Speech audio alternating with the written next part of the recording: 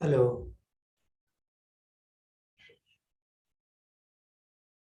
Good morning. Are you is anybody there? Hello Pradeep. Yes, sir. Hello. Hello. हाँ, good morning, this is Narendra. I am just in, I just wanted to let you know. Hello. Yes sir, good morning. बताइए सर। ना मैं ये कह रहा था, मैं इन हो गया हूँ। मैं जस्ट आपको जस्ट चेक कर रहा था कि वेदर आई एम ऑडिबल और नॉट। हाँ बिल्कुल सर, ऑडिबल है। आपका वीडियो भी दिख रहा था। वेरी गुड, क्या बात है। जी प्रदीप, जी। आप इंडिया में हो अभी? इंडियन है सर, दिल्ली से। ना अभी इंडिया से ही हो ना? आप यहाँ पे इंडिया तो जी, आए नहीं इंडिया ना? इंडिया में ही बैठ के कर रहे हैं सर जी। Very good, very good. सही है। आपका उसका टेक टीम ही नाम है कि और कुछ नाम है? टेक्निकल टीम है सर, हम ही स्ट्रीमिंग करते हैं। कोई दिक्कत प्रॉब्लम जो भी होती है हम सॉर्ट आउट करते ना बेसिकली जो इवेंट आप मैनेज कर रहे हो किस नाम से करते हो? बेसिकली आप तो और करते होगे ना? हैं। जी जी जी। ये हमें हायर किया जाता है सर, उस हिसाब से। वैसे AOCMP कंपनी ने हायर किया हमें। ना ये हम नहीं कह रहे। इंडिया में किस नाम से आप लोग ऑपरेट करते हो, मैं ये कह रहा हूँ। इंडिया में तो सर हमारी कंपनी है डिजाइन एसेंट के नाम से। ओके तो ओके। इवेंट ऑर्गेनाइज किया है जी। मैं वही मैं पूछ रहा हूँ, बेसिकली ये है ना कि जी जी, इवेंट कंपनी है हमारी। आपका बहुत ही स्मूथ और सारा अनइंटरप्टेड जा रहा है, बहुत अच्छा हो रहा है। जी जी ऑर्गेनाइजेशन बिल्कुल। ने जो काम थैंक यू किया है सर। बहुत अच्छा। मैं पीजीआई चंडीगढ़ में हूँ। अभी ओके यहाँ पे ओके 2-3 साल के लिए आया हूँ। मेरा ओके सर। एक राजेश करके अहमदाबाद की टीम है जो अच्छा से, वो भी माइस करके, माइस जी जी वो भी ऑर्गेनाइज करा था हमने। एक दो करवाया था वो तो बता। जी सर। हाँ, चलो बढ़िया, गुड। तो हम इन है, हम अभी बिल्कुल सर, आप इन हैं। बहुत। और 13 मिनट में, 13 मिनट में हम स्टार्ट करेंगे। हाँ, तो इसमें बेसिकली हमारे दूसरे जो पैनलिस्ट अभी आए नहीं ना? हाँ, ठीक है, अभी लेकिन कोई आए नहीं सर, आप ही आए हैं। हम लोग आ रहे हैं। एक हम एक पीजीआई अटेंडी वाले है। जल्दी आ जाते हैं, आदत है 8 बजे पहले पहुंचना। जी जी। चलो ठीक है, okay good. Thank you sir.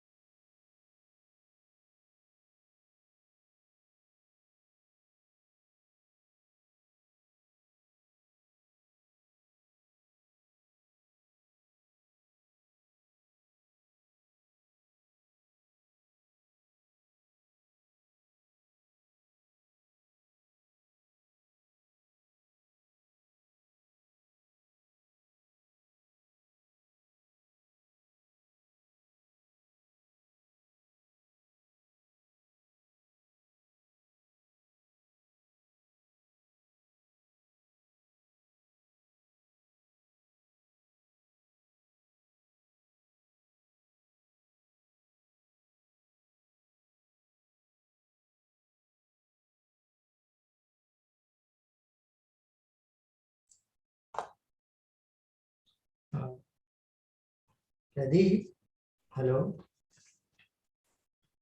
Hello technical team, hello. Yes sir. Just can you tell me कि आज कितने जो प्रेजेंटर हैं जिन्होंने अपना वीडियो सबमिट किया हुआ है, रिकॉर्डेड वन? वो सब 3 4 5 6 8 प्रेजेंटर हैं सर। ना उसमें से कितने लोग ऑनलाइन लाइव प्रेजेंट करेंगे? कुछ सर लोगों ने अपने सारे प्रेजेंट रिकॉर्डेड ही हैं। सारे रिकॉर्डेड हैं? जी, 8। 8? जी। वाह, क्या बात है। देन बेसिकली क्या होगा ना कि ये टाइम मैनेजमेंट का प्रॉब्लम आएगी। आएगी नहीं वैसे। सब 10 बार कोई जितना टाइम दिया गया ना, जैसे फर्स्ट हाँ है, फर्स्ट 20 मिनट के हैं, तो हाँ। उनका 22 मिनट का है, 2 मिनट एक्स्ट्रा हो गया। ओके तो ओके। सेकंड 20 मिनट का है, तो उनका 19 मिनट का ही है। वेरी गुड, तो दैट्स मेरे गुड। हिसाब से वीडियोस टाइमिंग के हिसाब से ठीक बनी है। ज्यादा अच्छा है। और दो, अच्छा, दो दूसरा चीज दस जो सारे दस लोग लाइव रहेंगे भी ना। हाँ, ज्यादातर लोग आएंगे क्वेश्चन आंसर के लिए, डिस्कशन के लिए। ओके, वेरी गुड जी, वेरी गुड। चलो ठीक है। ठीक है, thank you.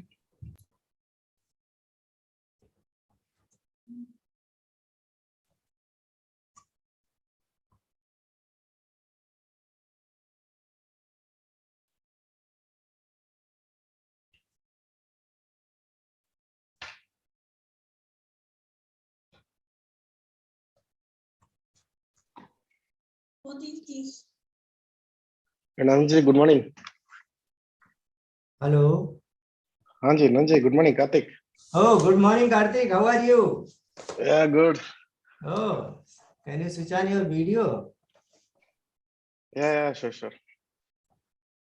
Oi, How's good. life? You're in the Very office in the fine, morning. very fine. All is well, huh? So, You're in the office in the morning. yes. Early morning, 8 o'clock. अब PGI आदत, PGI की तो आदत 8 बजे ही है, but अभी क्या इसलिए हम आ गए कि वहां पे घर पे रह के करने से अच्छा ऑफिस में it better. Ah, that's true, that's true.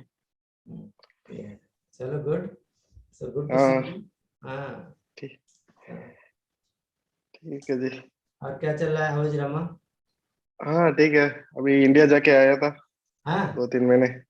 तो वो काम कर रही है हाँ कि घर पे ही है? ना, अभी घर पे ही है। घर पे ही है, कब तक घर पे बैठाओगे भाई, काम कराओ। हाँ चलो गुड। सेशन अच्छे जा रहे हैं, actually I am attending for last 2 days, मतलब most of the hmm session attend किया। अच्छा, वेरी गुड। Okay good. चलो गुड, बढ़िया। तो you are the first presenter of the day, हाँ, 2 days। हाँ गुड। ठीक है नंद जी, खत्म होने के बाद मिलेंगे। Okay. Yes yes yes yes.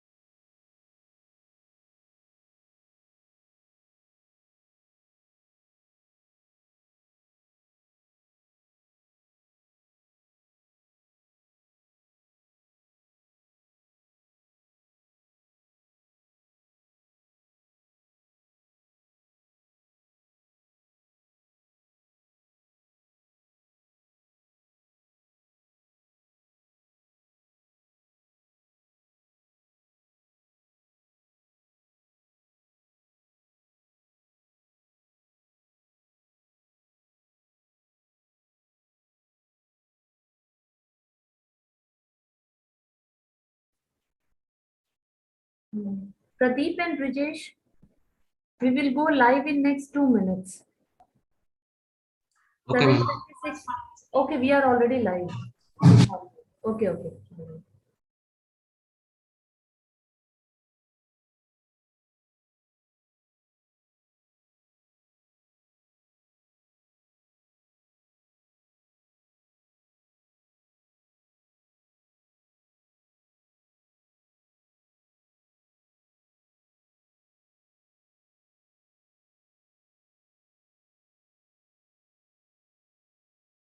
Sir, my co-chair has joined or not? Pradeep, hello? Hello? Can anybody, hello, confirm me that whether my co-chair joined or not? Not now sir. Not now.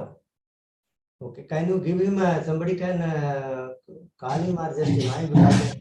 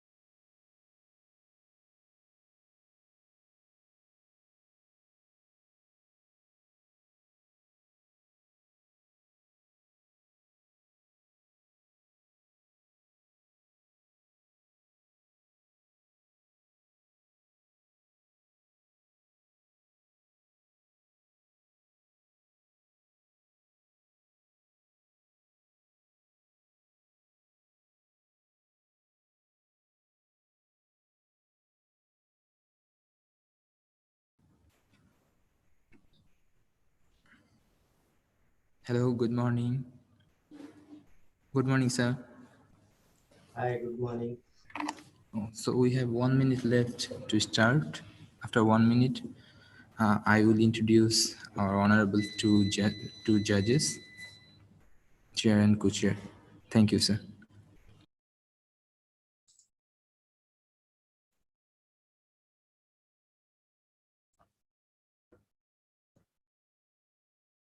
Still, I cannot see my co-chair, whether he joined or not. Until now, he's not joining here. Okay. Let us then.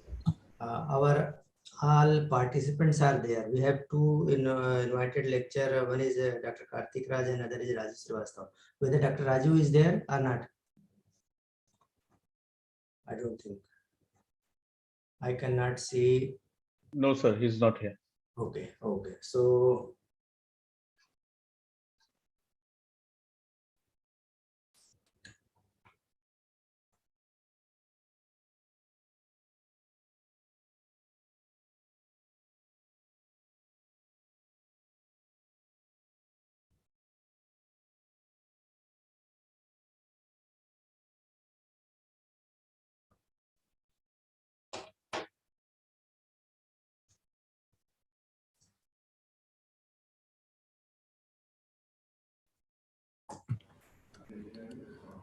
So, welcome the 21st Asia Oceanian Congress of Medical Physics, parallel session 2, dosimetry and radiotherapy.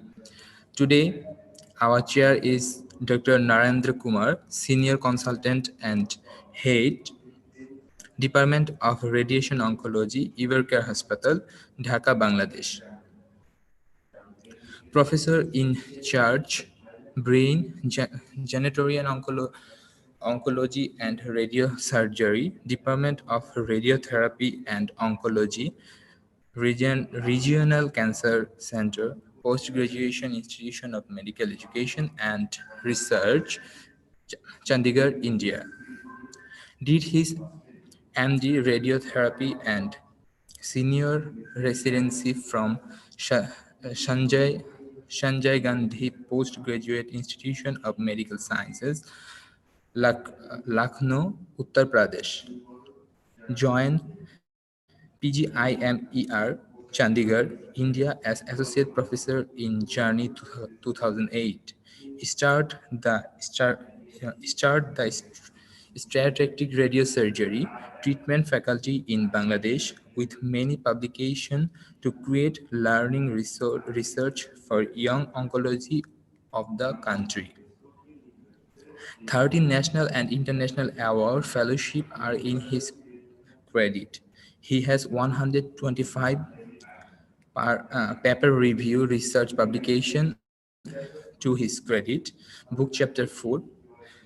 Participation in 10 national and international research projects.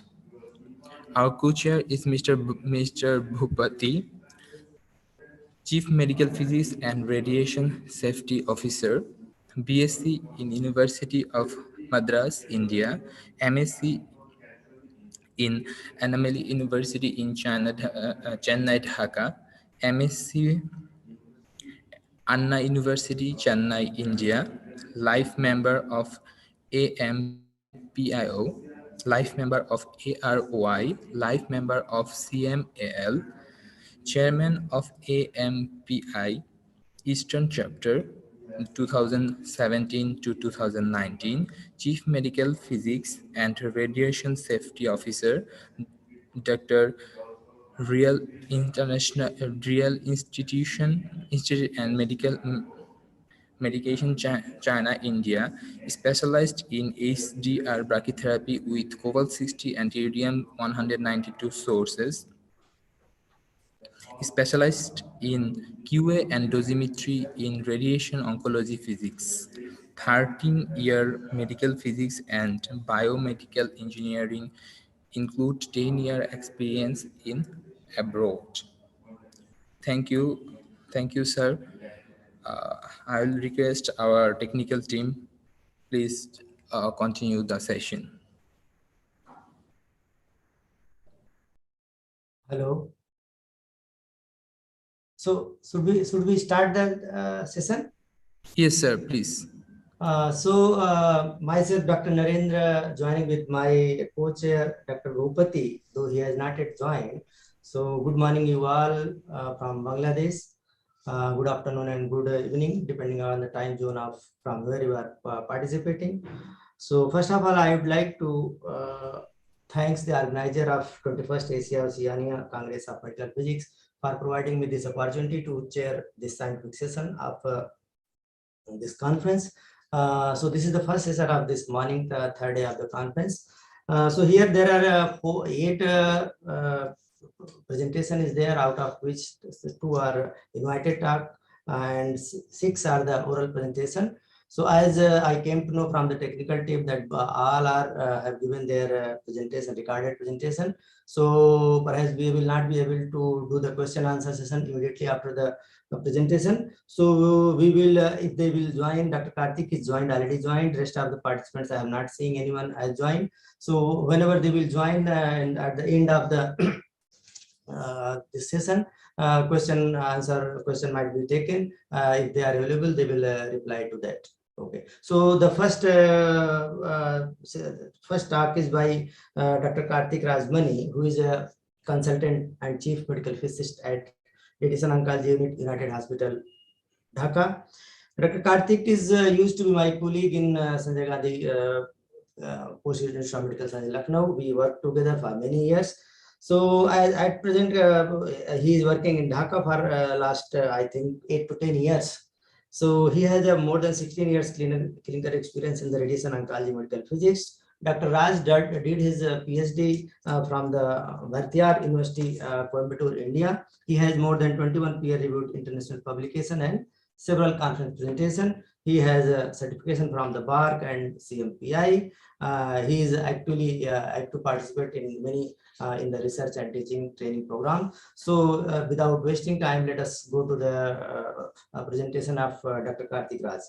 Dr. Karthik Raj's presentation is on the single institutional experience of testing International Atomic Energy Agency and American Association of Physicists in Medicine's jointly testing testing procedure. So he's a single institutional experience. So he is going to talk on that. Let us hear the talk of Dr. Karthik Raj. Good morning, everyone. First of all, I thank the organizing committee and the scientific committee of 21st AOCMP for providing me the opportunity to be a part of the scientific deliberation as an invited speaker. Today, my topic of the presentation is single institution experience of testing IAEA and APM code of practice, which is TRS 483 for small field static field using in external beam radiotherapy. We know, the conventional radiotherapy reference dosimetry is based on universally adopted code of practice such as IAEA TRS 398 and TG51 and others. Here, the reference fields were set as 10 by 10 centimeters square. But the issue is when we started using the small field, using the dedicated pseudostatic missions, which is available now, using this code of practice, the results which is provide a larger uncertainty in those measurements due to the following reasons. The main thing is the small field reference dosimetries were not possible, and the observed dose in the small field were not standardized. So that's why we need a dedicated code of practice for small field dosimetry. With that as an intention, IAEA and AAPM just combined jointly published a report on code of practice TRS 483, which is purely for the small field dosimetry on static fields used in external beam radiotherapy. When you talk about the small field, if you talk in something about a decade back, it was really a big thing. No one have a clear definition of what is small field dosimetry.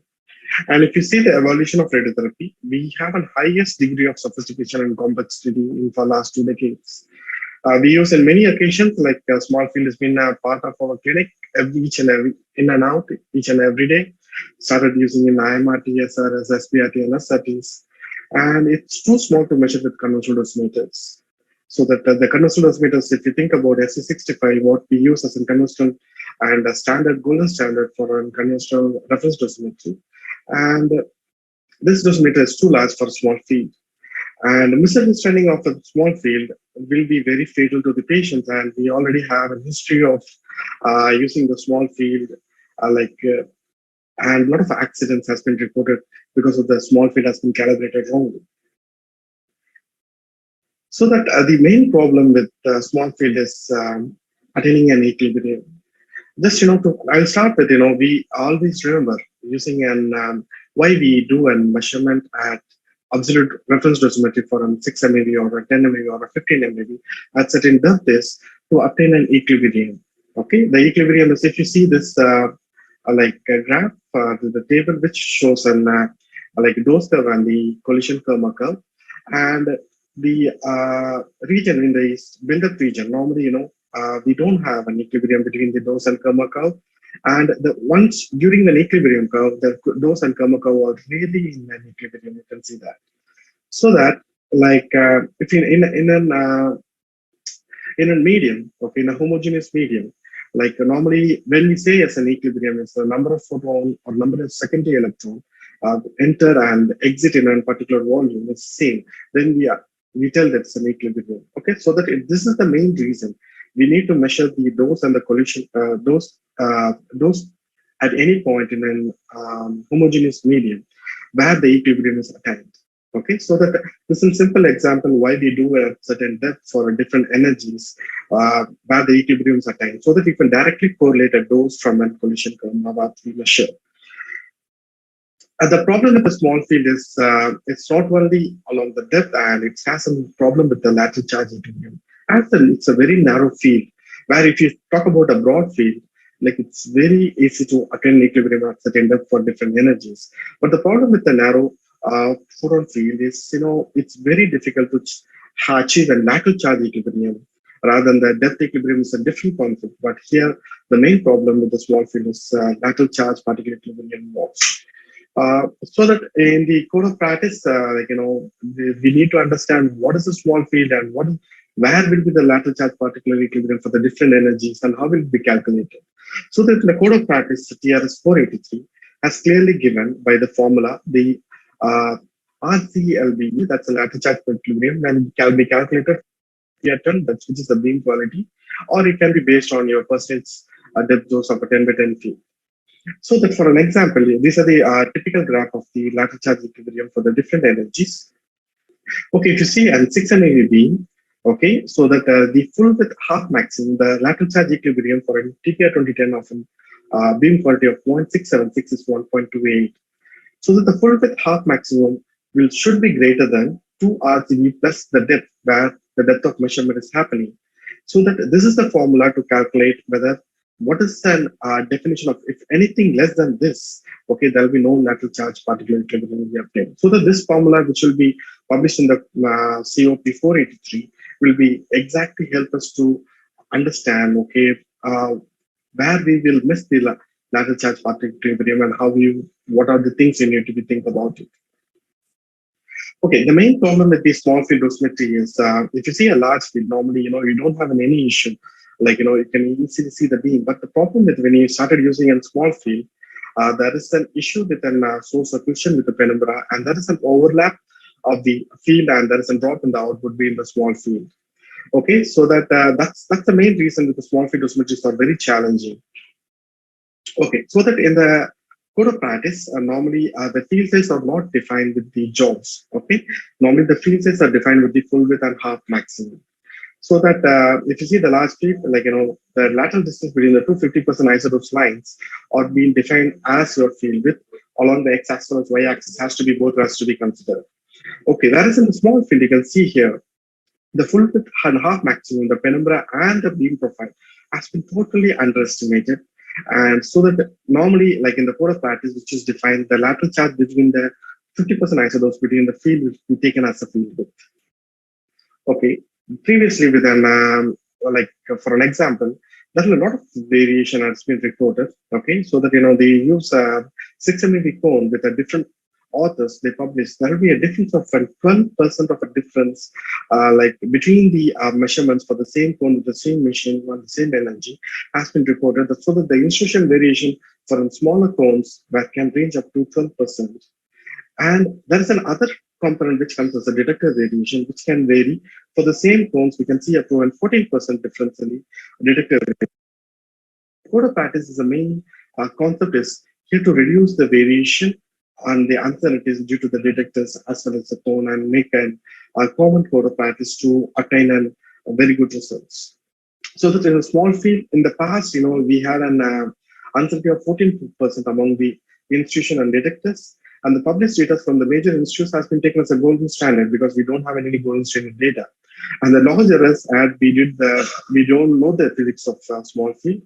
And the main reason for the errors, or one of the components, because we are still using an TLS-398 and TG51, where the reference field are using as 10 by 10, which is too large for a small field. So that these are the main reason, the problem occurred in the small field in the past. Why small field is challenging? The reference condition is like normally we use for an, it's not able to replicate, because if you think about an cyber knife, the reference field is 6 by 6, and if you talk about an gamma knife, we have an cones of 4 millimeter, 8 millimeter, and maximum of like around 3 to 4 centimeters, so that we use that as a reference field. And we are using the previous protocols, and which is meant for a large field, and there's no reference between the mission-specific reference between the reference to symmetry. And in the small field, the other main problem is if you calculate that, if you are measuring the PDD and PMR, that is making a lot of uncertainties. For an example, the reading between the ratio, like where we calculate for PDD and PMR, are not at all like the same, or it's not equal. The ratio between the D1 and D2 and the meter reading between the M1 and M2, which is calculated for PDD and PMR, are totally not equal. So that, there are a lot of uncertainties when we measure the PDD and PMR, as well as the output factor for the small field resolution. And the other problem is the size of the ionization chamber.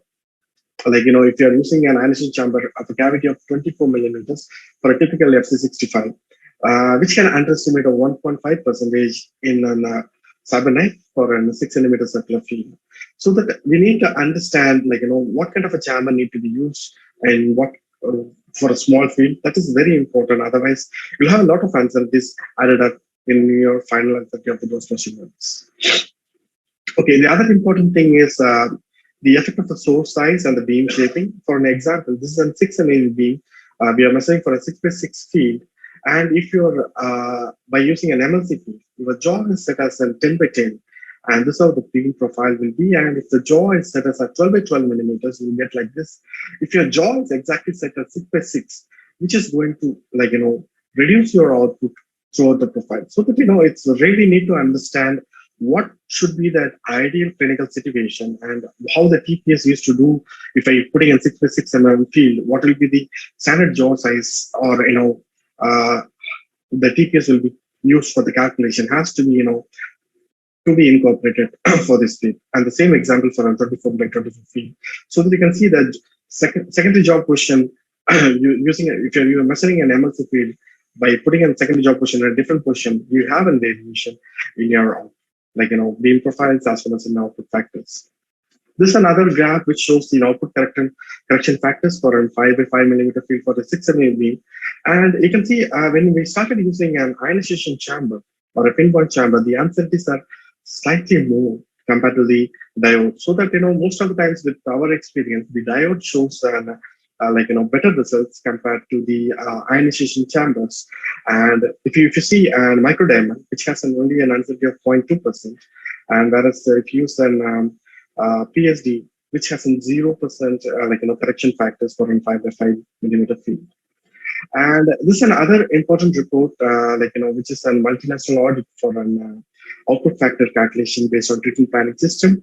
And there are 17 institutions joined to calculate the output factor for an based on a TPS for a 10 by 10, 6 by 6, 4 by 4, and 2 by 2. And we kept an action limit of plus or minus 3% for field size above 2 by 2. And for 2 by 2, we kept an they kept an uncertainty of plus or minus 2%. If you see the results, the audit results, if you see the 2 by 2 field, the uncertainties which can range up to, there is a variation up to 15%, and more than 5%. A lot of institutions has documented more than 5% variation for a 2 by 2 field. And if you see the planning system comparison, the Eclipse and Monaco, and especially for a 2 by 2 field, Eclipse has been, has a lot of a deviation from the reference, whereas in Monaco, because mainly, the author suggested it's mainly because of the commissioning. Most of the time, the Eclipse has been commissioned by the physicist, as the Monaco planning system has been commissioned by the vendor, which shows there is a reduced in the uncertainty for a 2 by 2 field. And in the audit result, they found a 35% of the institution joined in the audit have a major deviation more than 2% for an like 3% for a 2x2 field, and for 2% for like something about 35% field, and 4x4 and 6x6 normally around 10% there was an uncertainty, like for an 2x2 percentage. So that if you talk about 6x6, the variation was very less, like because our reference geometry for larger fields are really good. So that if you talk about an ideal detector, we need to have a high spatial resolution, and we need to have a high signal low noise ratio, and low energy dependence, and low directional dependence, high dose rate linearity, and high stability. But the detectors for related dosimetry for small field dosimetry, there is no ideal detectors for small field, and for output factors and lateral beam profiles, it is recommended to use at least 2 and preferably 3 different detectors, and a combination of the detectors with correction factors above or equal to unity. Just try to see what are the detectors which is very good for the small field. Try to keep within something about 1 or 2% for the small fields. Always make sure the detectors you're using is listed in the code of practice. You used a detector, you did all the measurements. If it's not in the code of practice, really you cannot use any correction factors in the code of practice. So that for an output for a square equivalent field, for a rectangular field, is S given by root over A into B. The A is nothing but the full width half maximum along the in plane, it's A, and full width half maximum, as I explained in the previous slides, the cross plane B. So that the correction factors will be applicable if the A by B ratio should be 0.7 and should be less than 1.4. So that large rectangular fields cannot be used in the code of practice. And for the circular field, the S will be given by 1.77 R, which is R is the radius of the field. Okay, so that we are part of the AOCMP project. Around 13 centers around the world has been part of testing this TRS-483, and we are. It was our pleasure to be part of this project, and we privileged and honored to be part of this CRP project, which connected by the IAE. And just I'll summarize our the project report. We did an output factor for all the small fields. We did the beam quality index using the protocol, and we did a cross calibration between the chambers, and we did an observed dosimetry using the protocol. And just I'm going to show the outline of this, like in my presentation. So that this is a beam profile done with a laser diode. You can see a small field of 1.5, 0.5, 1/2. All these things are done with a 2D machine with a laser diode. You can see it's very difficult to align and 0.5 centimeters in a 2D. We need to meticulously, you have to align the chambers to get a very fine profile like this. The one thing is very difficult is to putting a reference chamber, during this measurement. Okay, and this is a profile using CC13 edge, and you can see the CC13 always overestimate the penumbral region as well as the full width half maximum for most of the fields, so that when we talk about the beam profiles, it's always better to go with small chambers, ionization chambers like pinpoint, or you can use the best thing is better to go with the diodes. Okay, this is the full width half maximum we measured for the different chambers and the diodes, and this is how we calculated the full width half maximum for the 6 mm beam with the various detectors. You can see what is the detectors, normally the chambers are slightly overestimating the diodes. This is the value, like you can see, CC13 chambers are slightly overestimated, but this is the field width measurement for the 6 mm beam for a 10 by 10 to 0.5 centimeters, for a 10 to 12, and for an SSC and SAB measurement. And this is a typical, claim for the field size of a 6 with flattening filter field. Okay, when during an output factors, the code of practice TRS-483 given an correction factors according to the detectors. You can see these are the detectors. The top one, which are unshielded silicon the diodes, and the lower one is PDW shielded diodes. So normally the shielded diodes overestimates, and unshielded diodes underestimates the room. But still, what are the diodes you can use? Make sure you are within the correction factors are within 5%. It's not advisable to apply any correction factors more than 5%. So that if you do you take a mission specific reference. If you are using a CyberKnife, You take a 6x6 as a reference, and that will be your mission-specific reference. And you can change your cone size and take the MQ reading and apply the deductive correction factors from the code of practice. You will get the output factor for the particular field. Okay, so that this is a typical correction factors for an 6 beam without any applying the correction factors with for all the 4 detectors, CC13, edge detector, and EFD and SFD. You can see for the smaller field, the variation is huge. Okay, once you apply the correction factors, you can see the uncertainties as reduced. Okay, so that the code of practice clearly tells you need to use at least 2 detectors and preferably 3 detectors and take an average of all the 3 detectors. You obviously will reduce your uncertainty in measuring the output factors. Okay, this is an output factor for a 6 with flattening filter free beam, and after the correction, you can see the there's a lot of uncertainty has been reduced in this. So that this is an output factor, for all the 6 MeV, 6 triple of 10 MeV, and 10 triple of beam, and which is really smooth. And we used 3 detectors and averaged all the 3 detectors, and we applied the correction factors from the code of practice. And again, the other important component is the reference field dosimetry. Here, the mission-specific reference is more important. For example, you're using a CyberKnife where the mission-specific reference is a 6x6, so that we need to do an like NDW calibration factor of 6x6 mission-specific reference, and then you can use that, and you have to measure the beam quality for a 6x6 beam, and you can do the correction accordingly to do a proper absolute dosimetry using the TRS 480 protocol.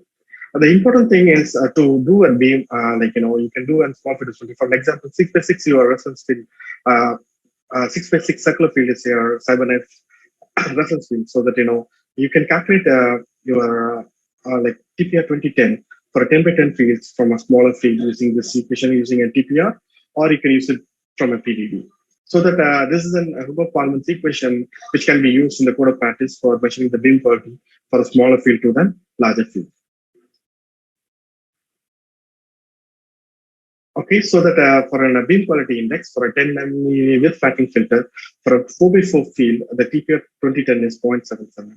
By applying the equation using a Parmans equation, we are able to get 0.737, which is very close, which is having an uncertainty of only just 0.14%. And for a 10 MeV, for a 4x4, 0.62, and we're using a Parmans equation, we are very close within the TPR 2010, which is measured for the 6 MeV beam. For a 10 MeV. Okay, and we can do the cross calibration for the absolute dosimetry using a CC13 and CC1 chamber. And for a 10 triple beam, you can see the cross calibration has been done according to the protocol, and we got this results for an 10 with flattening filters and 10 without flattening filters. And this is the output factors which is measured using the protocol for an using an SST method.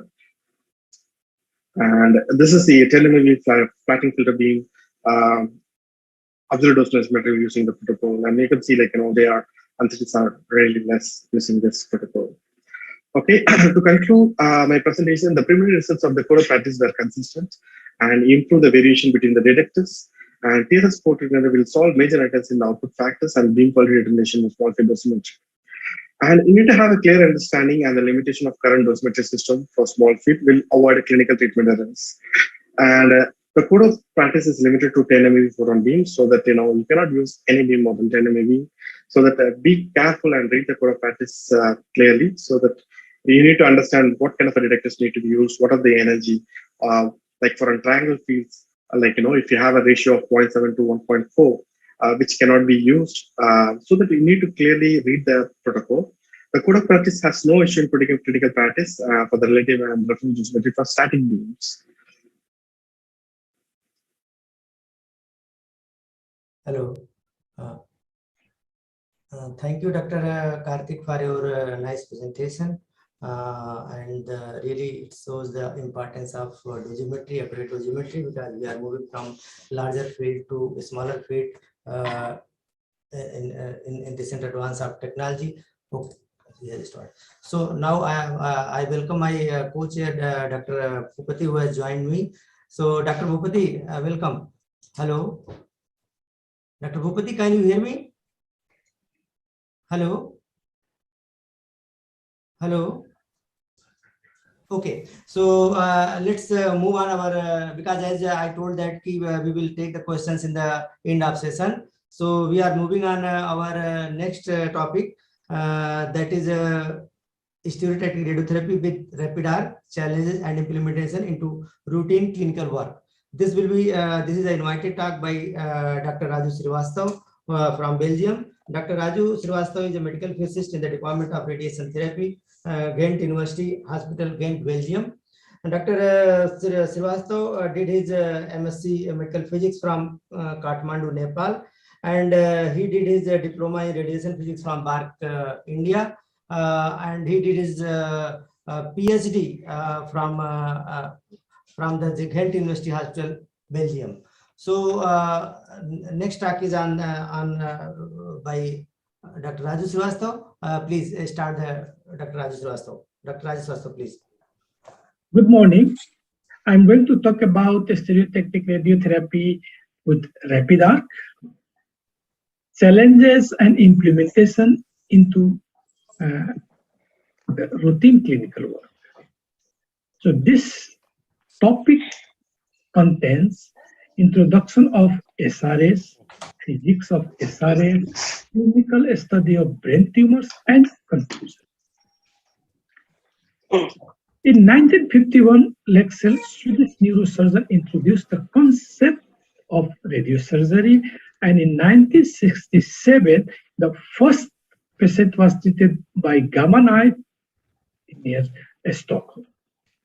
Now, we can treat SRS, SRT by linear accelerator. You can see here the variant linear accelerator, which has 6 MB photon beams, multi-leaf collimator, CBCT. Also in Brain Lab, Novalis has multi micro MLC and dose rate up to 1,200 ml per minute. It can be also treated by electrolinear accelerators, by Synergy or Versa HD. We can also treat by Cyber9, which has robotic arm of 6 MB photon beams. You can see 2 orthogonal X-ray mounted in the ceiling, and imaging systems is infrared. Also, tomotherapy can be used, which has also 6 MB photon beam with MB CT scan. And this system has more than 200 in the worldwide installed. Here you can see the different types of multi-leaf collimators which are used in treatment of SRS, SRT. So this slide shows clearly concept or difference between X-knife and gamma knife. In X-knife, collimator sizes are 4 to 45 millimeters, where in the gamma knife, the collimator sizes are 4, 8, 14, and 18 millimeters. No extracranial targets are possible to treat by gamma knife, while X-knife is possible to treat the spine, prostate, lung, liver, etc. Dedicated room is required for the treatment room, is required for gamma knife, while this is not the case in X-knife. Okay, now we know the little background of the SRS, SRT treatment. Now I'm going to talk about the physics behind SRS. What are your goals? Small target, yes. How is small? How many? Prescription, what are the prescription, accuracy, imaging equipment, CT scan, MR, PET, dosimetry, treatment planning system, machine delivery, image guided. So these goals contains 3 parts: beam commissioning, plan QA, end-to-end test. Beam commissioning means the dosimetry of small fields like percentage depth dose, profile, of axis, etc. Plan QA means a step stereotactic plans, single ISO, multiple ISO, planar, non-coplanar, and end-to-end test means what phantoms we are using, what detectors, and what are our workflow. So I'm going to talk one by one. So let us start from beam commissioning. For the beam commissioning, you can see here the different protocols. But the latest protocol is TRS-483, dosimetry of a small static fields in external beam radiotherapy. This protocol explains a lot of things required to do or to start the SRT in your department. For example, detectors. There are a lot of detectors: ionization chambers, silicon diode, diamond, micro diamond, scintillation, film, etc. So, which detector is good? Which detector is selecting suitable for the small field dosimetry? In my clinic, we are using PTW, micro diamond detectors, micro silicon diode, and pinpoint chamber. So we have selected the detectors. Now we are going to set up the phantom. Then labeling is very important. And also, the detector centering is very important due to its smaller field size. Similarly, the orientation, axial or radial, for example, the diode requires the axial orientation. You can see here the detector centering difference for 1 by 1 centimeters per field size of percentage depth tools. By 0.5 degree inclination, how the percentage depth tools differs from the 0 degree inclination. Now, this slide presents you the output factor for a small field size. You can see clearly here the effect of chambers is smaller than field size 3 by 3 centimeters square. So it's very important to select your chamber, which chamber for which field size, for the diamond chamber, diode, or pinpoint semi-flex. There are lots of chambers. So this, if you look this slide carefully, understand this slide carefully, this present, this you have a better idea, like in your chamber, in your clinic, which chamber you are going to use for what field size. Similarly, we are using micro silicon, micro diamond, and pinpoint chamber for the profile measurement. But you can see the 4 by 4 centimeters of profile measurements. All chambers are similar. While if you go the measurement of 0.5 centimeter, you can see the clearly difference between the pinpoint, micro diamond, and micro silicon. So now you understand is how important the selection of the detectors. Let us talk about plan QA. Why it is important? We do commissioning, do better commissioning, a smaller field size, good chamber, but the commissioning only covers the ideal aesthetic fields. The plan QA identify the systemic error factors in the Linac parameters such as DAY-3, multi-leaf collimeter, dose rate modulation, also independent calculation for it from your treatment planning system. You can see here, this is an example from my clinic. The tumor is treated by 3 by less than 3 centimeter in non-coplanar of 3 arcs, 3 semi-arcs, 27 gray in triplexer. So this plan is controlled by, for the QR, you can see here for the total dosimetry, but you can see clearly the result.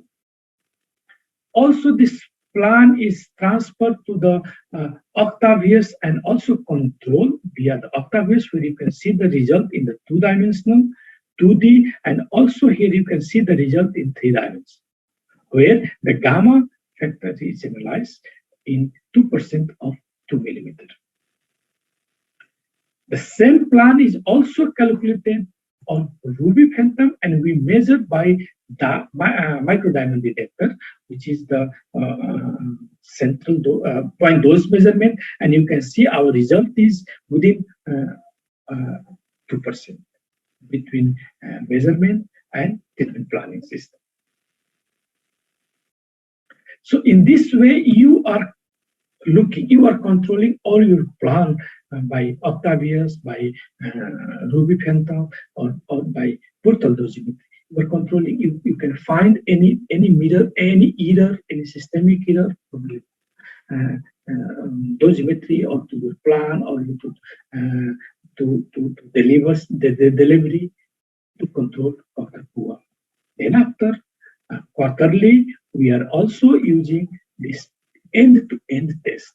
Means every 4 months we are verifying this test, we are localizing the planning city or functional image MR, then we are transferring this to treatment planning system, then we are registering, we are doing fusion of the image between CT, MR, or PET scan, or then ISO center, then we are planning, then after we are exporting record and verify system. And again, we look at the data integrity, dose fixation. After we are looking image-guided radiotherapy, where the positioning, immobilization, couch orientation, some non-coplanar for the non-coplanar treatment, record and verify, and finally we are editing the plan, and we are checking how the beam modulation, gantry dose rate, isocentric, and the plan verification. And in this way, you can say, you can verify, you can assure that your clinic is functioning well. So this slide can show you this show you how diode is energy dependence, and then and diamond detector, if you are using, is a dose rate dependence. This slide is from the ICRE report 91, which has published in 2017. Similarly, for the how long it takes the commissioning program for SRS or SBRT, you can see here it is recorded, it is mentioned nicely in this report. Now I'm going to talk about some clinical study of the brain tumor. So primary brain tumors, that the tumors that originate in the brain, and metastatic brain tumor means malignant cells have spread from elsewhere. From the brain metastatic history, 40 to 50% from the lung tumor, 15% from the breast cancer, 5% from the colon, and etc. You can see here. And brain metastasis occurs up to 30% of the patient with also systemic cancer. And overall survival, you can see here, they have classified by the RTOG protocol, class 1, class 2, class 3 of the survival, 7.1 months to 2.3 months. So those for the single fraction SRS, Edward so he published this article in 2000 of single dose radio surgical treatment for occurring previously irradiated primary brain tumors and brain metastases. And he studied the dose escalation. So he found 36% recurrent of primary brain tumors and 64% recurrent brain metastases. And the maximum dose tolerance, tolerated dose was 24 gray for the tumors which are equal or less than 2 centimeter, 18 gray 2 to 3 centimeter, and 15 gray for 3 to 4 centimeter of the maximum diameter of the tumor. This John studied of the fractional scheme, single fraction or hyperfraction. So he studied between single fraction and hypofraction also in a different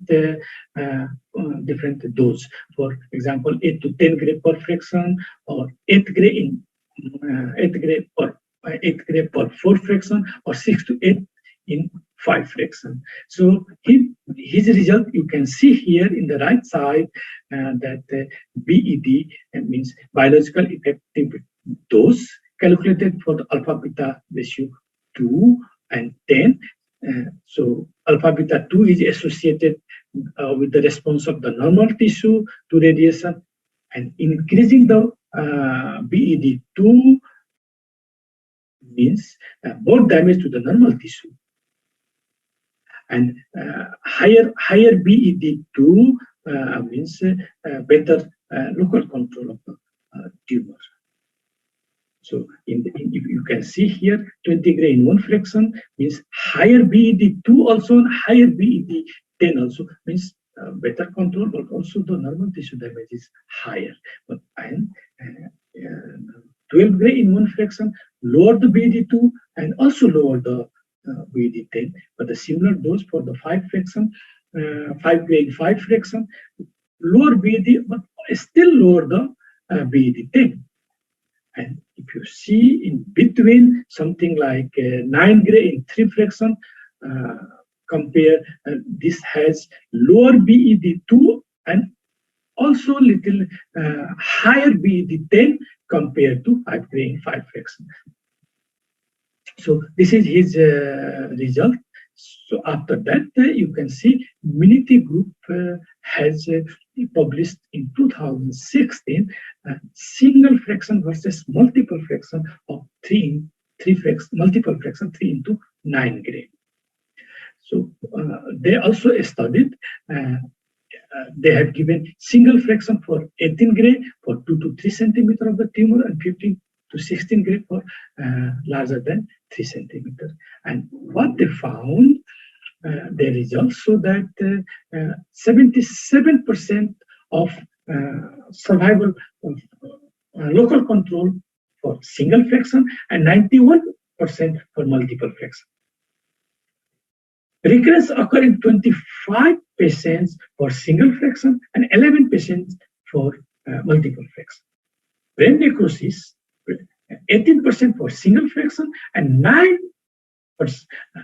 for multiple fraction. So they show that their result clearly show that multiple fraction is advantage or benefit than single fraction. Then you can see here Kim studied the outcome evaluation of the patient treated with the fractionated gamma knife radiosurgery for the large brain metastasis tumor. And he also studied for 8 gray in 3 fraction, 9 gray in 3 fraction, and 10 gray in 3 fraction. And what you can see in his result, that 10 gray per fraction was significant risk factor for radiation necrosis. You can see here, and 8 gray was the risk factor for the local control failure. So he concluded 27 gray in 3 fraction appeared to be relevant regime for fractionated gamma knife radiosurgery for the large brain metastasis. This slide is from the radiation oncology book. You can see here the dose constant for the organ at risk and different type of the tumors. In 2019, Charlie Ma published a review article for the dose volume constant for organ at risk for SRS treatment. So you can see here the dose volume constant for the max point dose for 3 fraction of SRS treatment for optic pathway is 17.4 gray, while the brainstem without medulla is 23.1 gray. Similarly, the other fractionation dose, you can see he also reviewed the article and published for the 3 fraction, for the single fraction, or even for 5 fraction. So in conclusion, take a message to home that to start to SRS, to follow the SRS, set a goals, make a plan. Find the right tools, for an example, detector or phantom or reports, tasks, which protocol to follow. Understand, feel comfortable, ask to your colleagues, to the vendor, compare your results to the peer review articles, journals, etc. Be critical. Thank you very much for your attention.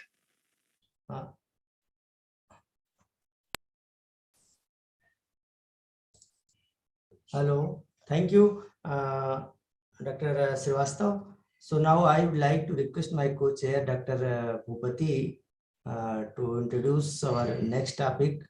Dr. Bhupati, can you hear me? Dr. Bhupati? Hello? Sir, please Yeah, good. unmute. Yes, thank you. Dr. Bhupati, so Yeah, can you... good morning. Good morning. Can you go with the next talk, because all the talks are recorded ones, sir. So you have to just introduce, because we cannot take a question right now. If presenter will be available, then we may take in the end of the session.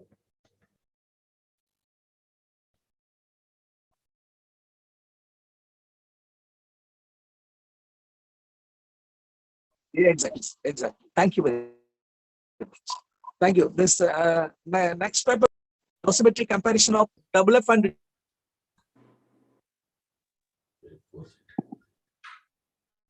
triple F beams for SRS and Sarma Reena. Please.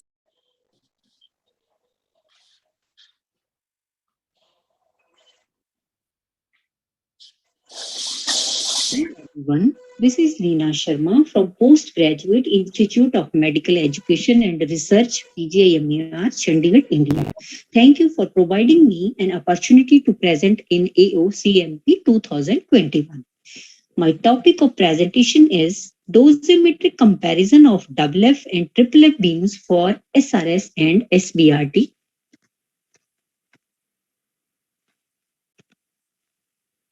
Stereotactic radiosurgery and the stereotactic body radiation therapy techniques of delivery are the popular nowadays, as the advancement in imaging technologies has made it feasible to deliver large doses to the target or the tumor with small margins or even with no margins, thus treating the gross disease while preserving normal tissues. Planning SRS and SPRT involves delivering high doses along with maintaining a steep dose gradient, which require high fluence modulation, leading to higher monitor units, which further increases scatter and the leakage from gantry head, contributing to escalate the normal tissue and the whole body dose in general.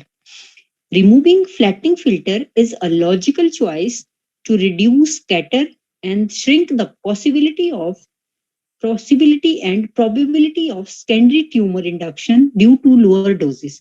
Triple F beams have high dose rate, hence facilitate faster treatment delivery, increased patient comfort, and less chances of intrafractional motion errors. Aim of the study was to analyze, compare, and verify the dosimetric properties of 6 MB double F and 6 MB triple F beams for SRS and SPRT treatments in our clinical practice. Material used was the Eclipse treatment planning system from Varian in order to transfer CT data sets to Monaco treatment planning system. Versa SD LINAC for verifying the generated plans. Workflow of the study was total number of patients selected for the study was 25. They all are already treated on variant trilogy, and out of 25, 15 were SRS and 10 were SBRT. CT datasets of all the patients were exported from Eclipse TPS to Monaco TPS. Dose prescription for SRS was decided according to RTOG dose escalation protocol, and prescribed doses for SBRT was same that in the treatment. Two clinically acceptable plans were generated, one for 6 MB FF and another for 6 MB FF beams. Homogeneity index, conformity index, gradient index, intermediate dose spillage for each plan were calculated. Statistical analysis was performed. Pre-treatment verification plans were generated for the Octavius Phantom, and the verification of the plans were performed. QA analysis was done on the basis of gamma index calculation. Parameters used for the planning were same for FF and FFF beams, like uncertainty 1%, grid size 2 mm, gantry increment 20 degree, isocenter position, total number of arcs, start and stop angle, collimation, etc. Also, we know Monaco offers two-stage optimization. In the first stage optimization process, this is fast pencil beam algorithm, and in the second stage, it is shape of segmentation, segments. Plan evaluation was qualitatively and quantitatively done.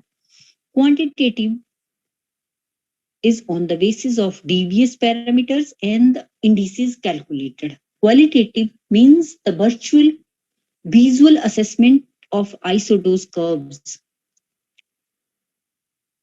Formalism used for calculation of HI, CI, gradient index, and IDS is shown in this slide. On comparing the two plans, we have divided our results in three different categories.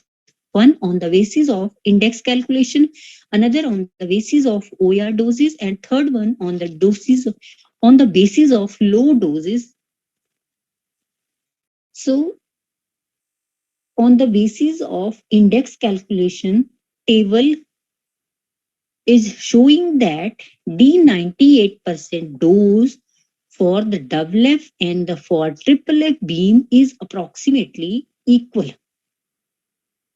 P value equal to 0.1486 means greater than 0.05, and there is no significant difference in the dose coverage for both the beams.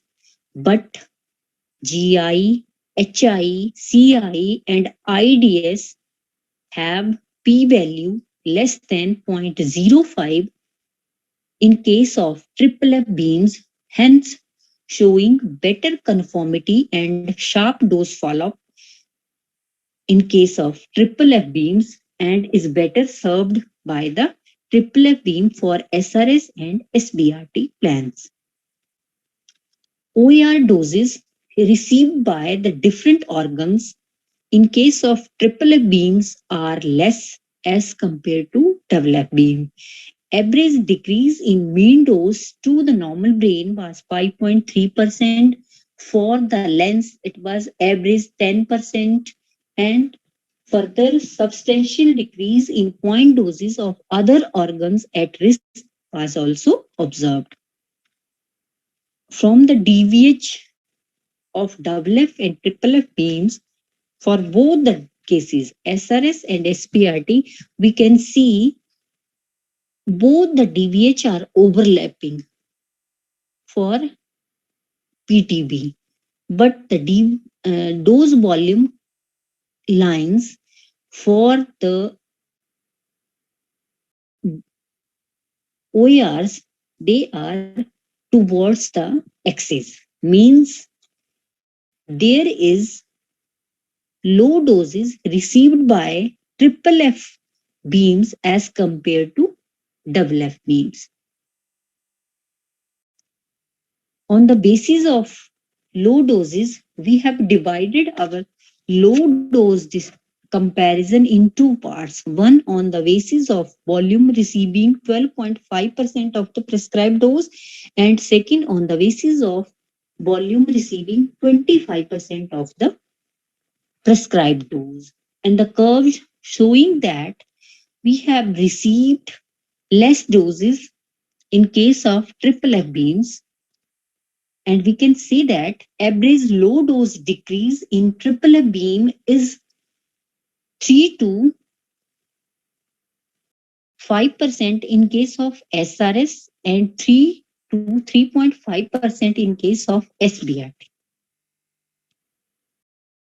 Verification results also shows that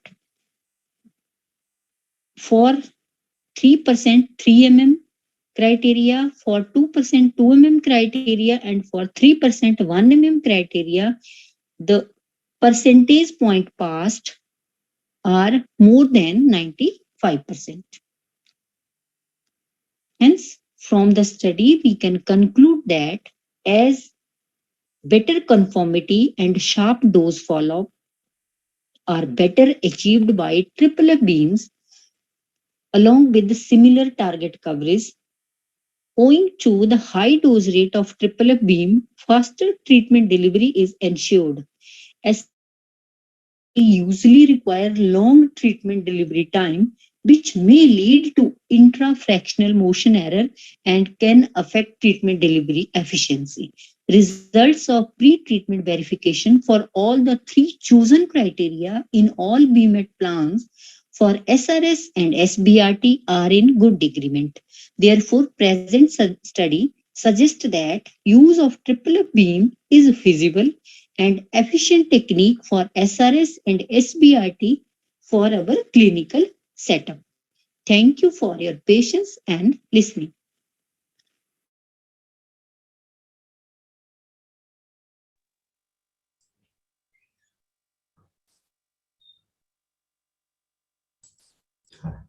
Hello, Dr. Bhupati. Yeah.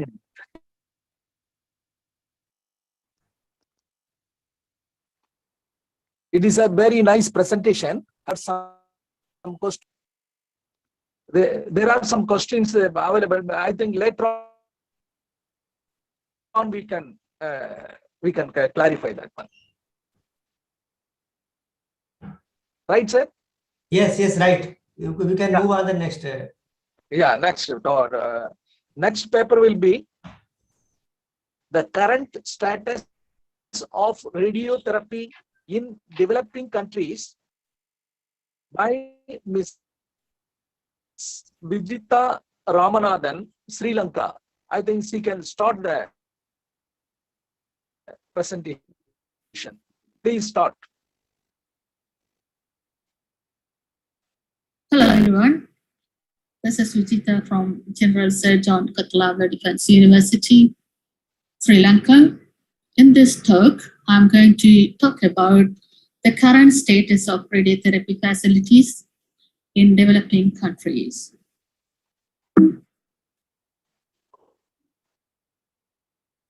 This is the outline of my talk. Let's get started.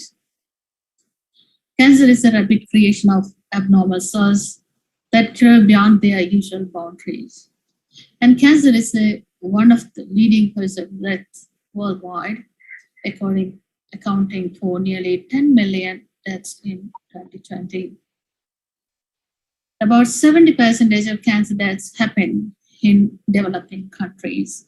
Here we can see the estimated number of new cases from 2020 to 2040.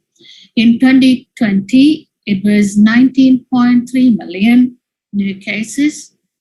In 2040, it will be 30.2 million new cases. It has been predicted like that. Here we can see the crude cancer incident data in developed and developing regions of the world, 2012, 2020, and predictions for 2030. In 2012, worldwide, it is about 14 million in 2030. it will be about 20.16 million. If you look at more developed region, it was about 6 million in 2012, and it would be 7.6 million in 2030. It was developed regions. In less developed regions, it would be about 30 million in 2030. If you look at the treatment options for cancer, it comprises of several treatment modalities: surgery, radiotherapy, chemotherapy, immunotherapy, hormonal therapy, and palliative care. About 50% of cancer patients receive radiotherapy during their course of treatment. Here we can see the optimal radiotherapy utilization rates over IAEA direct regions. You can see here Caribbean regions, they use 55% of radiotherapy utilization rate. And Central Africa, 53%, East Africa, 52%, East Asia, 52%, Eastern Europe and Northern Asia, 54%, Indian Ocean Airlines, 52%, Mexico and Central America is about 48%, Middle East 48%, North Africa 51%, North America 53%, South Asia is going to be 53%, Southeast Asia 49%, Southern Africa 54%, Southern and Western Pacific is going to be 49%. The aim of this study is to investigate the current status of radiotherapy facilities in developing countries. Let's have a look at the methodology of this work. The International Atomic Energy Agency, IAEA DIRECT stands for Directory of Radiotherapy Centers database, was used to collect the data. The developing countries were identified. The available radiotherapy facilities from low and middle income countries were accumulated. In addition, the population of each low and middle income countries were collected. So we all aware about direct database. Since its foundations, IAEA has maintained an inventory of radiotherapy centers and radiotherapy equipment to help its member states. The Directory of Radiotherapy Centers has established a database of more than 60 years of continuous work collaborating between IAEA and health professionals worldwide. At present, the direct database comprises 90% of globally available RT facilities. Here we can see the status of radiation therapy equipment. There are 7,727 RT centers are available in 155 countries. There are 14,875 megavoltage therapy machines available. And if you look at light ion therapy, it's going to be 110, and brachytherapy units are going to be 3,318. So if you need either equipment per income group or equipment per direct regions, you can get it from over here. If you wanted to get number of radiotherapy machines per million people, you can get it from here. If you need details for each country, you can select a particular country. Let's for this, for example, I have selected Canada. If you point your pointer over here and click, then you can get all the data related to the countries. Likewise, I collected the data for this research work. So now you can see this. I have selected Canada. And you can get all the relevant information over here. Population is there. Cancer cases, you can get income group, you can select. And the machines for 1 million people. Here in Canada, they have 5 and more. And if you need to calculate machines per million people accurate value, then you can use this number of machines, megavoltage machines, and you have the population and you can calculate the exact value. And radiotherapy centers, there are 51 radiotherapy centers available. The LINAC number is going to be 289. There are 2 radionuclide therapies available. There is no particle accelerators. Number of machines is going to be 298. So if you want to check the equipment age, that is also possible. You can get it from here. And here is my results. the availability of mega-voltage therapy facilities in IAEA direct regions according to high income, upper middle income, lower middle income, and low income. This table information says how many mega-voltage treatment units are currently available. For example, North America region consists of 2 countries, and all these countries have radiotherapy facilities, and all are high-income countries. Looking at the mega-voltage radiotherapy machines distributions, there are 21 cobalt machines available, 3,750 linear accelerators is available. It provides 9.11 mega-voltage machines per million populations. If you look at the cobalt therapy distribution, it is only 0.05. So likewise, you can all 15 direct regions data were accumulated, and mega-voltage machines per million populations were calculated likewise. And the mega-voltage million people are most prevalent in North America. You can see over here, and it is 9.11, while low-income countries in the South and Western Pacific have the fewest. It is about 0.13. Overall, the cobalt therapy contribution is in the range of 0 to 1.41. This figure shows the distribution of cobalt therapy units per income group of the world. About 36%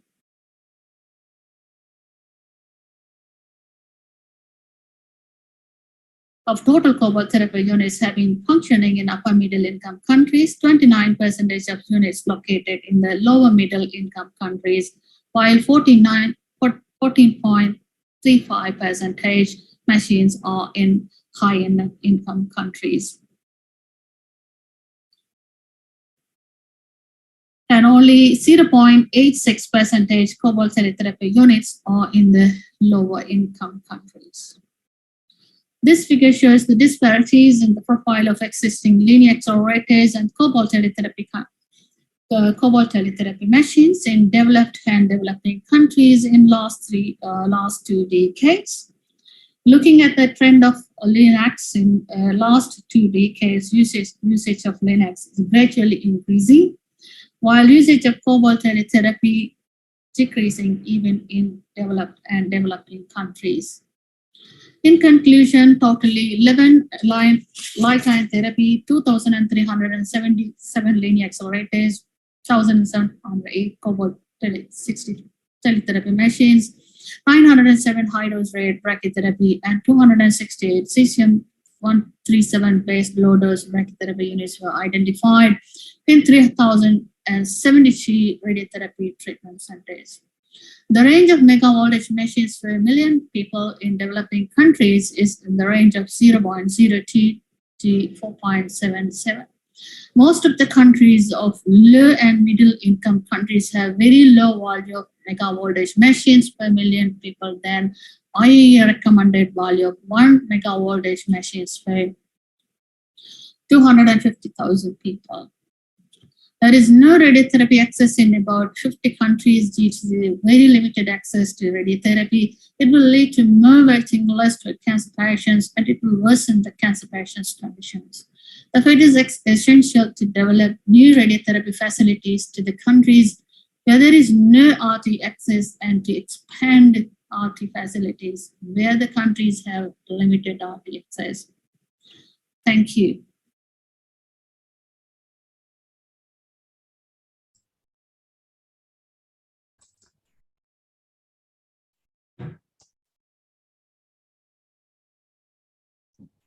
Hello. Hello. Yeah. Yes, sir.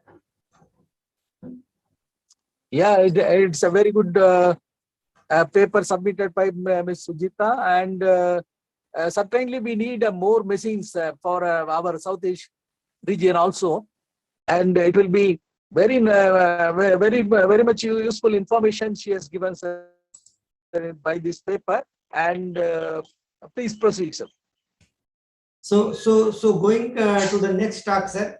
We have a third presentation in the category of oral presentation is by Hui Sai from Taiwan.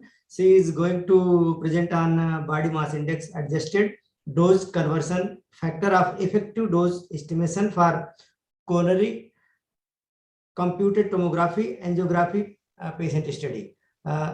Yes, Hui. Let us start the Hui's presentation. Good day, ladies and gentlemen. It's my pleasure to attend this virtual meeting of 21st AOCMP. Today's topic will cover the BMI adjusted dose conversion factor of effective dose estimation for coronary CT angiography. This is a patient study. So this study was cooperated from 4 departments in Taiwan. And I am Huiyu Cai from National Tsinghua University. So in this presentation, I will cover the background of coronary CT angiography application in clinics, and also the virtual dose CT dose calculation software right now. And then we move to 3 central topics: clinical heart CT examination dose conversion factor and heart length scaling factors. And then we make a quick conclusion. As we do the literature review for CT dose, we found that the dose range is quite large. And we also find that the reference dose is different from the clinical dose. So we can use the clinical data to estimate the effective dose by this simple equation. However, the deviation from 10% to 15%. And if we use the K factor provided by the guidelines or report, it uses the chest K factor, and it is quite different for the CCTA conversion factor here.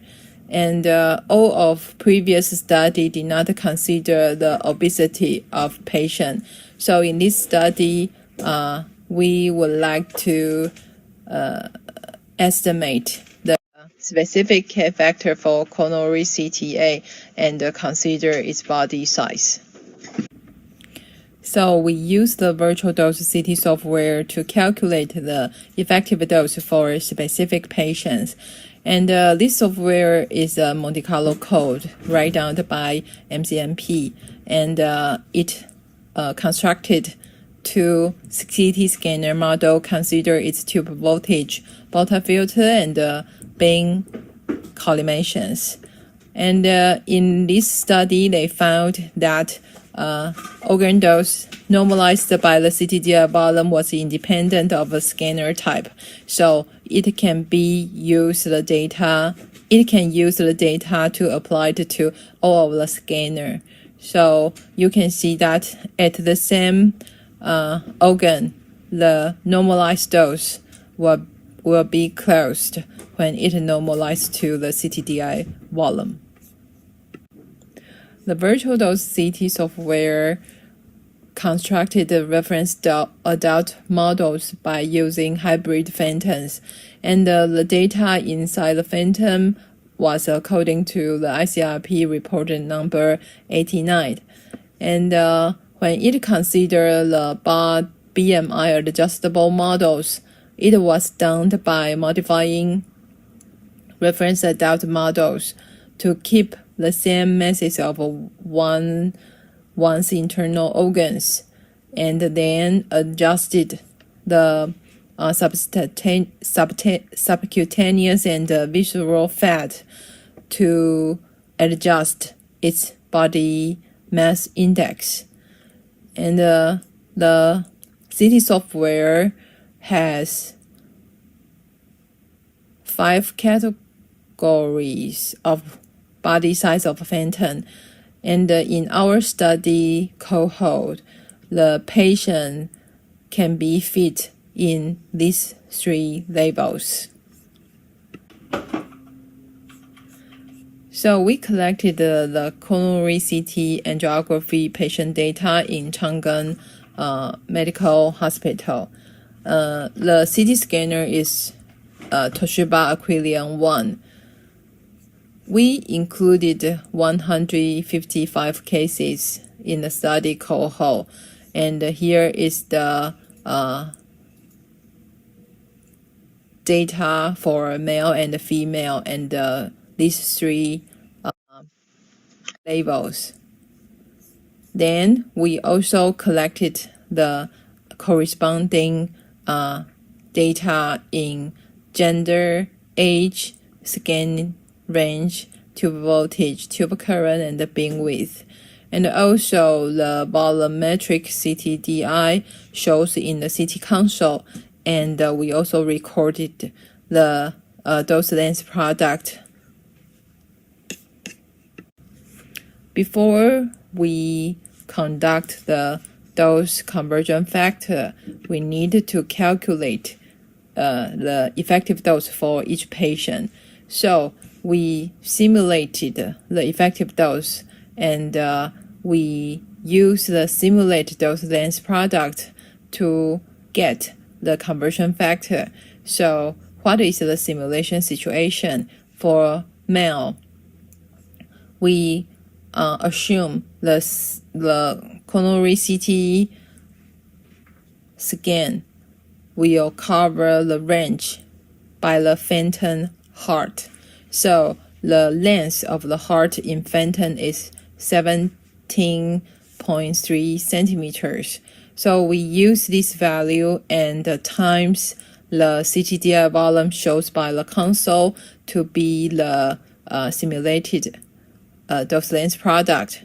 And how about the effective dose estimation? We separate the patient into different models and use the phantom in that models to calculate its effective dose.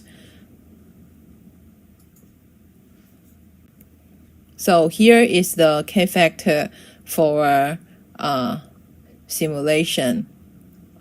We can find that the K factor in the males, the K factor in A model and the B model was much close, but it's much smaller for C model. And how about the C model? It is an obese level 1. So you can see the K factor dramatically drop. And for female, it's also separate in A model and the B model. However, the heart length in patient actually is different from the length of phantom.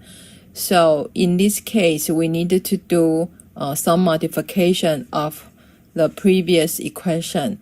We assume the simulated effective dose in phantom equal to the effective dose of patient by using the same volumetric CTDI.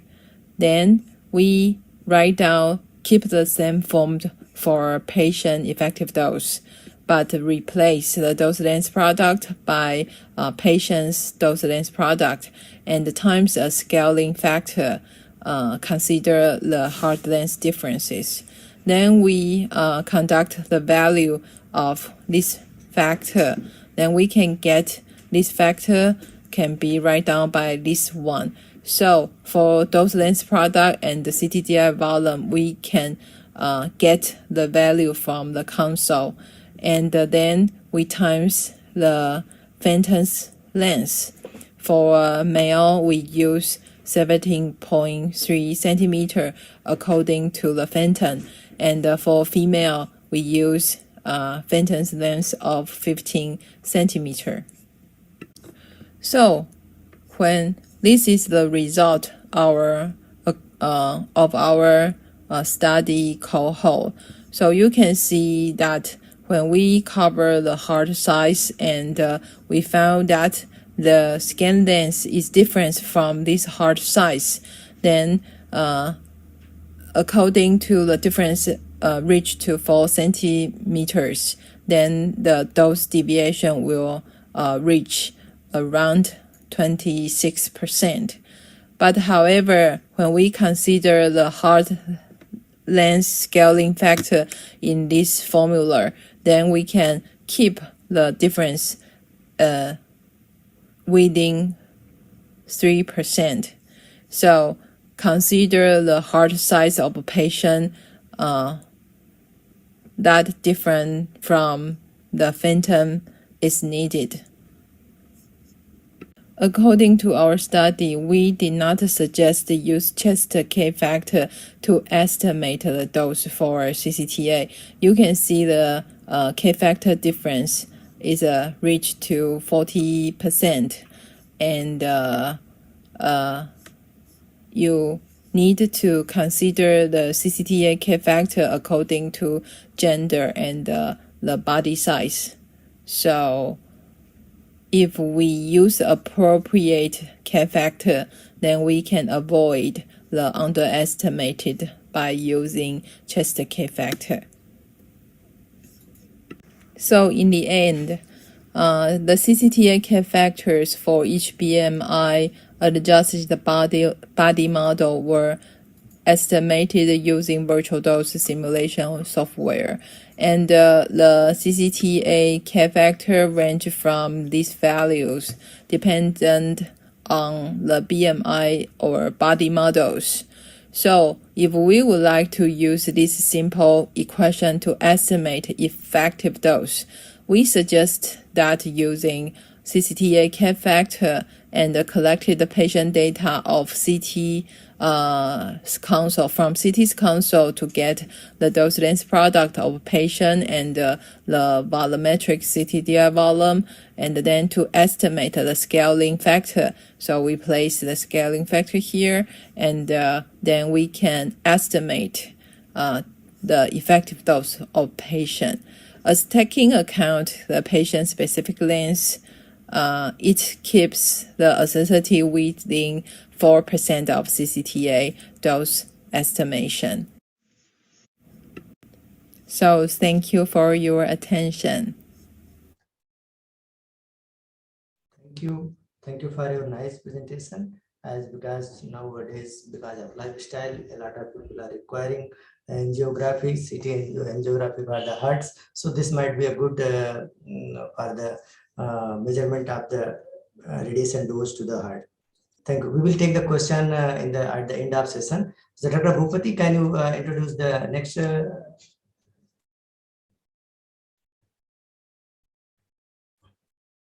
Dr. Bhupati, can you unmute yourself?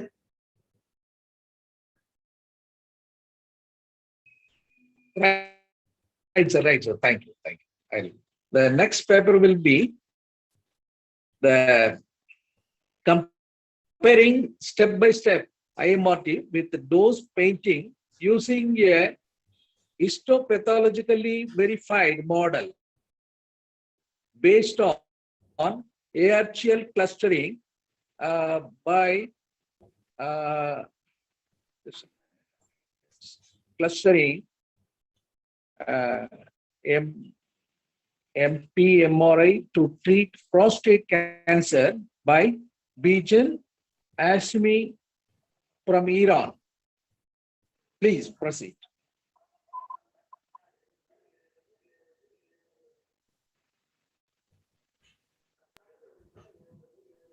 Gentlemen and chairperson of this session, I would like to thank you for providing me this opportunity to present my talk at the 21st conference of AFOM. The title of my presentation is about comparing conventional IMRT with dose painting using a histopathologically verified model based on hierarchical clustering and MP-MRI to treat prostate cancer. The challenge of prostate cancer is non-uniform distribution of cells involving several areas of prostate. Conventional external radiotherapy is used as the standard technique to treat prostate tumors. However, it is not quite satisfactory, even though useful for low-risk tumors with common prescribed doses. Histopathological assessment of prostatectomy specimen reveals IPLs or DILs, the lesions recognized as leading cause of prostate cancer recurrence. Consequences of such lesions is the failure of conventional EBRT. Can we control and treat better prostate cancer, and how? Yes, it is possible. With conventional dose escalation, uniform high-level dose is used, but it is not always applicable. Instead, a non-uniform dose delivery called dose painting or SIB is used. Dose painting requires features extracted from functional images to define DIRs. To control the tumor and prevent treatment-related toxicity, it is recommended DIRs are identified with MPMR images, including T2W, DW, and DCE-MRI. With these techniques, ADC or Caterans are derived from images that are used and investigated extensively as prognostic and predictive biomarkers for a wide variety of tumors. Besides, machine learning techniques have already been used for detecting prostate cancer. In this regard, hierarchical clustering is used to identify required groups based on similarity between their required data. Nevertheless, these techniques have not been used frequently for MPMR images of prostate cancer. As comes to our knowledge, there is no conclusive report on the feasibility of dose painting for treating prostate DIRs based on MPMR images and hierarchical clustering with machine learning. Therefore, in this study, hierarchical clustering was used to classify DIRs.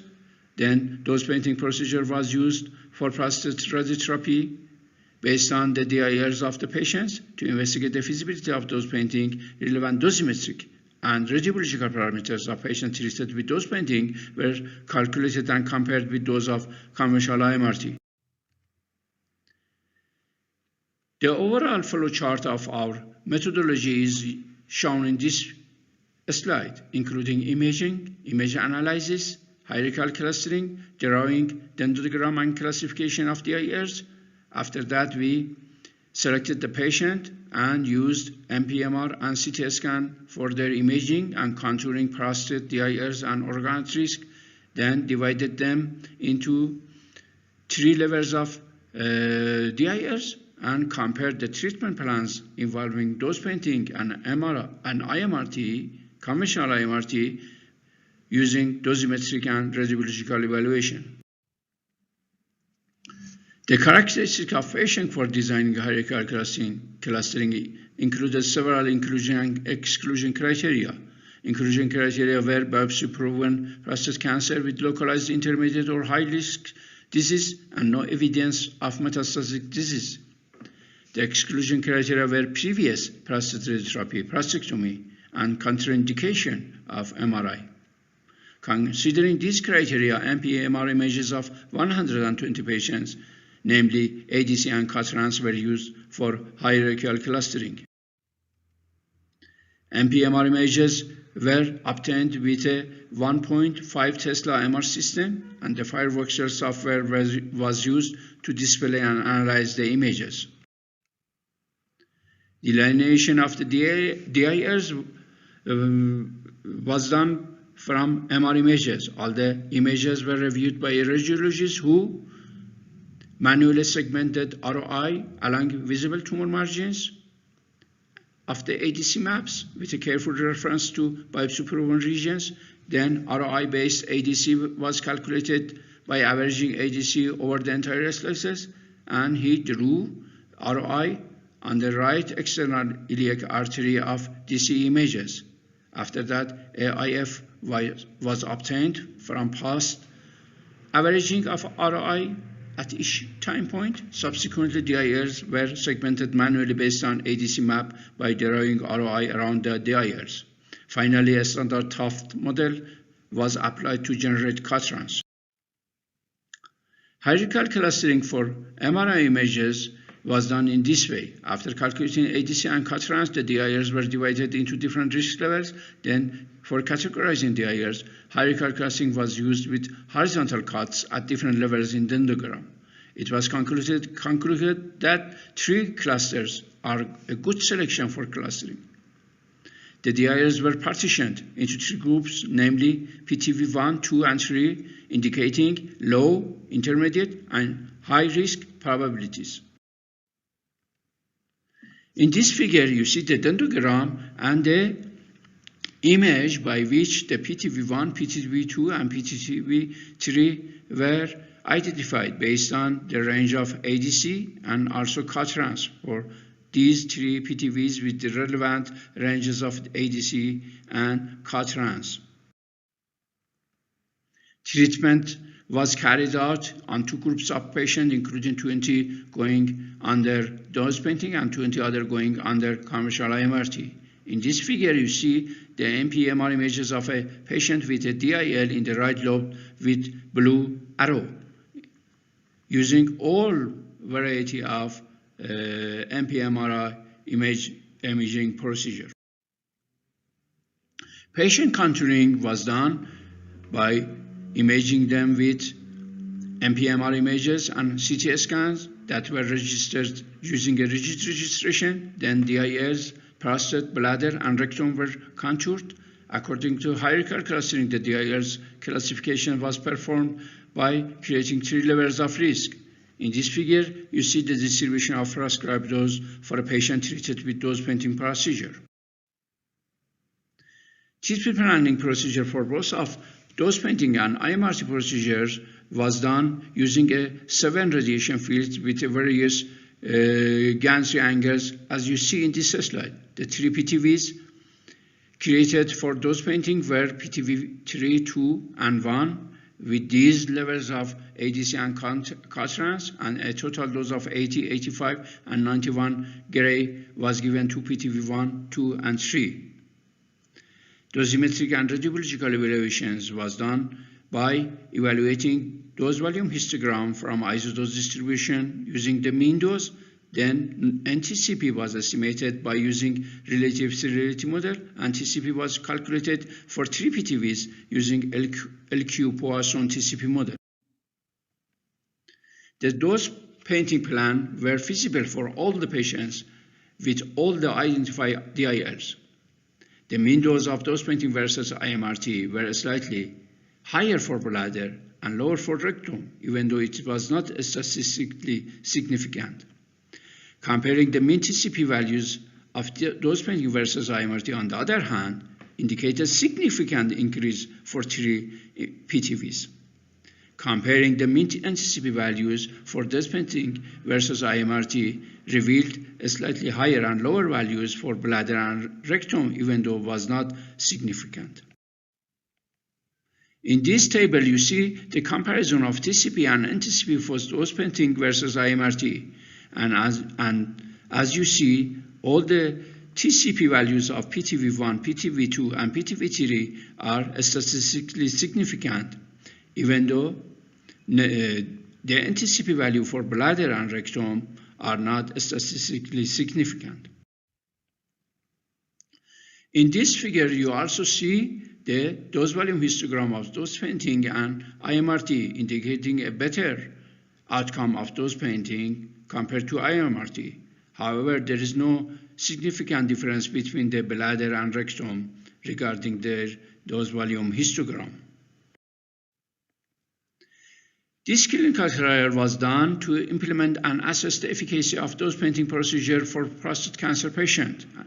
Compared to conventional IMRT, NPMR images modality was used for DIL areas of prostate tumor to improve the validity of NPMR images modality for classification of prostate tumor. A hierarchical clustering was used and developed with horizontal cuts. 3 levels of dendrograms was used, and 3 clusters was proved to be a good selection.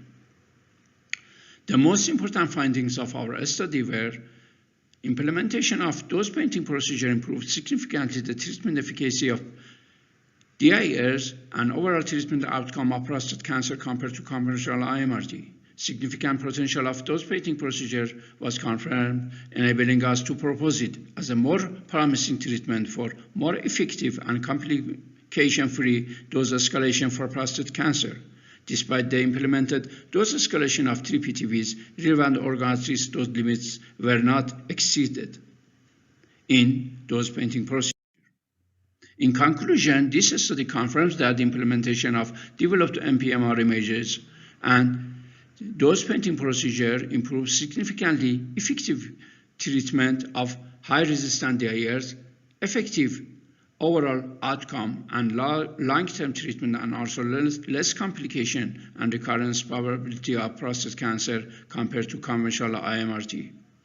Significant potential of proposed dose painting procedure enables us to recommend it as a more promising treatment planning procedure for more effective treatment and complication-free dose escalation of prostate cancer patients. For future studies, more optimization of hierarchical clustering input parameter is recommended to build more accurate hierarchical clustering. Thanks for your attention, and I am ready if there is any question.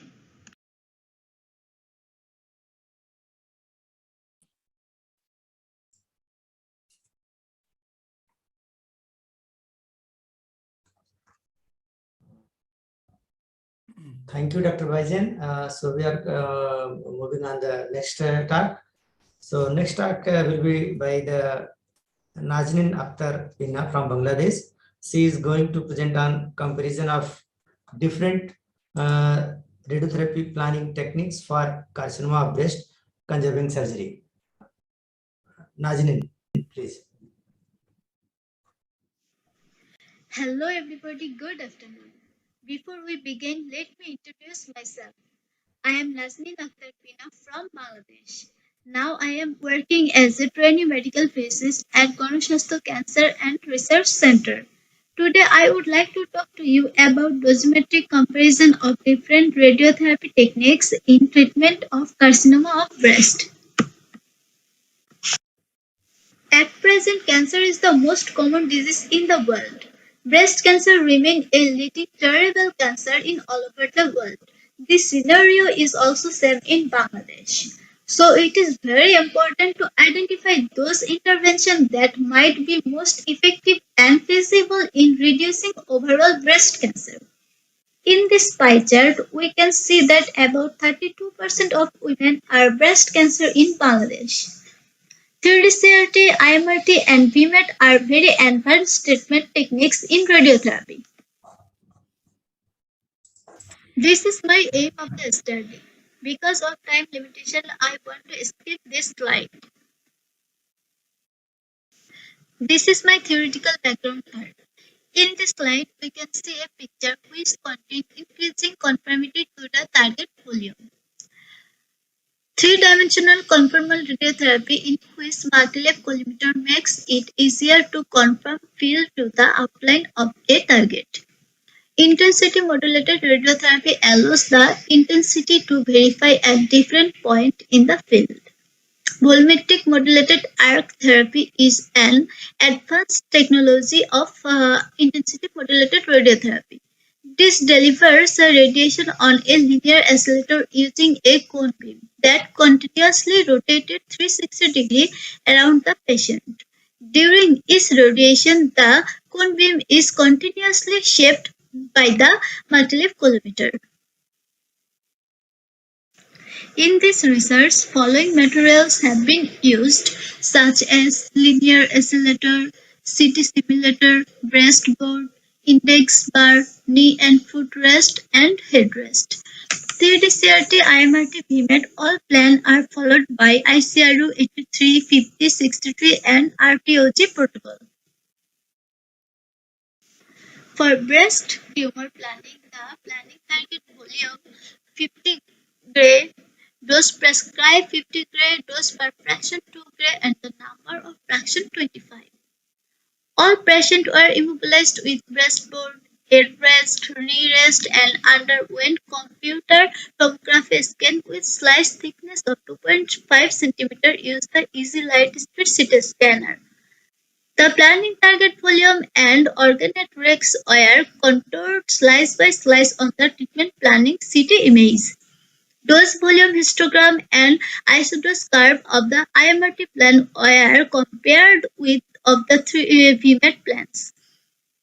All the patients were planned of 3D CRT IMRT VMAT techniques to deliver a differential dose per fraction by using each of different three plans especially. For this research, I have been selected 15 patients with different ages. 5 patients select for 3D CRT, next 5 patients select for IMRT, and last 5 patients select for VMAT. Here is also the dose volume parameters with different organs: spinal cord, ipsilateral lung, heart, and contralateral lung. In this slide, we can show some 3D images with beam arrangement for left breast. Figure A for 3D image with beam arrangement of 3D CRT. Figure B for 3D image with beam arrangement of IMRT. And figure C for 3D image with beam arrangement of VMAT. In this slide, we can see many images. All images are color rush of dose distribution of 3D CRT, IMRT, and VMAT for left breast. Now I reach my result part. This slide, we can see a table. This table compares the average dose parameters for the PTV and dose distribution in the average organette rates between 3D CRT, IMRT, and VMAT techniques. This slide, we can see 3 tables. For table 2, calculation of standard deviation of 3D CRT, IMRT, and VMAT techniques for homogeneity index. In table 3 for calculation of standard deviation of 3D CRT, IMRT, and VMAT technique for conformity index. In table 4 for radiation exposure of ipsilateral lung. In this slide, we can see a table which contains radiation exposure of heart. In this slide, we can see 3 tables. Table 6 for radiation exposure of spinal cord. Table 7 for average monitor unit to execute different treatment plans. Table 8 for radiation exposure of contralateral lung. This slide contains dose volume histogram of 3D CRT, IMRT, and VMAT for left breast. We can see the 3 graphs. Graphs A for dose volume histogram of 3D CRT, graph B for dose volume histogram of IMRT, and graph C for dose volume histogram of VMAT for left breast. And these 3 graphs have different colors of line. Red line for PTV, yellow line for ipsilateral lung, pink line for heart, skull line for spinal cord, and blue line for contralateral lung. In this slide, we can see 2 graphs. Graphs 1 for comparison of 3D CRT field and field, IMRT, and VMAT techniques for homogeneity index, and graphs 2 for comparison of 3D CRT field and field, IMRT, and VMAT techniques for conformity index. In both of 2 graphs, we can see 3 lines.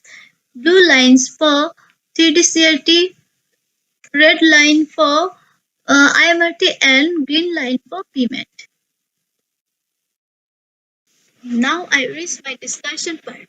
The results showed that although VMAT had better target volume coverage, its extent of low dose irradiation of that heart and lung was slightly greater than of the other 2 techniques.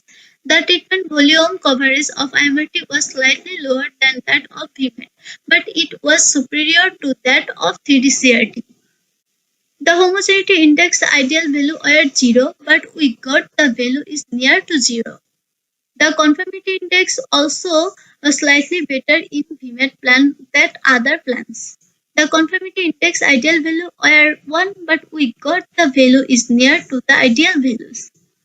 VMAT plans yield good quality of the plan compared with IMRT, resulting in reducing treatment time and improved efficiency for the case which used in this study. The dose parameters are D2, D98, D50, V100, V95, homogeneity index, conformity index, and treatment planning has organ at risk of ipsilateral lung, heart, contralateral lung, and spinal cord.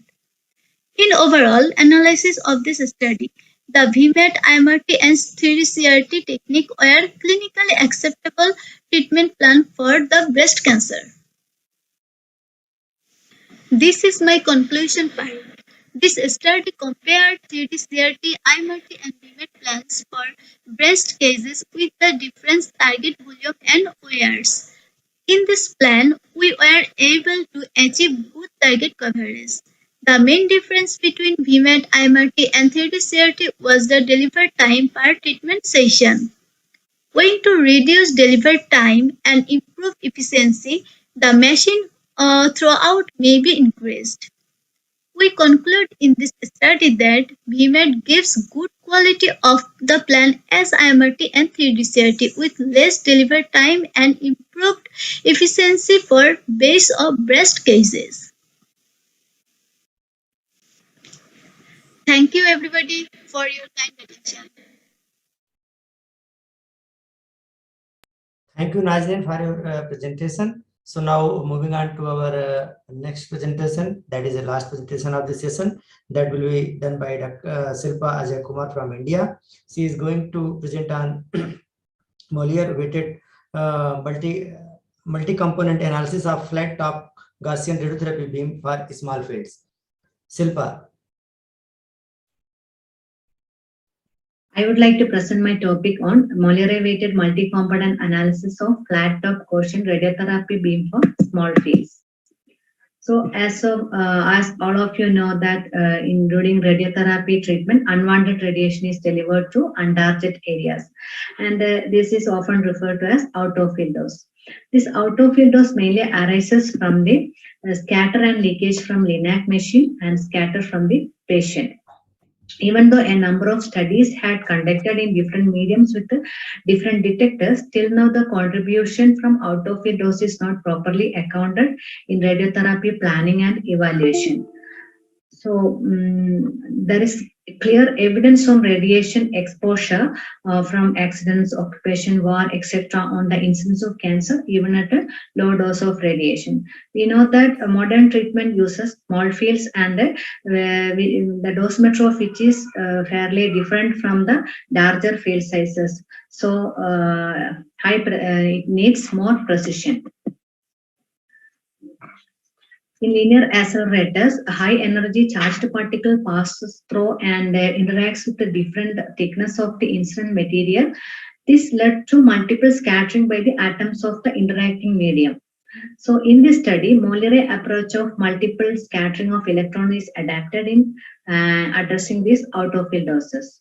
So out-of-field doses, Mollier scattering is fairly general in nature and may easily be applied in calculations. Also, Mollier scattering includes all types of electron interactions. So with the help of this, a phenomenological model for calculating out-of-field dose has been developed for small fields. So hence the objective of the study is to develop a phenomenological model to calculate the out-of-field dose and the evaluation of theoretical model using experimental data. Coming to the materials and methods, in order to generate small beam slits using small fields like 0.4 by 40, 1 by 40, 2 by 40, and 3 by 40, these fields were recorded in EDR2 dosimetry film having fine grain sets. To do this, we have used 6 MV beams from Variant Clinic IX machine, and a profile is generated with the inverted image with the help of ImageJ software, and compare this fine beam profile with the Eclipse treatment planning system predicted one. Coming to the result and discussion, the beam profile is generated as distance intensity plot. The dose profile measured using EVR2 film and the dose profile predicted by the TPS is presented in the figure. And the figure you can see the black colored profile is from the TPS generated, and the red color profile that is from the measured profile. And from the figure itself, you can observe that significant amount of discrepancy is there in predicting the primary component as well as secondary component in the case of treatment planning system. So based on multiple scattering approximations, the dose at a region of interest is considered to be the summation of infinite particle generations. By adopting this concept into the radiation transport, the dose distribution can be taken as a solution of the diffusion equation for electrons in line with the molar scattering. Theoretical analysis, we are considering volume element dV, and the dose deposition in the volume element dV of R is considered purely by the electrons, which is produced from the photon interactions. So the dose at the volume element dV of R is given by d of R equal to the integral over E phi of electron, and d by rho dx dE, where Z is the average atomic number of volume element dV of R, phi electron is the electron flux, d by rho dx is the restricted stopping power for electrons having energy E and average atomic number Z. Since the electron flux at every volume element dV of R is estimated as a solution to the diffusion equation, we can write the diffusion equation as d del square phi of R minus sigma A phi of R minus S of R equal to 0. Where in this case R is the position vector and is represented as x I cap plus y j cap plus z cap. And the sigma A is the absorption cross section which contributes to the phi of R, and D is the diffusion coefficient derived from the continuity equation and is defined as P is equal to sigma S by 3 sigma T. Here sigma is the macroscopic scattering cross section for electrons, which is calculated from the molar cross section. And the term S of R can be written as a sum of the respective contribution, and this can be split into S0 of R phi 0 of E gamma plus S1 of R phi 1 of E gamma prime plus S2 of R E phi 2 of E gamma double prime, considering the different generations. And for the higher generation, electrons will be accounted in the continuity equation. Accordingly, S of R can be represented in the continuity equation as S of R E gamma E prime. Since all the parameters like flux, cross-section, etc. are having energy dependence, the same has been introduced in the diffusion equation as d del square E phi of Re minus sigma A phi of Re minus sigma S of R E gamma E prime equal to 0. In this study, further the energy domain has been divided into a number of groups having a constant with the delta E. Thus, electron corresponds to a group interacting in volume element dV of R, results in energy reduction from E to E prime. It is treated as electron will absorb in the volume from group E. The dose at volume dV of R can be estimated from the equation 1 and is d equal to 0 to E max phi of E d by rho dx dE.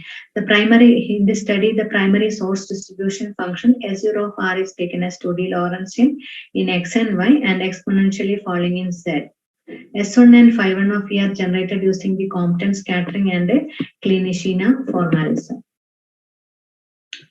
Further, in this study, the electron energy group with and photon group are selected to be 0.5 MeV, which up to 6 MeV Bremsstrahlung beam produces 12 by 12 differential equations.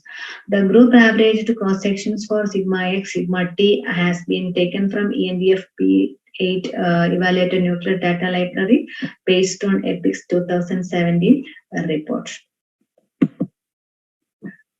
Figure shows combined experimental and theoretical distribution for 0.4 by 40 field, and the green color profile, which is represents the first generation secondary. Blue line is for molarly approximated secondaries, and combined curve, that is the total distribution, is given in the black line, and the measured profile is given as red color. So you can see there is a good agreement for the measured and measured profile and the theoretically calculated profile for this 0.4 by 40 field. Further, combined experimental and theoretical distribution is calculated for higher fields is like 1 by 40, 2 by 40, and 3 by 40, and is given in the figure.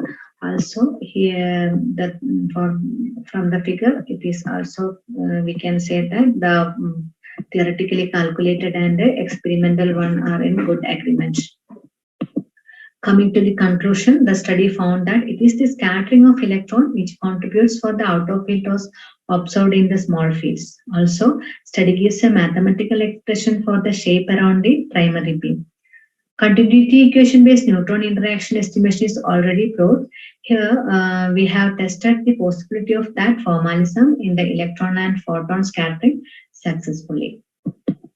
In future work, Molecular scattering-based modeling can be incorporated into treatment planning systems to improve the out-of-field dose prediction and then thereby increasing the patient lifespan by reducing the secondary scattering. Thank you. Thank you all. Thank you all the presenters. So now we are at the end of the presentation. Now we can take questions. As I can see any question in my chat box. So anybody have any question they can ask.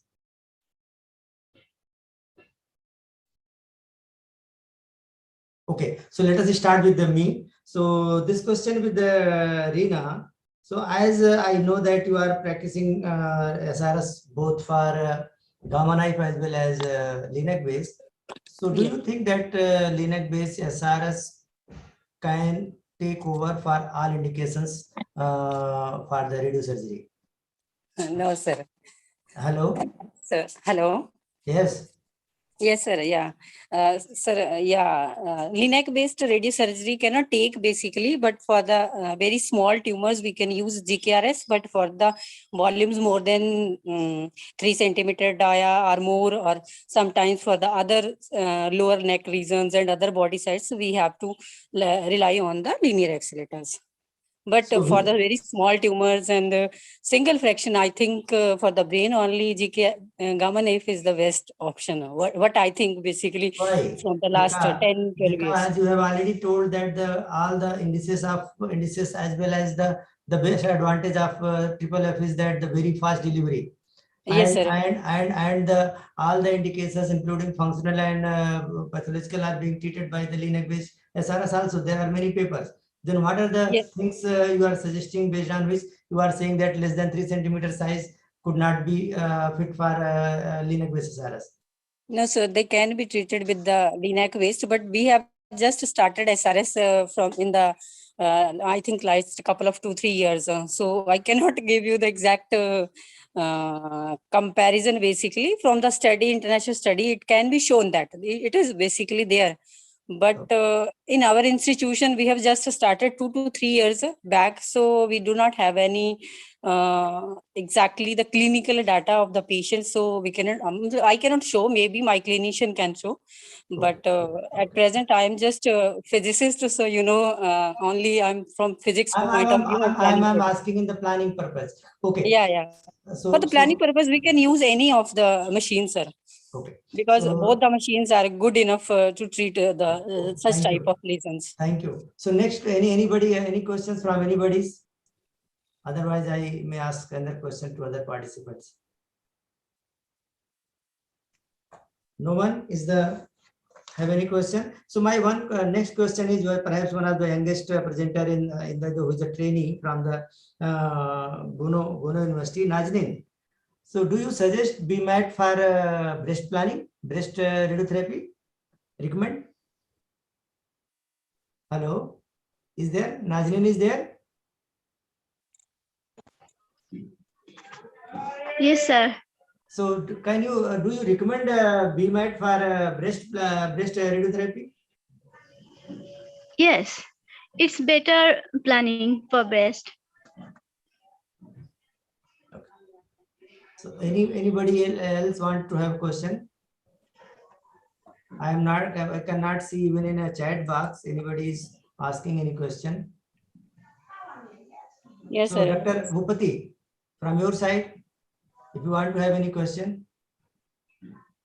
Dr. Bhupati? Yes, sir. I have Vijita some questions for Vijita as a Sri Lanka.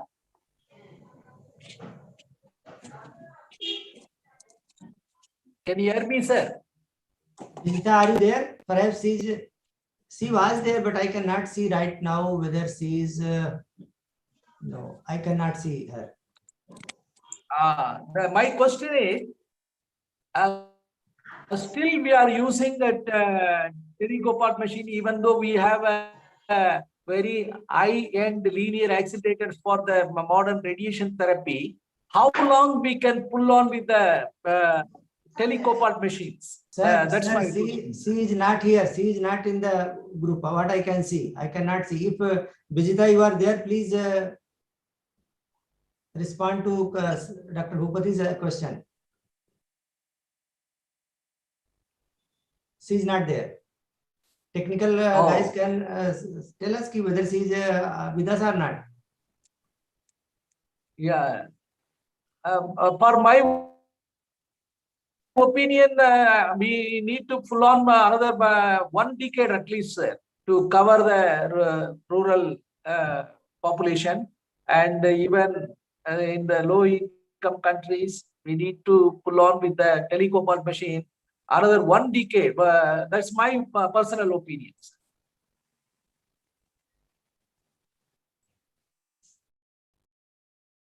I cannot see any other questions. If anybody have no question, because we are already 20 to 25 minutes ahead, already more. So joining with my co-chair, Dr. Bhupati, I would like to thank all the participants for their nice presentation. Thank you organizer for giving me this opportunity to chair this session. Now over to the technical team for next session. Thank you, sir. Okay, thank you very much.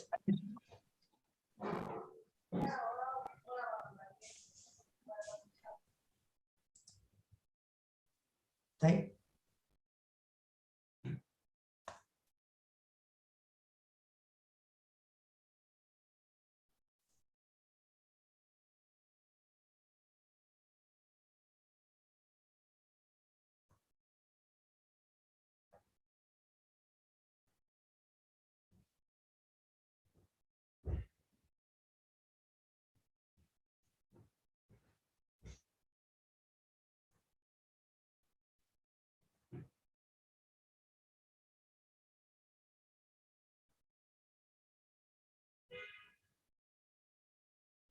So, Pradeep, can you hear me? Yes, sir. So now it's over to you for next session. Yes, okay? yes, sir. Yes, yes. Thank you. Thank you very much. So I'm leaving the session, okay? Okay, sir. Thank you.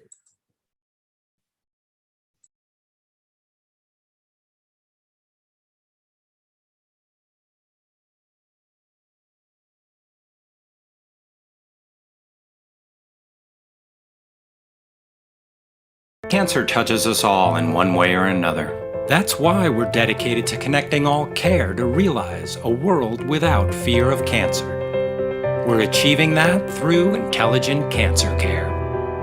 Through building shorter paths from research to remission, bridging the distance between Manhattan and Mozambique, driving a direct link from high tech to high impact, and resolutely facing today's unique challenges by connecting the world through more personalized treatment, more data-driven decision-making, more direct access to care, and a new, more unifying, smarter standard of oncology. We're all connected through intelligent cancer care.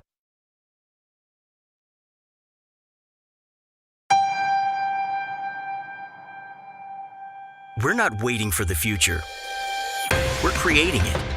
Imagine radiation treatment that's easier, more efficient, and delivers therapies in record time without compromising on quality. Because quality of care is so important, there's innovative beam shaping technology, combined with 100% image guidance and patient positioning.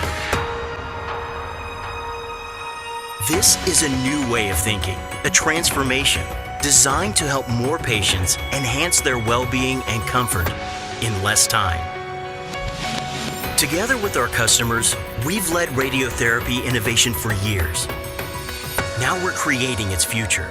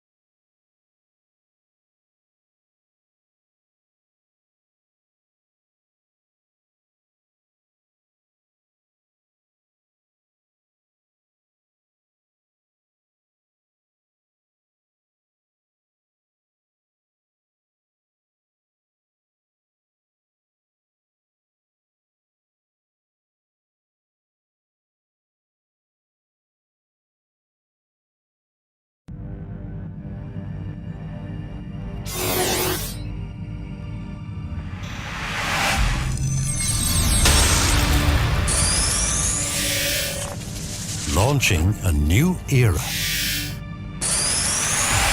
PTW BeamScan, the new water phantom.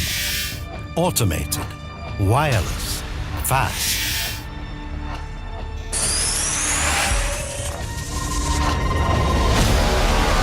PTW beams you up to a new era in 3D water scanning.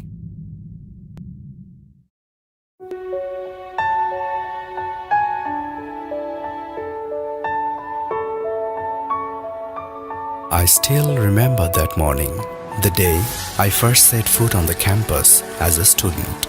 I couldn't imagine that the campus of a private university is so large. Yes, I'm talking about United International University. Built on 25 bighas of land, 30% is built-up area and 70% is open space.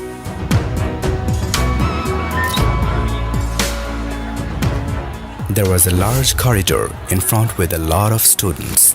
I went ahead with a surprised look. As soon as I entered the class, all the new faces stared at me. They were my university classmates. Sir entered the classroom. Lesson started. The way of teaching was different. He explained everything in a simple way. Beyond theory classes, there were associated laboratory classes on different subjects. A large number of computer labs for meeting the needs of CSE students. Circuit lab, machine lab, digital lab, microprocessor lab, communication lab. All are equipped with modern setup for producing competent EEE graduates. Civil engineer labs to prepare civil engineer students to design and build modern infrastructure. The robotics lab is the place for innovation and discovery in this era of fourth industrial revolution. In Advanced Intelligent Multidisciplinary Systems Lab, researchers are exploring the application of IT in multifaceted domains including health sector. Center for Energy Research, CER, is dedicated to do research in producing clean energy. It is thus helping the country to combat against effects of climate change. It has modern servers and data centers of international standard to keep the campus live online without interruption for a second.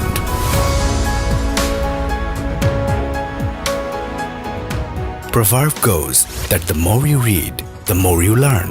There is a spacious library stuffed with so many books and a pleasant, calm environment for serious reading. Spending time with friends in a lovely green environment was really very exciting. Large playground over the horizon cannot be forgotten. Suddenly, I was in trouble. It would be too late to get money from home. A friend advised me to go to the DSA office. I went and got an interest-free education loan. What a relief it was for me. There is no end to the benefits. There's a game room, gymnasium, nice canteen, large auditorium, plenty of benefits. Is it possible to pass without good results? So, study, study and study. I got scholarships several times along with many of my classmates. The wheel of success of this organization is moving forward under the leadership of our Honorable VC Sir, Professor Dr. Chaudhry Mafizur Rahman.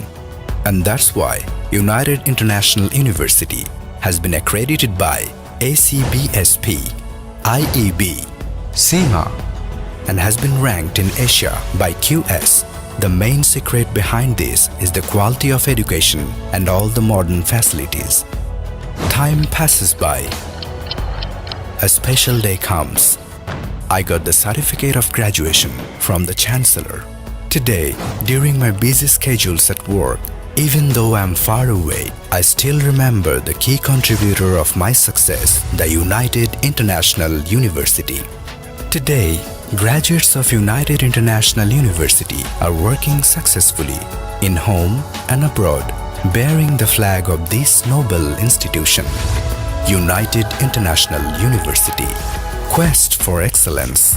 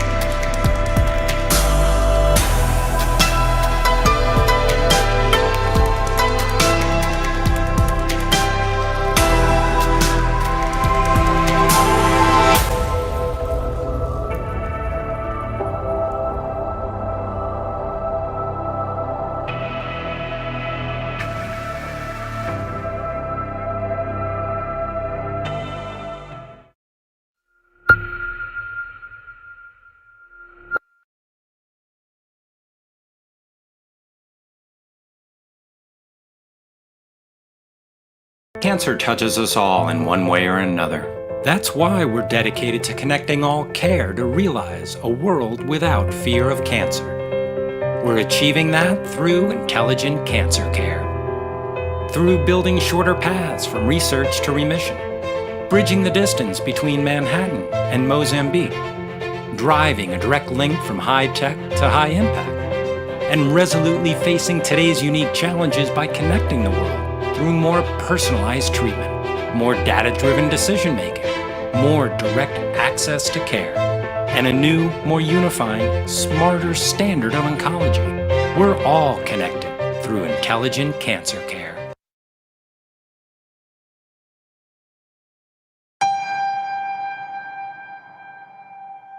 We're not waiting for the future. We're creating it. Imagine radiation treatment that's easier, more efficient, and delivers therapies in record time without compromising on quality. Because quality of care is so important, there's innovative beam shaping technology, combined with 100% image guidance and patient positioning. This is a new way of thinking, a transformation designed to help more patients enhance their well-being and comfort in less time. Together with our customers, we've led radiotherapy innovation for years. Now we're creating its future.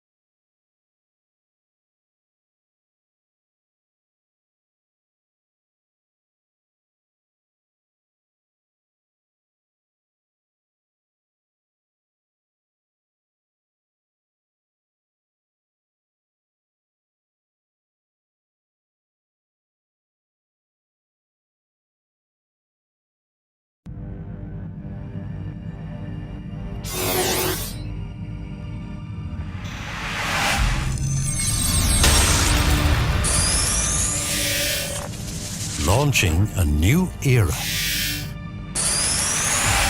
PTW BeamScan, the new water phantom. Automated, wireless, fast.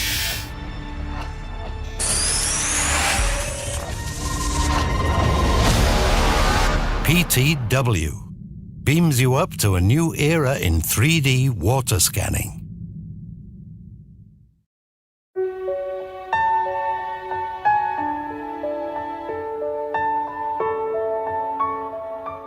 I still remember that morning, the day I first set foot on the campus as a student. I couldn't imagine that the campus of a private university is so large. Yes, I'm talking about United International University. Built on 25 bighas of land, 30% is built-up area and 70% is open space.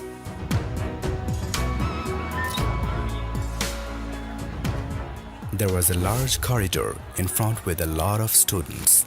I went ahead with a surprised look. As soon as I entered the class, all the new faces stared at me. They were my university classmates. Sir entered the classroom. Lesson started. The way of teaching was different. He explained everything in a simple way. Beyond theory classes, there were associated laboratory classes on different subjects. A large number of computer labs for meeting the needs of CSE students. Circuit lab, machine lab, digital lab, microprocessor lab, communication lab. All are equipped with modern setup for producing competent EEE graduates. Civil engineer labs to prepare civil engineer students to design and build modern infrastructure. The robotics lab is the place for innovation and discovery in this era of fourth industrial revolution.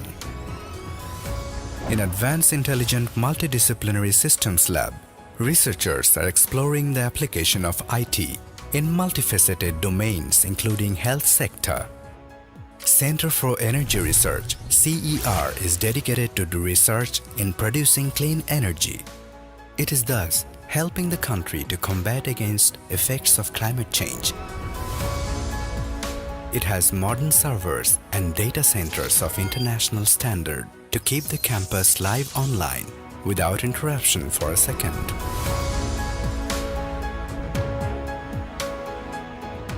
Proverb goes that the more you read, the more you learn. There's a spacious library stuffed with so many books and a pleasant, calm environment for serious reading. Spending time with friends in a lovely green environment was really very exciting.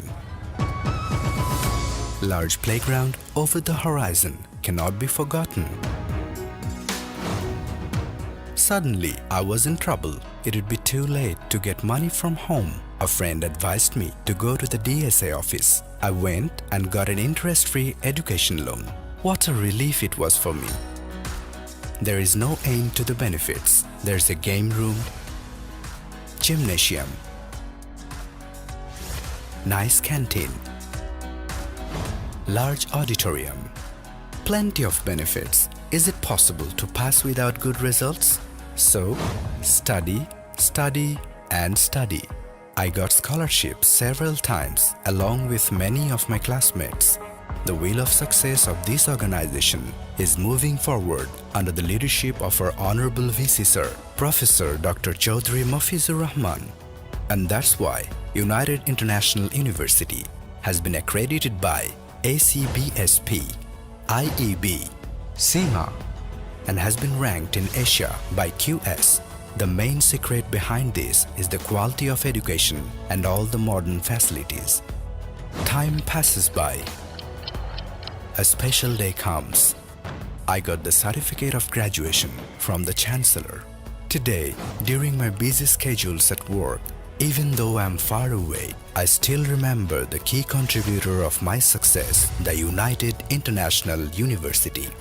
Today, graduates of United International University are working successfully in home and abroad, bearing the flag of this noble institution. United International University. Quest for excellence.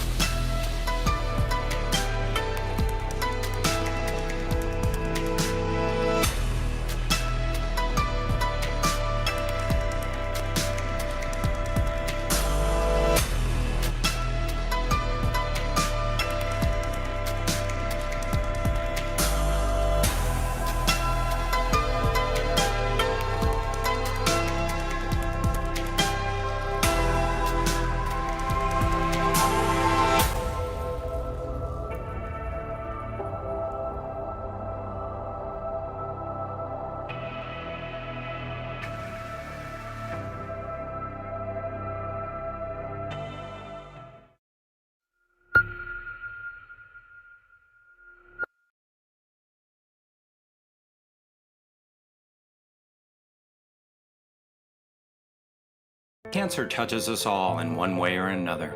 That's why we're dedicated to connecting all care to realize a world without fear of cancer. We're achieving that through intelligent cancer care. Through building shorter paths from research to remission, bridging the distance between Manhattan and Mozambique, driving a direct link from high tech to high impact, and resolutely facing today's unique challenges by connecting the world through more personalized treatment, more data-driven decision-making, more direct access to care, and a new, more unifying, smarter standard of oncology. We're all connected through intelligent cancer care.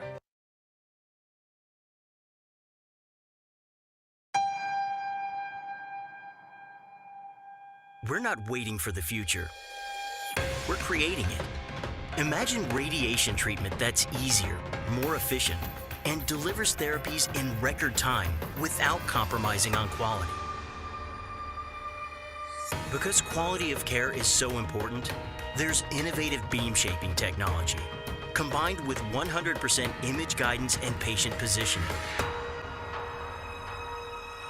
This is a new way of thinking, a transformation designed to help more patients enhance their well-being and comfort in less time. Together with our customers, we've led radiotherapy innovation for years. Now we're creating its future.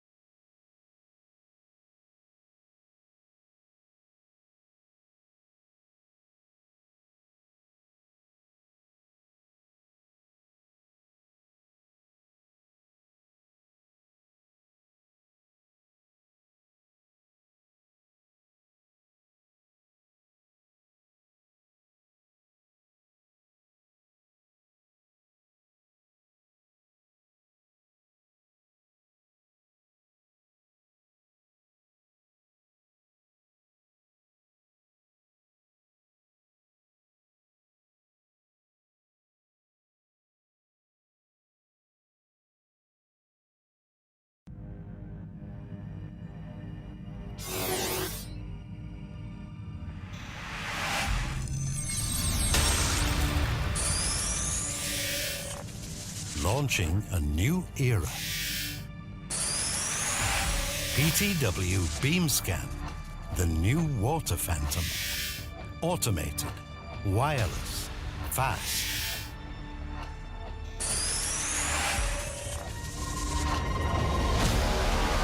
PTW beams you up to a new era in 3D water scanning.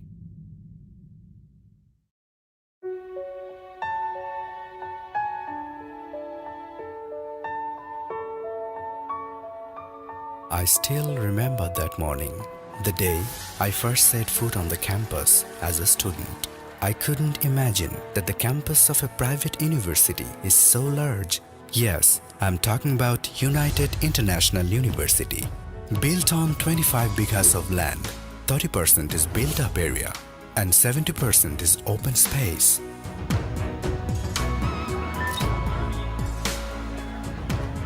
There was a large corridor in front with a lot of students. I went ahead with a surprised look. As soon as I entered the class, all the new faces stared at me. They were my university classmates. Sir entered the classroom, lesson started. The way of teaching was different. He explained everything in a simple way. Beyond theory classes, there were associated laboratory classes on different subjects. A large number of computer labs for meeting the needs of CSE students. Circuit lab, machine lab, digital lab, microprocessor lab, communication lab. All are equipped with modern setup for producing competent EEE graduates. Civil engineer labs to prepare civil engineer students to design and build modern infrastructure. The robotics lab is the place for innovation and discovery in this era of fourth industrial revolution. In Advanced Intelligent Multidisciplinary Systems Lab, researchers are exploring the application of IT in multifaceted domains including health sector. Center for Energy Research, CER, is dedicated to do research in producing clean energy. It is thus helping the country to combat against effects of climate change. It has modern servers and data centers of international standard to keep the campus live online without interruption for a second.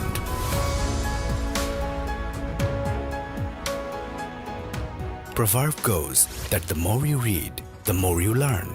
There's a spacious library stuffed with so many books and a pleasant, calm environment for serious reading.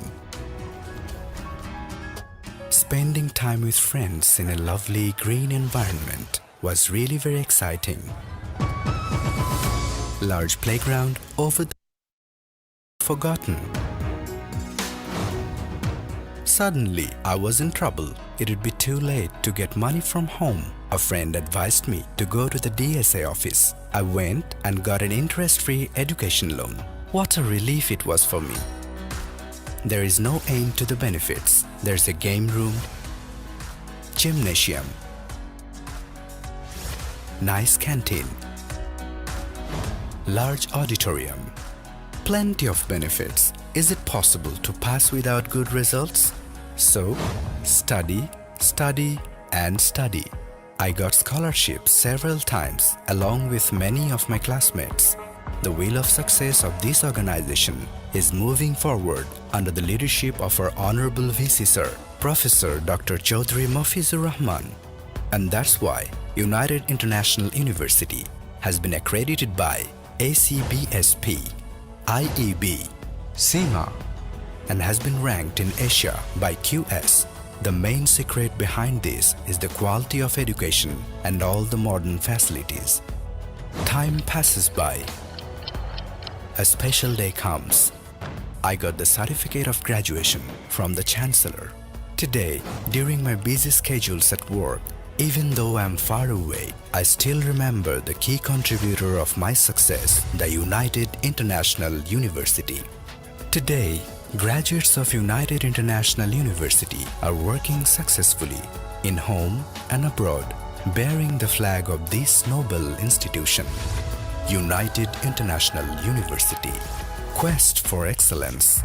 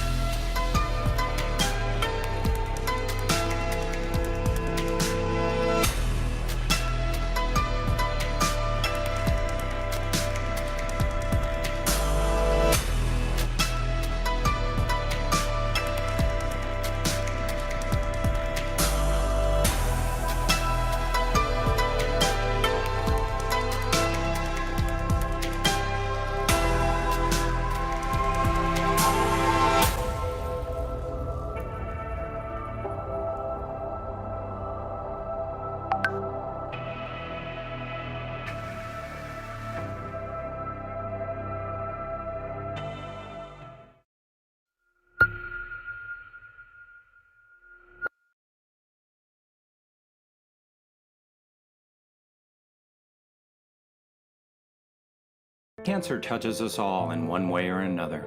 That's why we're dedicated to connecting all care to realize a world without fear of cancer. We're achieving that through intelligent cancer care.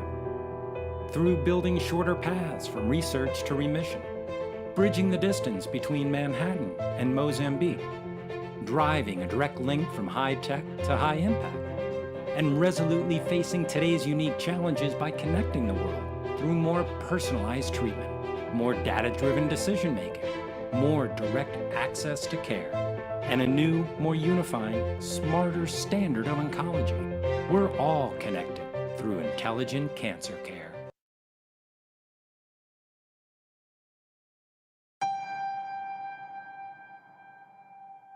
We're not waiting for the future. We're creating it. Imagine radiation treatment that's easier, more efficient, and delivers therapies in record time without compromising on quality. Because quality of care is so important, there's innovative beam shaping technology, combined with 100% image guidance and patient positioning. This is a new way of thinking, a transformation designed to help more patients enhance their well-being and comfort in less time. Together with our customers, we've led radiotherapy innovation for years. Now we're creating its future.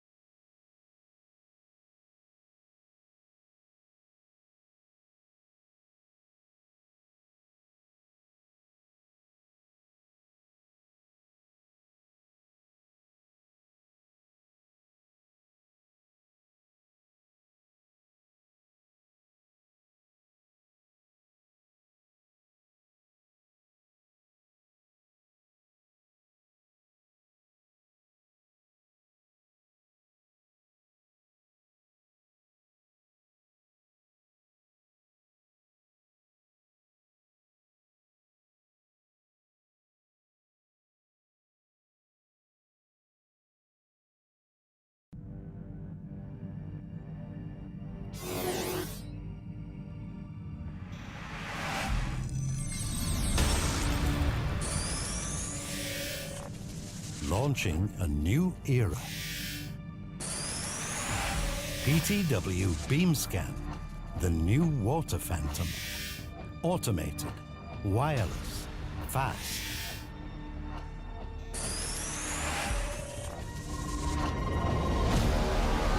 PTW beams you up to a new era in 3D water scanning.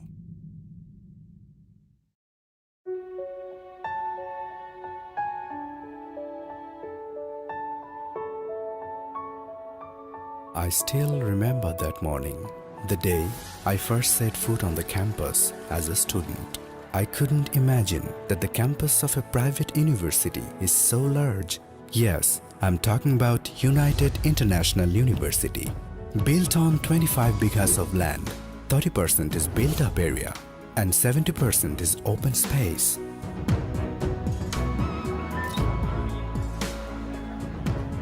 There was a large corridor in front with a lot of students. I went ahead with a surprised look. As soon as I entered the class, all the new faces stared at me. They were my university classmates. Sir entered the classroom, lesson started. The way of teaching was different. He explained everything in a simple way.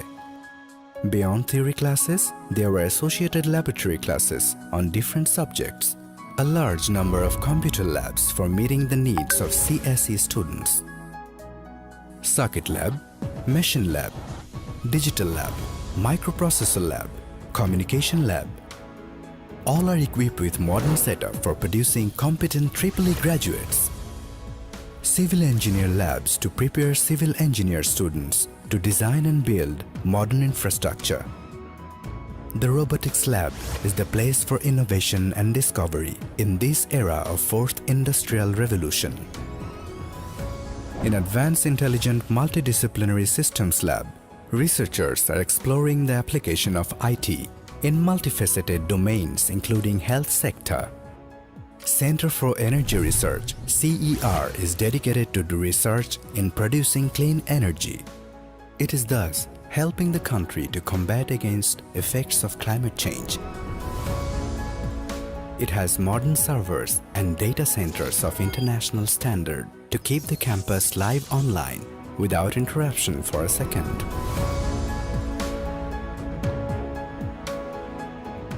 Proverb goes that the more you read, the more you learn. There is a spacious library stuffed with so many books and a pleasant, calm environment for serious reading. Spending time with friends in a lovely green environment was really very exciting. Large playground over the horizon cannot be forgotten. Suddenly, I was in trouble. It would be too late to get money from home. A friend advised me to go to the DSA office. I went and got an interest-free education loan. What a relief it was for me. There is no end to the benefits. There's a game room, gymnasium, nice canteen, large auditorium, plenty of benefits. Is it possible to pass without good results? So, study, study and study. I got scholarships several times along with many of my classmates. The wheel of success of this organization is moving forward under the leadership of our Honorable VC Sir, Professor Dr. Chaudhry Mafizur Rahman. And that's why United International University has been accredited by ACBSP, IEB, SEMA, and has been ranked in Asia by QS. The main secret behind this is the quality of education and all the modern facilities. Time passes by. A special day comes. I got the certificate of graduation from the Chancellor. Today, during my busy schedules at work, even though I am far away, I still remember the key contributor of my success, the United International University. Today, graduates of United International University are working successfully in home and abroad, bearing the flag of this noble institution. United International University. Quest for excellence.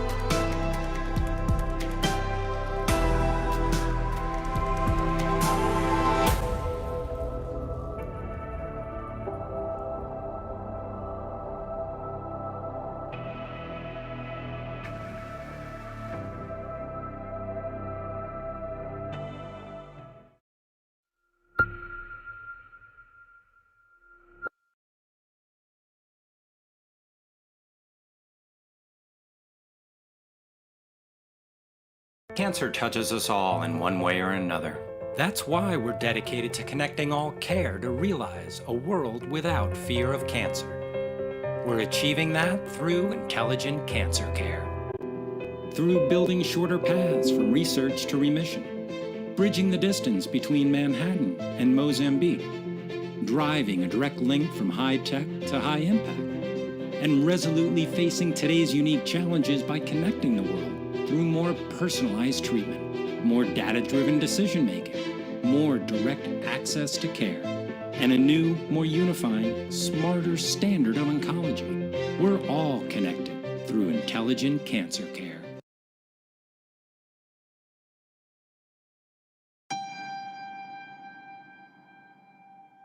We're not waiting for the future.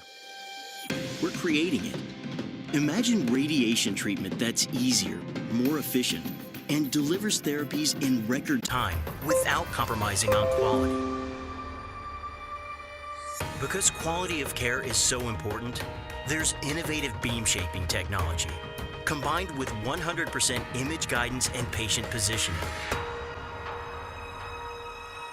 This is a new way of thinking, a transformation designed to help more patients enhance their well-being and comfort in less time. Together with our customers, we've led radiotherapy innovation for years.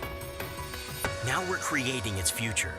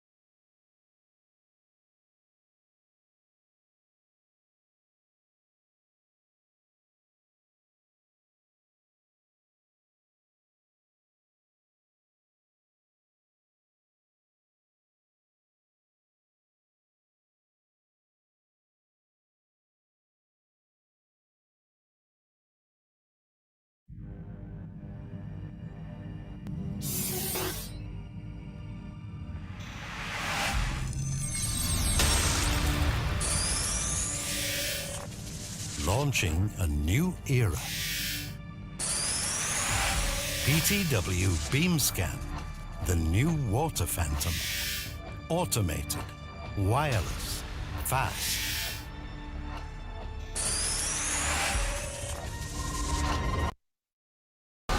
PTW beams you up to a new era in 3D water scanning.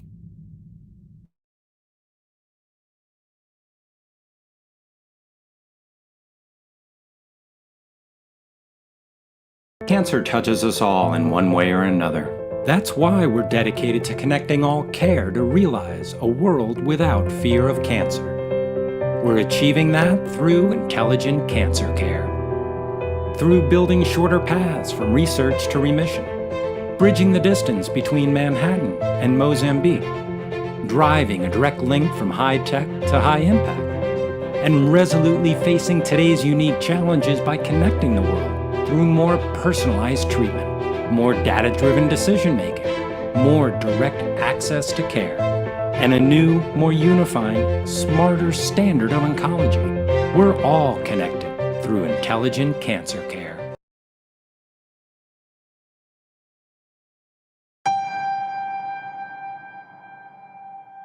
We're not waiting for the future. We're creating it. Imagine radiation treatment that's easier, more efficient, and delivers therapies in record time without compromising on quality.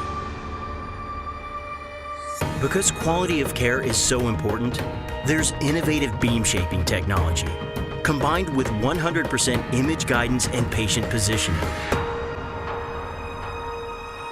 This is a new way of thinking, a transformation designed to help more patients enhance their well-being and comfort in less time.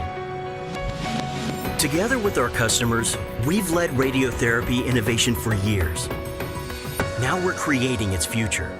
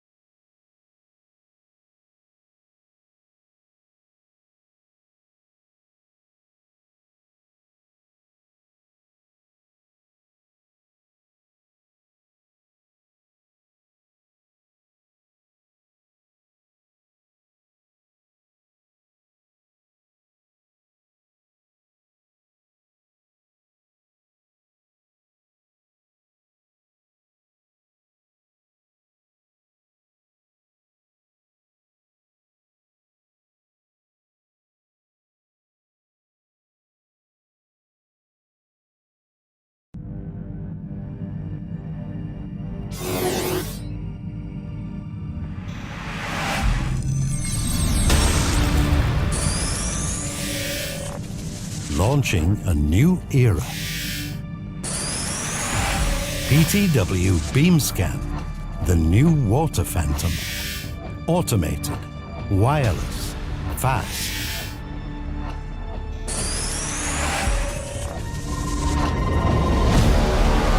PTW beams you up to a new era in 3D water scanning.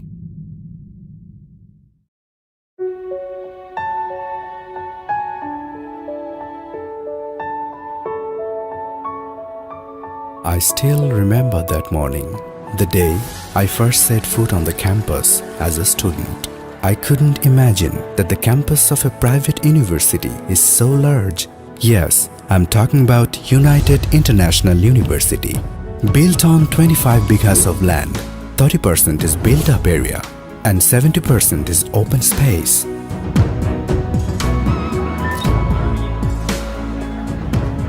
There was a large corridor in front with a lot of students. I went ahead with a surprised look. As soon as I entered the class, all the new faces stared at me. They were my university classmates. Sir entered the classroom. Lesson started. The way of teaching was different. He explained everything in a simple way. Beyond theory classes, there were associated laboratory classes on different subjects. A large number of computer labs for meeting the needs of CSE students. Circuit lab, machine lab, digital lab, microprocessor lab, communication lab. All are equipped with modern setup for producing competent EEE graduates. Civil engineer labs to prepare civil engineer students to design and build modern infrastructure. The robotics lab is the place for innovation and discovery in this era of fourth industrial revolution. In Advanced Intelligent Multidisciplinary Systems Lab, researchers are exploring the application of IT in multifaceted domains including health sector. Center for Energy Research (CER) is dedicated to do research in producing clean energy. It is thus helping the country to combat against effects of climate change. It has modern servers and data centers of international standard to keep the campus live online without interruption for a second.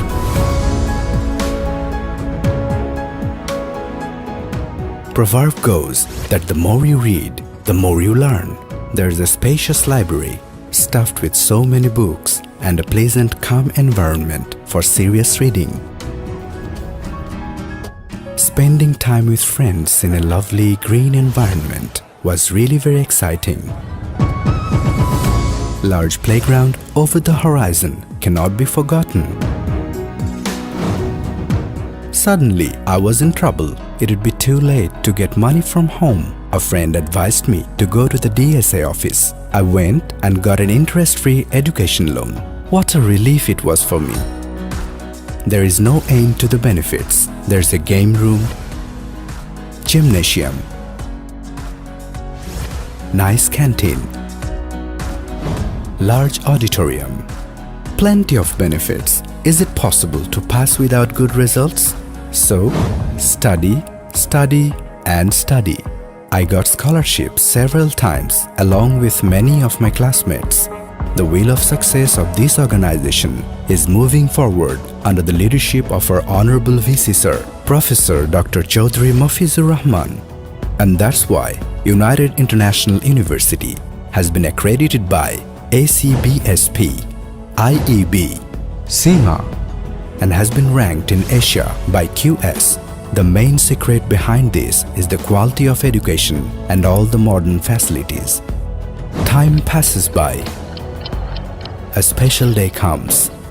I got the certificate of graduation from the Chancellor. Today, during my busy schedules at work, even though I am far away, I still remember the key contributor of my success, the United International University.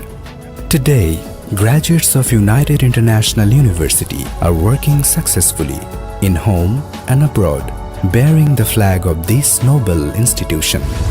United International University. Quest for excellence.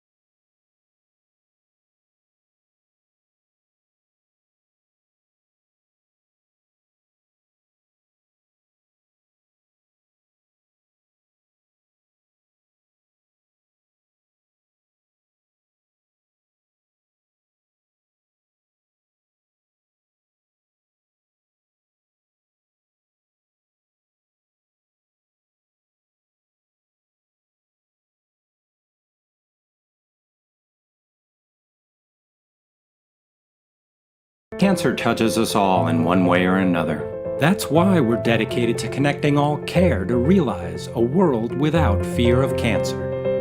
We're achieving that through intelligent cancer care. Through building shorter paths from research to remission, bridging the distance between Manhattan and Mozambique, driving a direct link from high tech to high impact, and resolutely facing today's unique challenges by connecting the world through more personalized treatment, more data-driven decision-making, more direct access to care, and a new, more unifying, smarter standard of oncology. We're all connected through intelligent cancer care.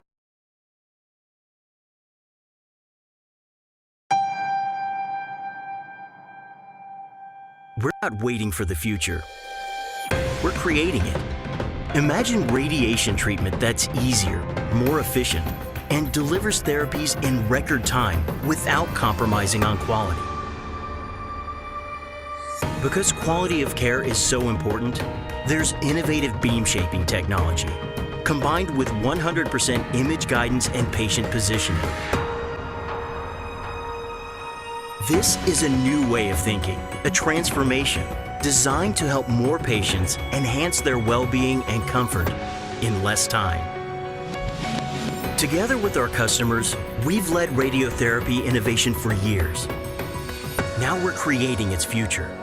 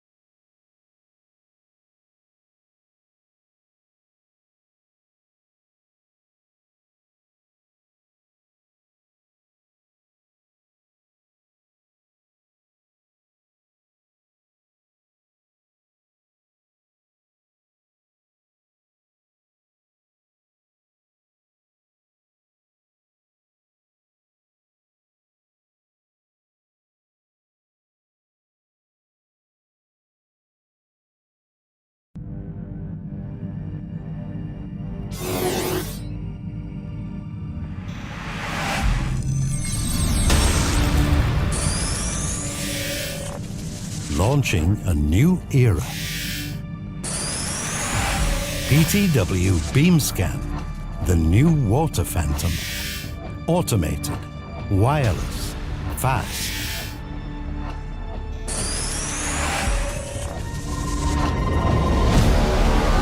PTW beams you up to a new era in 3D water scanning.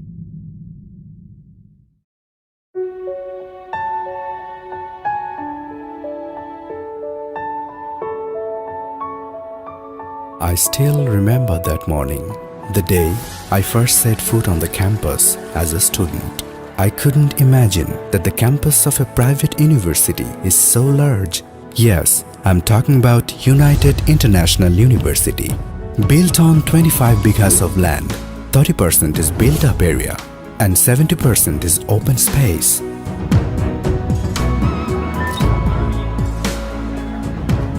There was a large corridor in front with a lot of students. I went ahead with a surprised look. As soon as I entered the class, all the new faces stared at me. They were my university classmates. Sir entered the classroom, lesson started. The way of teaching was different. He explained everything in a simple way. Beyond theory classes, there were associated laboratory classes on different subjects. A large number of computer labs for meeting the needs of CSE students. Circuit lab, machine lab, digital lab, microprocessor lab, communication lab. All are equipped with modern setup for producing competent EEE graduates. Civil engineer labs to prepare civil engineer students to design and build modern infrastructure. The robotics lab is the place for innovation and discovery in this era of fourth industrial revolution. In Advanced Intelligent Multidisciplinary Systems lab, researchers are exploring the application of IT in multifaceted domains including health sector. Center for Energy Research (CER) is dedicated to do research in producing clean energy. It is thus helping the country to combat against effects of climate change. It has modern servers and data centers of international standard to keep the campus live online without interruption for a second.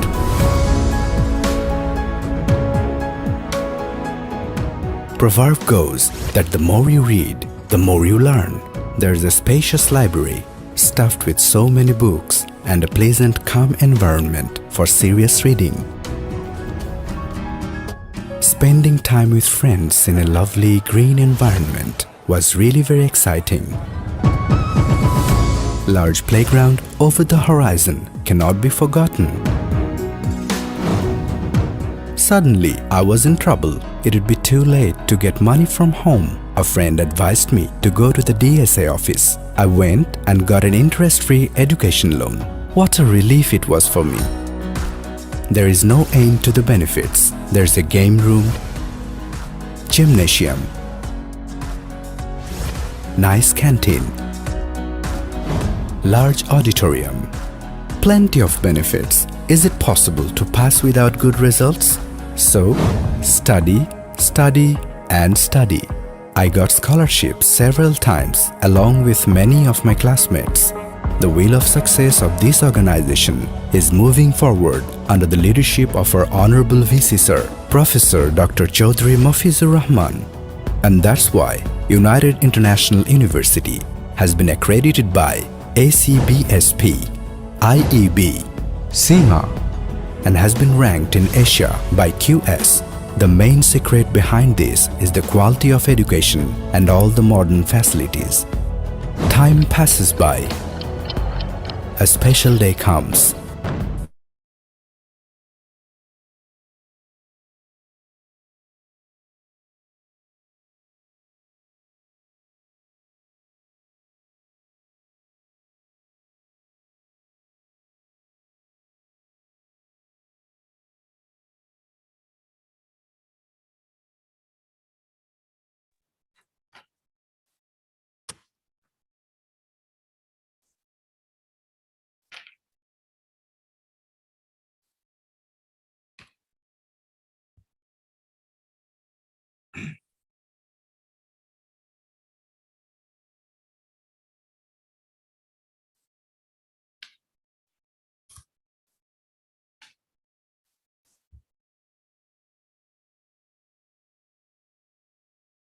Have a very good day. Welcome to the 21st Asia-Oceania Congress of Medical Physics. In mini symposium on medical physics contributes during COVID-19. I would like to introduce our Honorable Chair and Co-Chair. As its Chair, Dr. Jenny Wong, PhD, Associate Professor, Department of Biomedical Imaging, Faculty of Medicine, University of Malaysia. Dr. Jenny Wong is an Associate Professor at the Department of Biomedical Imaging, Faculty of Medicine, the University of Malaya. She coordinated the UM Masters of Medical Physics program from 2013 to 2017, which is accredited by the Institute of Physics and Engineering in Medicine, IPEM, UK. It is only postgraduate medical physics program outside the UK and Ireland that has this accreditation. Her research interests include radiation dosimetry, radiotherapy, medical imaging, and radiomics. She has published more than 60 papers to date. In 2019, she received the Southeast Asian Federation of Organization of Medical Physics CEA-FOMP Young Leader Award.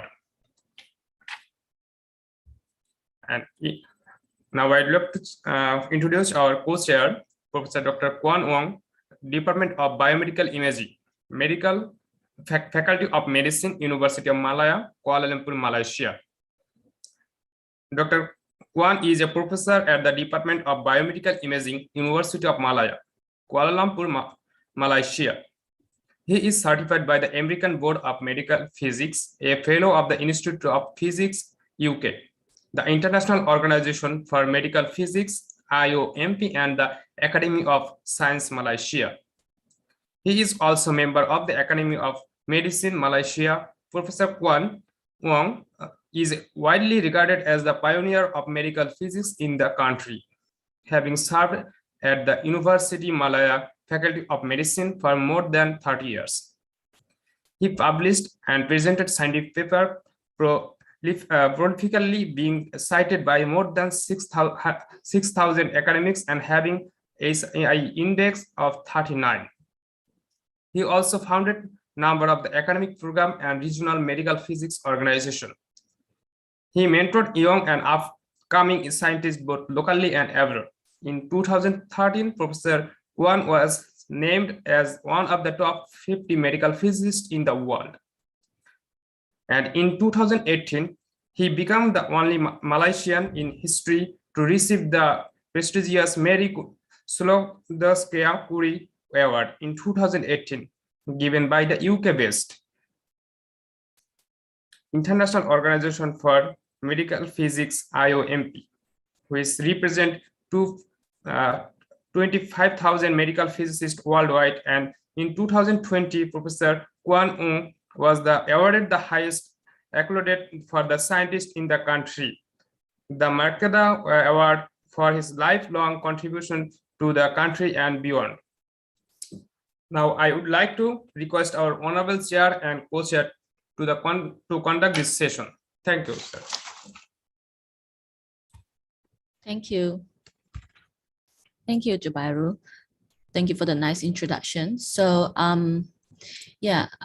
good morning, good afternoon, good evening, everyone, wherever you are. Welcome to the mini symposium on medical physics contributes during the COVID-19 pandemic. So as already introduced, I'm Jeannie Wong, and I will be chairing the session. So over the last 2 years, the world has been going through a very difficult time where every part of the world, we are and still are dealing with the COVID-19 pandemic. Medical physicists are healthcare professionals that uses physics principles in medicine, and we are involved in many different areas of healthcare, in radiotherapy, in medical imaging, in nuclear medicine, working hand in hand with our clinical specialist colleagues and other allied health professions such as radiographers, radiotherapists, radiopharmacists, and etc.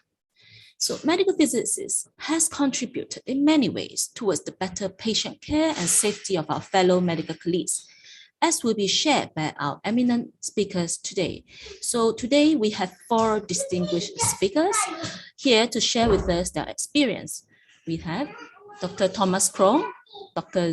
Zoe Brady, Professor Dr. Ng Kwang Hong, and Associate Professor Dr.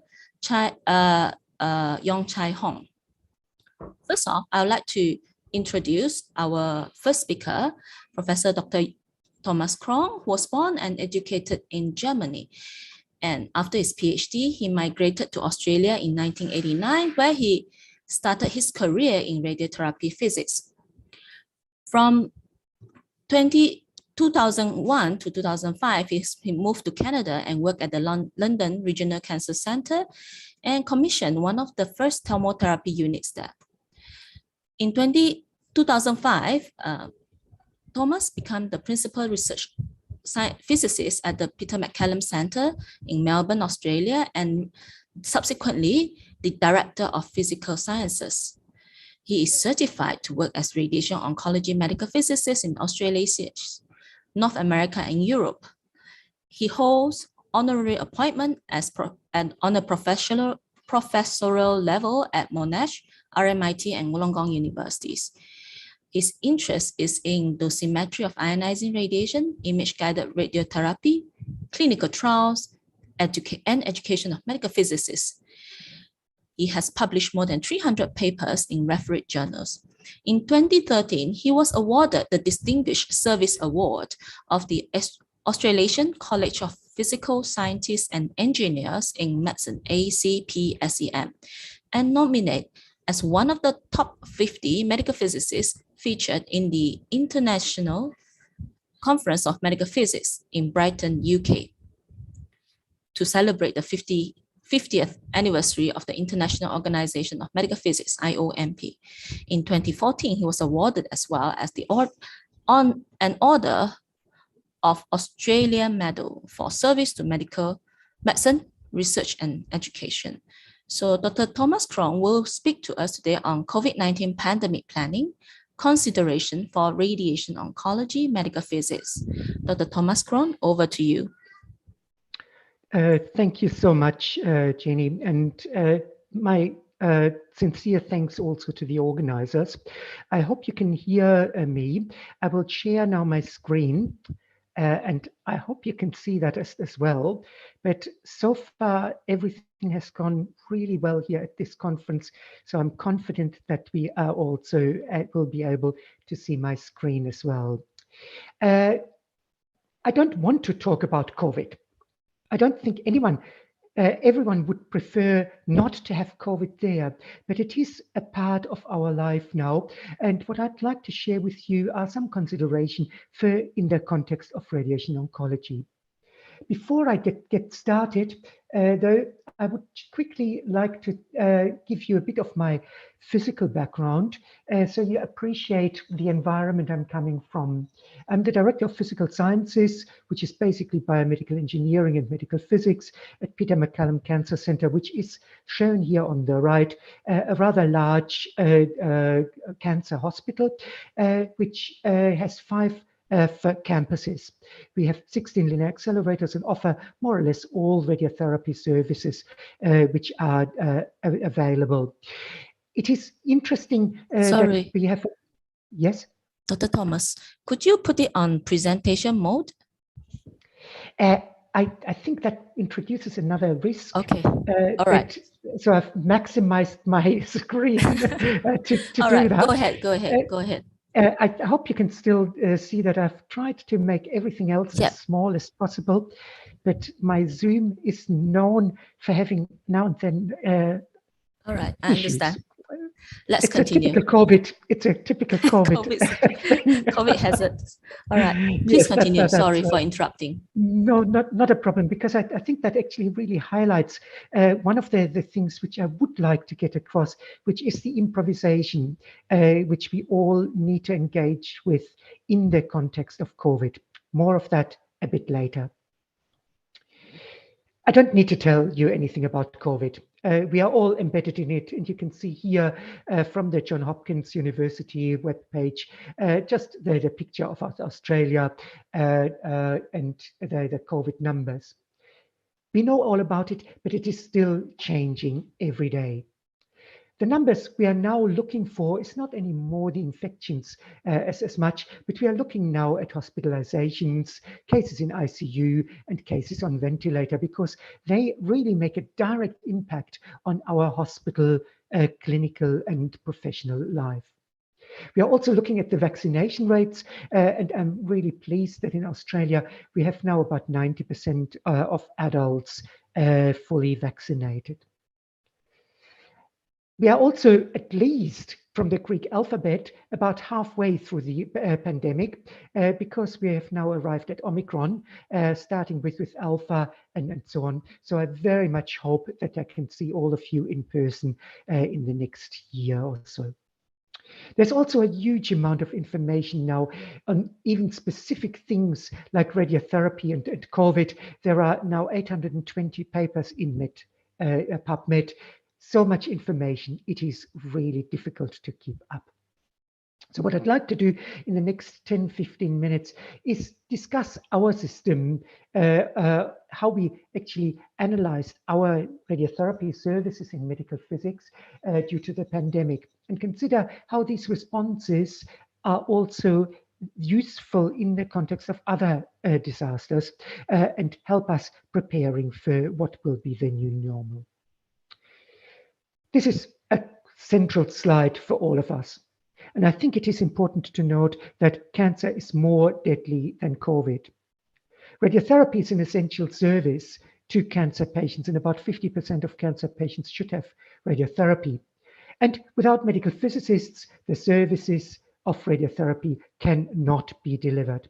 So basically, what I'm trying to say is, despite the fact that COVID is around, the medical physics show must go on. There is really no choice, because cancer is not going to go away, and we are an important aspect of cancer management. What I'm trying to convey here is sort of partially covered in a paper we published last year. A lot of changes have occurred, and I will alert you to some of these as well. But it still is true that we are part of the clinical team. And our chairperson has very nicely reminded us that medical physicists are healthcare professionals. That is written down also by the International Labour Organization. So it is something where we also have tasks which are patient-facing. I've tried here to sort of look and distinguish the different tasks we have in radiotherapy, and have done that in the context of seeing what can we do in the context of COVID, or really any disaster as such. And we were able to distinguish the activities of medical physicists in 4 different groups, with group 1 requiring experienced staff on site. They are patient facing. There's really, like with other clinicians, no way that we can do anything, reduce these services. Group B requires site outside of normal working hours. These are all the QA activities on linear accelerators. Group C requires experienced staff, but can be done remotely. Plan checking in an appropriately set up and IT environment is a possibility. And then we have Group D, projects, project management, teaching, education and research, which can be done remotely by a mix of staff. And I've written that originally in 2020, and now 1 year into the epidemic, I'm not so sure anymore. And I would say that teaching also requires, if we have a prolonged service interruption, requires students to be on site. And we have actually made a change to our provisions and have allowed students, at least in their final year, to come back in. They are essential, maybe not now for our services, but they are essential for future services. Without student education, we will have no service in years to come.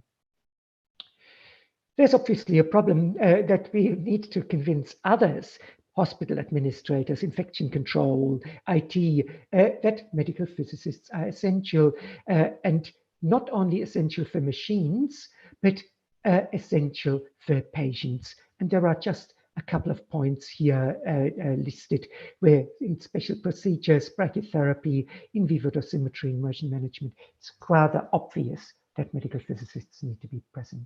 That means medical physicists need to participate in all the other essential things, like wearing full personal protective equipment, masks, N95 masks, and get immunized.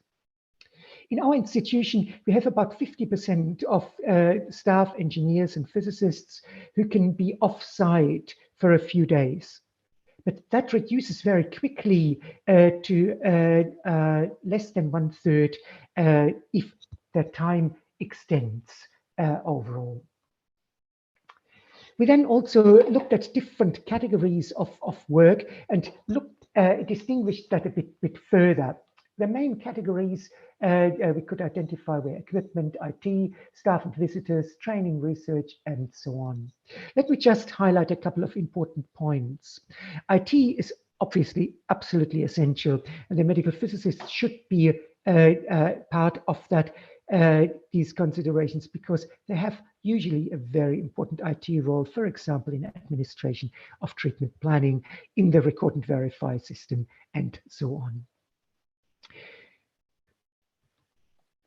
There is impact on staff and visitors, and for someone like myself who actually has to write the rules about what should happen in our department, this is quite complicated. It's unfortunately different everywhere, and I was really surprised that the quarantine rules in the hospital next door are different to the quarantine rules at Peter MacCallum Cancer Centre. So we do need to improvise and need to make sure that we are transparent and unambiguous for our staff, even if things are not perfectly unambiguous in the whole of society. Working from home has always been a challenge, and we were able at the height of the pandemic here to have about 1/3 of the workforce working from home. That is something we are reducing now because there is just so much demand at work, also with the increasing patient numbers after the pandemic as such. Also, working from home means good IT infrastructure is required, and also a good working environment is available.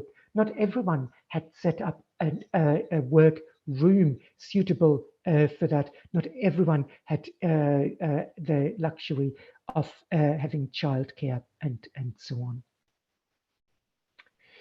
We came up with structures like this, and I just want to show you these sort of illustrations because I think it is important. Physicists have the ability to show graphics, to try and put models together and convey these visually. So this is something which is very easily to convey to others outside the physics department, for example, the radiation therapy services, the oncologists, where we can sort of say what happens in clinical hours, what happens in shoulder hours and non-patient hours. And we can also sort of identify how quickly can we bring staff back in from working from home back into the workforce because of various quarantine requirements. The last point I want to make, and obviously this is something a bit close to my heart, is the importance of the medical physics management. While that is typically not directly visible, it becomes more visible and important in the time of a pandemic when there is a certain top-down really required in terms of prioritization of things, in terms of communicating what the whole department does to the outside world, looking at the budgeting, which is more restricted in COVID times, looking at issues like bringing in outside workers, contractors, service maintenance people, installers from companies. All these things need quite a bit of management attention. However, one of the positive things of that is that a lot of the structures and ideas we developed in response to this immediate threat of COVID is also useful in the context of other disasters. For example, cybersecurity, and we had recently in Australia and all over the world several cybersecurity, very significant cybersecurity events.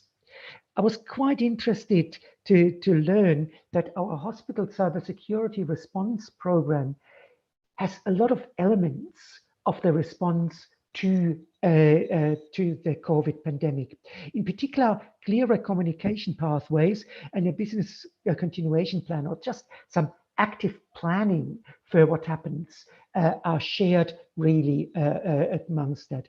And they allow then staff to become more independent, because staff, they know what to do, not only what to do, but also what the purpose of it all is. And therefore they can become more independent, make the right decisions, and can improvise, something we have had to do quite a lot in the context of resource constraints.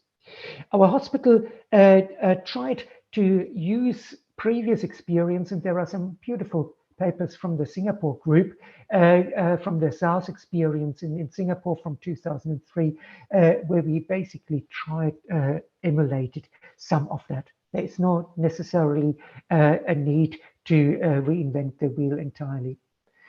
And Australia, in some respects, is fortunate to be behind. It's not fortunate in context of fashion. We are always looking a bit more daggy than the rest of the world because our fashion is 1.5 a year behind. However, that means our response, the virus mutations typically arrive in Australia in the winter after the Northern Hemisphere winter, and therefore some time for preparation is possible. And it's clearly impossible to overemphasize the role of medical physicists in planning and preparation overall. The pediatric radiation oncology response had these 5 levels, and hypofractionation clearly is an important one. In the context of hypofractionation and single fraction SABR, I just wanted to illustrate the importance of the medical physics team here. Hypofractionation and single fraction SABR is somewhat more risky because we give higher doses per fraction, which basically means the quality assurance, the delivery, the margins, everything needs to be much more optimized. We are asking of our overall system slightly better tolerances than before. And that clearly requires not only the oncologist to say, well, we need to do hypofractionation, but it needs the physicist to respond and say, yes, 6 gray per fraction is something we can do because of image guidance, because of margins, and so on. There's another problem in radiation oncology, which I don't want to elaborate a lot on, but we are probably one of the groups where the effects are seen very, very late. And whatever we do now will really affect us in 4 weeks' time because patients will be treated for 5, 6, 7 weeks on treatment. Therefore, any decision we make now will be really with us for at least 6 to 8 weeks. So what happens after COVID? COVID really has forced us to adopt changes in practice, and you can see sort of here a whole lot of changes, which I think are really important to stay. This planning, hypofractionation, shorter meetings, well, we will see if that actually is possible. We have introduced a departmental meeting every morning for 10 minutes only, where we all meet via the internet and talk, plan the day. Very useful stuff overall. So the idea is not to throw the baby out with the bathtub and consider what we can really learn from the pandemic. So there are lots of lessons learned. Important ones, broad picture is science rules. Physicists are scientists.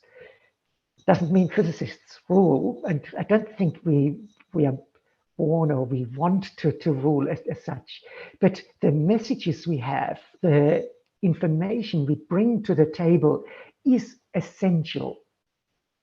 Immunization works. I must say, I'm really, really surprised. Well, I shouldn't be surprised because it's science, but I'm so pleased how well this whole immunization thing works.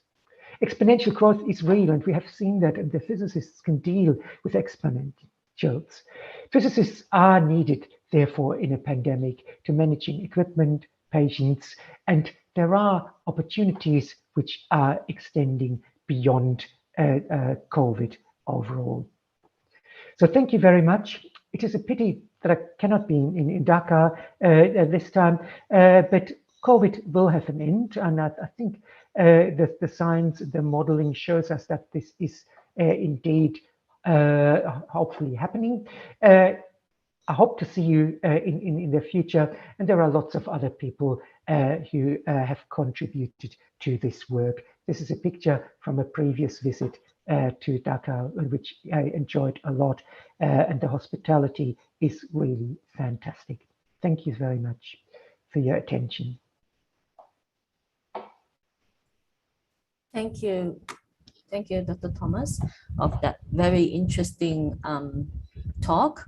And especially I like the fact that you have emphasized that students are at the training of students are essential part of the medical physics, that somehow we have to make room for them to come back. We need to have plans so that they can train in the clinical environment. Dr. Thomas, please stay on. We will continue with the next speaker and we'll have a Q&A at the end of the session. Yes. So I would like to introduce our next speaker, Dr. Zoe Brady. She is the Chief Imaging Physicist at the Alfred Health, Melbourne, Australia. She will be speaking on chest X-ray imaging through glass during the COVID-19 pandemic. So I'd like to just introduce Dr. Brady. She has been working as a clinical physicist for 15 years and has research interests in the risk from low dose ionizing radiation exposure and the implication for current medical field policies and practice. Zoe holds an honorary research position at the School of Population and Global Health, University of Melbourne, where she is involved in one of the largest pediatric cohort studies worldwide to publish risk relating to exposures from computed tomography scans in childhood and adolescence. Additionally, she holds a teaching appointment in the Department of Radiology at the University of Melbourne and an adjunct senior lecturer position with the Department of Neuroscience for Nash University. Zoe is also an associate editor for the British Journal of Radiology and the Journal of Medical Imaging and Radiation Oncology. So Zoe, I believe we have your recordings, and I would like to request the tech team to kindly play her recordings. Thank you.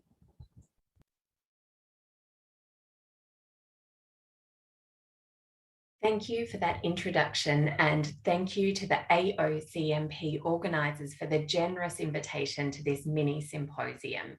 Today I'll be talking about our chest X-ray technique through glass that we've been using during the COVID pandemic.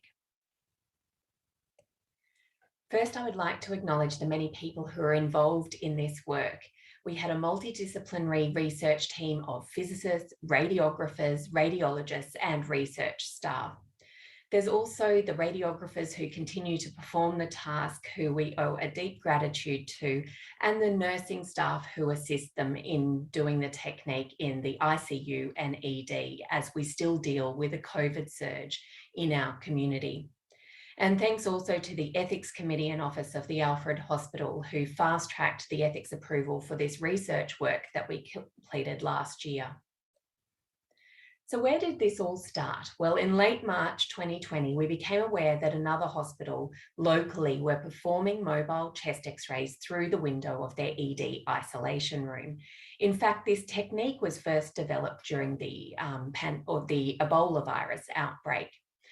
And so the supervising radiographer here at the Alfred asked me, could we do this technique as well?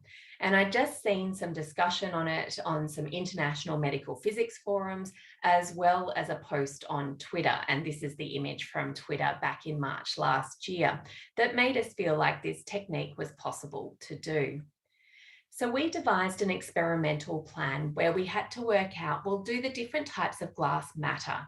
What parameters will we need to use for the technique for the rooms that we've got here at the Alfred? And how much scattered radiation does it produce so that we could ensure staff safety in terms of radiation exposure? The reason we were investigating the technique is because it has several advantages. The first is that it conserves use of personal protective equipment, because if the radiographer or one of the radiographers doesn't need to go into the room with the COVID patient, then they don't need to doff their PPE on exiting the room. So it conserved PPE. It also reduces radiographer risk, as you don't have the radiographers all entering the room for every imaging occasion. And it speeds up the process of taking the chest X-ray because the X-ray unit itself does not enter the room and so does not need to have the same level of disinfection applied. In terms of the thickness of the glass, it will attenuate or filter some of the X-ray photons. This means that the number of photons will be lower when the X-ray beam reaches the patient, but also means that the average energy of the X-ray beam will increase as you filter out some of those softer X-ray energies. These parameters both affect the image quality and needed to be taken into consideration. So our aim here was to characterize the types of glass in the hospital in terms of their X-ray transmission. We looked at a variety of glass around the hospital because at this stage we weren't sure where the technique would need to be used. The first was the ICU rooms, which is where we most commonly perform the technique. We also looked at some of the glass in radiology, as you can see in this second image.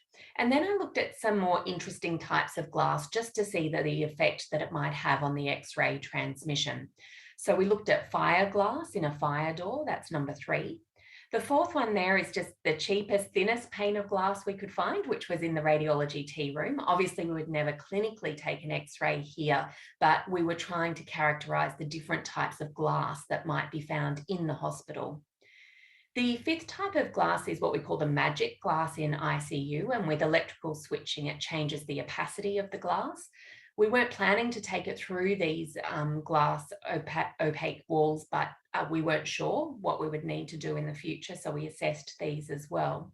And finally, the sixth option there, and we did this after hours when no one was around, is the reception in radiology, where we could actually get a double pane of glass to assess our measurements and ensure we were getting results that we were expecting.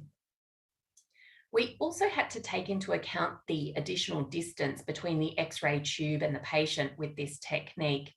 This example here is with me pretending to be the patient, and I have to confirm that no X-rays were used in the making of this talk. Here you can see that with the through glass technique, there is an almost 3-meter source to image or patient distance. Whereas when we do a standard in-room mobile chest X-ray, that distance is closer to 1.8 meters. So this had to be taken into account when we looked at the parameters we were going to use for the technique. We needed to increase the exposures to account for both the glass filtration and also the extra distance. It was about 1/2 value layer of glass filtration for the types of glass that we had in our hospital, and the distance was almost double to the patient. And so as a result, we needed to increase exposures, and we found that most commonly we would need to use 110 kV with an average of 5.5 MAS. These are our results for 30 through glass chest X-rays performed when we were just implementing this technique. But interestingly, the parameters have remained fairly similar now that we commonly perform the technique. We also looked at the dose to the patient because we didn't want that to increase by using the technique. And this is a range of doses for the first 30 X-rays that we performed with the technique. And what you can see, the typical patient dose is 0.02 millisieverts, which is very standard for a chest X-ray. Larger patients had larger doses, as we would expect the same for a standard mobile chest X-ray. We also had a look at the exposure index, which gives an indication of the X-ray photons that are reaching the detector. We couldn't compare DAP because obviously the DAP value didn't take into account the filtration that the glass was providing. So it was more reliable to have a look at the EI. And you can see here for the ICU X-rays in intensive care, routinely we looked at 1600 or so, just standard mobile X-rays performed in the range of EI values. You can see with the through glass technique where we've performed 20 X-rays, this was well within the range of what we were normally doing. In ED, where we were not performing the technique as often, you can see that the EI values are on the higher end, but still within the range of what was performed using the standard mobile technique. So this was one of the areas that we could optimize. staff dose was a really important consideration. We wanted the staff to be able to perform this technique without needing to wear lead aprons when they were in the PPE that was required in these COVID positive areas. It's quite substantial, and having the extra layer of lead just complicates their work further. So we looked at the scattered radiation, and we had to look at both the scatter from the glass where the X-ray tube was positioned and the back scatter towards the radiographer who was operating the X-ray unit, but also the scattered radiation to the radiographer, or sometimes it's a nurse who remains in the room with the patient, and they're the one responsible for positioning the detector. What we found for both of these situations was that the dose was less than half a microsievert at 1 metre from the glass or at 1 metre from the patient. In fact, our radiographers are trained to stand more than 1 metre away where it's possible, as they practice the principle of ALARA, or keeping their doses as low as reasonably achievable. With this scattered radiation level, it would take 2,000 chest X-rays per year to reach the radiation dose limit set for a member of the public or a pregnant worker in Australia. So we were quite comfortable with these radiation doses, and we followed this up with their personal radiation monitoring badges and also some Insta-doses that we used to look at the staff doses, which all remained very low or minimal. We also looked at the image quality, and this was a good set of criteria that our radiographers came up with to assess the appropriateness of the images. In the research that we performed, we looked at 30 chest X-rays that were performed through glass, and each of these were assessed by radiographers. We also had an assessment criteria for radiologists, and we had both the radiographer and the radiologist scores to determine the image quality acceptability of those images. We found that the images were acceptable or borderline, but still acceptable in 90% of the images taken through glass, which was a really good result. Some of the main artifacts that you find with this technique are anatomy cutoff, as can be seen here on the left image. And you can also see on the right image, the top of the lung apices being cut off because of the difficult positioning. It's quite hard to get the bed in the right position and then the tube at sufficient angle to properly image the chest. We also looked at the reject rate, and here I am pretending to be the patient again. With the through glass technique, it is very challenging to get the positioning correct, and so we were concerned that it might lead to a higher reject rate. We usually perform about 18,000 standard mobile chest X-rays annually, with a reject rate around 6 to 7%. For the through glass technique, in the first month that it was performed, we had a reject rate of approximately 13%. As the radiographers got better and more comfortable with the technique, the second month had a reject rate that had decreased to 8%. We're just planning some further research work now, where we'll have a student look at our current reject rates for this technique, as it's become more common practice as we have a lot of COVID patients currently admitted in the hospital. We don't always use the technique. It is up to the individual staff member to consider whether the technique is appropriate for each individual patient and the clinical question at hand. We revert to our standard mobile in-room technique if the patient requires supine imaging for larger patients, when it is not possible to get the bed close enough to the glass or low enough for a sufficient tube angle to ensure that we get full coverage of the chest anatomy. And also for pregnant patients, we prefer to do the standard mobile technique in the first instance.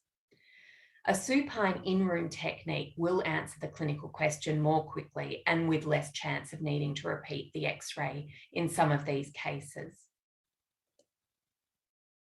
When we first started out investigating the technique, we couldn't find much published information on it, with information on the technique and parameters, the radiation safety for staff, but also the image quality assessment. And so we put together a paper in July 2020 so that other people could implement the technique if they chose to do so and didn't need to reinvent the wheel, and could really use our work as a foundation for developing and implementing their own technique in the hospital. In conclusion, we are still using our through glass technique today, as we do have COVID patients and are currently having a surge in the community, it gives the radiographers confidence and it reduces their mental load. A lot of them have anecdotally reported to me that they're very pleased that they have the technique available to use. It uses less PPE. It is faster than doing an in-room mobile technique because we don't need to disinfect the machine in the same way.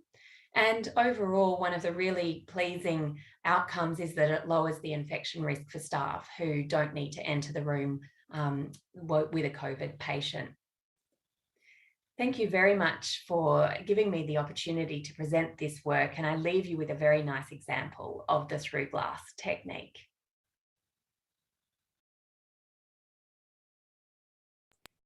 Thank you.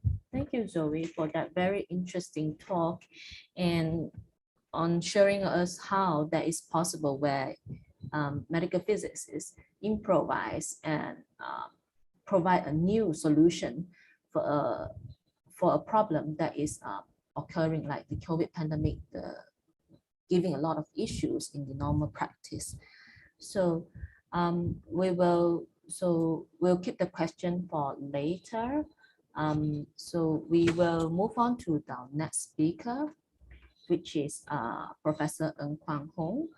Well, Zobaya has actually introduced Professor Ng Quang Hong earlier as the co-chair of the symposium. So I probably would not need to reread his biography. So I'll just like to say that Professor Ng Quang Hong will be speaking on the medical physics and COVID-19 global experience and perspective. And he will specifically be sharing on the works of many medical physicists worldwide, which was collected in a book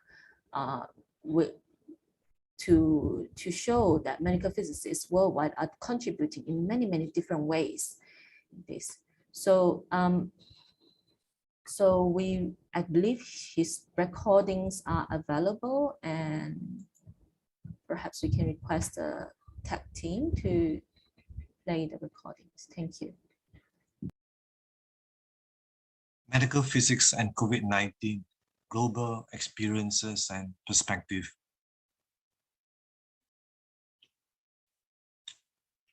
Ever since the COVID-19 pandemic got started in the late 2019, it set the whole world into unprecedented turmoil.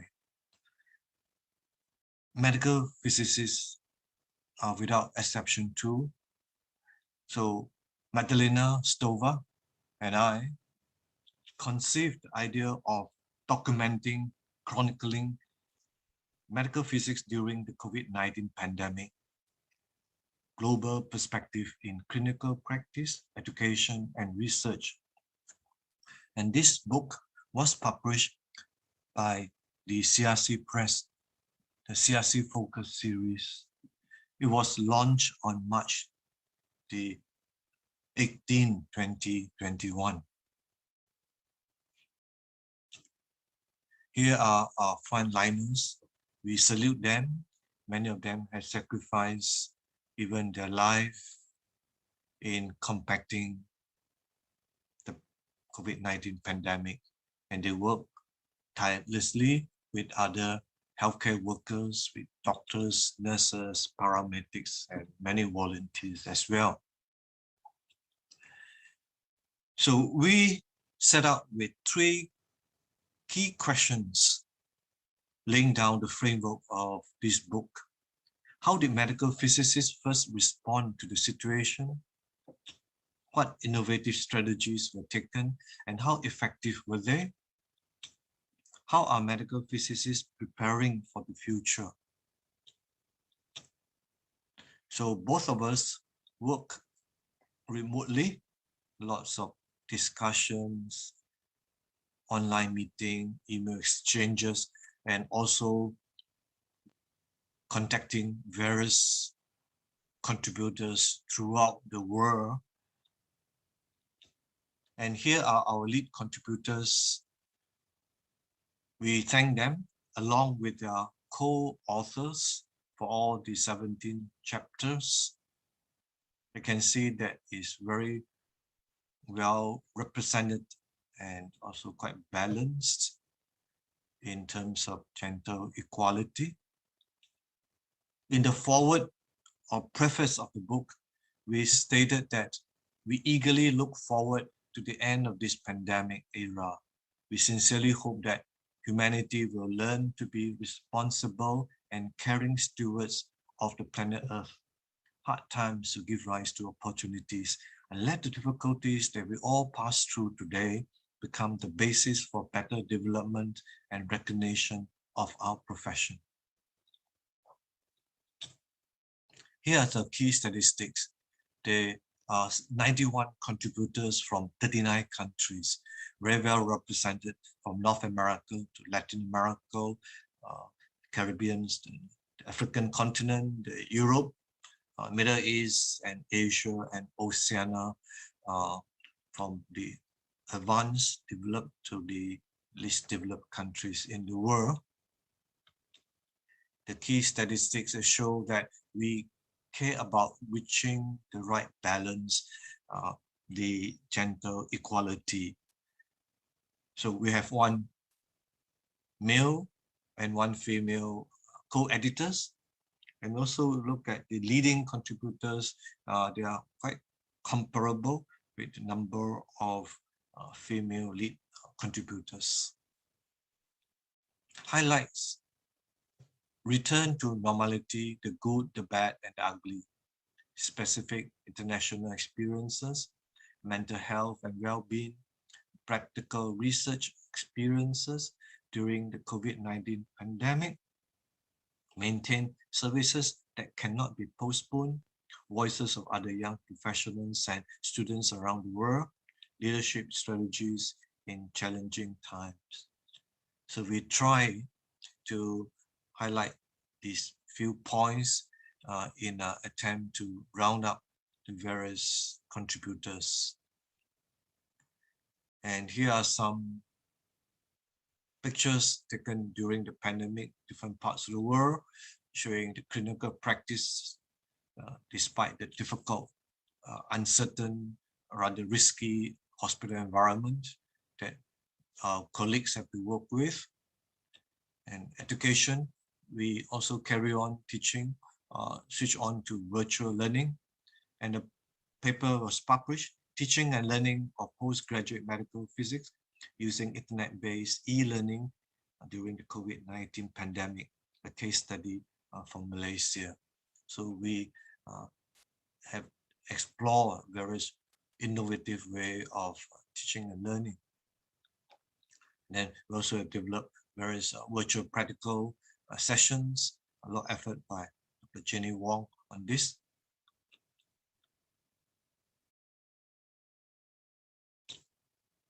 And research is taken a lower priority. It's very difficult where the labs were closed, we couldn't get the consumables, and we didn't really have patience for the study. And nonetheless, research, a very limited skill was to carry on. For example, I led a team to develop the COVID-19 bibliometrics, and also there were outbreak prediction using machine learning, and also some various kind of opportunity for clinical research. Lots of innovations. One is by Zoe Brady from Australia. She developed the X-ray technique through the glass in a mobile X-ray setting. So this X-ray isolation keeps patient and staff safe. So here we like to run through with you all the 17 chapters and highlight those, what was the main theme from each chapter. Interesting, chapter 1, consolidating wisdom from diverse talents in medical physics during the COVID-19 pandemic. In the introductory chapter, if we continue to work together to strengthen research and trust in science, with the ultimate goal of using them for the betterment of life, then this will lead to a positive side effect in the pandemic. Chapter 2 by Thomas Krohn and others. Medical physicists are used to the underlying concepts because their work is based on risk management. This new normality requires conscious monitoring to ensure that opportunities are not missed or decisions delayed by using the pandemic as an excuse.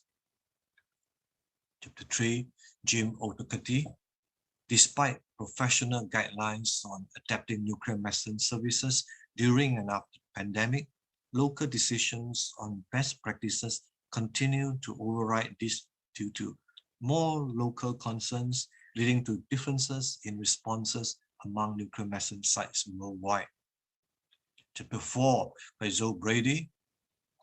Radiology medical physicists worldwide have adapted and developed unique ways to provide essential services. There is much commonality in the way that radiology physics work has been approached during the pandemic. Chapter 5, Ginny Wong. In the future, we should embrace hybrid or blended learning, whereby physical teaching and learning seamlessly complement e-learning while maintaining a reasonable component of hospital-based training. Chapter 6, Magdalena Stover. The COVID-19 crisis changed the relationship between universities as primary research institutions and society in terms of enhancing public trust and confidence in the value of university-guided research. Chapter 7, Magdalena Stover. With more than 50 years of history and experience in the field, the IOMP has proved once again the key role in the medical physics profession and medicine worldwide by contributing responsibly during the ongoing pandemic, which is yet to show signs of fading away or getting under control. Chapter 8, Jin Xiang. The outbreak of the pandemic in late 2019 is a global disaster, and its great impact in Asia Pacific has been unmasked in economic and health crisis. Despite significant government responses and the heroic efforts of medical staff and other healthcare workers, this global societal emergency has taught us several costly lessons. Chapter 9, Huda Naomi. A medical physicist in the Middle East region played a significant role during this unprecedented time, both in sustaining their essential role in the healthcare system and in optimizing the preventive efforts of humankind in the control of this pandemic. Chapter 10, Paddy Gilligan. COVID-19 has been a tragedy for Europe, and its repercussions will be felt for many years. For medical physicists, being able to respond quickly and efficiently to new clinical directions and challenges was an important aspect of the pandemic response and was appreciated by clinical colleagues. Chapter 11 by Christoph Tironich. In Africa, there are large gaps in response capacity, especially in human resources and protective equipment. The pandemic has also affected medical physicists globally, whose roles have also adapted. Chapter 12, Brent Parker. Although most of the healthcare response has been on services directly related to caring for COVID-19 patients, the impact has been felt in all areas of medical physics. These changes will help identify future opportunities for medical physicists and allow us to respond more effectively to similar future events. Chapter 12, Carmen Calcina. Medical physics also plays a fundamental role during the pandemic, such as guaranteeing diagnostic quality, especially in computed tomography, the gold standard for evaluating patients with COVID-19, as well as guaranteeing and maintaining the quality of patient treatments with radiotherapy and nuclear medicine. Chapter 14, Slavik Tabakov. The collaborative work and analysis of the editors presented in this chapter emphasize the service that these journals offer to our profession, even in such difficult times. They also underline the need for further collaboration between the elites of the professional journals, as well as the expansion of international networking in medical physics. Chapter 15, Jacob Van Dyke. All healthcare professionals are affected in very significant ways, including medical physicists. Undoubtedly, there is a yearning by medical physicists to address the COVID problems with safe, effective, and professional approaches. Chapter 16 by Luisa Goulart. Early career medical physicists face many challenges as they start their medical physics professional life. Coping with work, personal life, career, and COVID have been very tough for health professionals. Finally, chapter 17, David Young. New and better leadership and responding to challenges such as the COVID-19 pandemic will need to draw upon the core principles of collectivism, engagement, and humanism. So all those highlights, special theme from all these chapters, give us a pretty good account of what the medical physics as a profession have experienced worldwide. So how has the life of medical physicists changed during COVID-19 pandemic? Indeed, our life has changed. However, we are still relevant. In fact, we are more resilient, innovative, and visible. And finally, I'd like to leave with you my favorite quotation. To achieve more, we should imagine together and change. Yes, we must make a difference.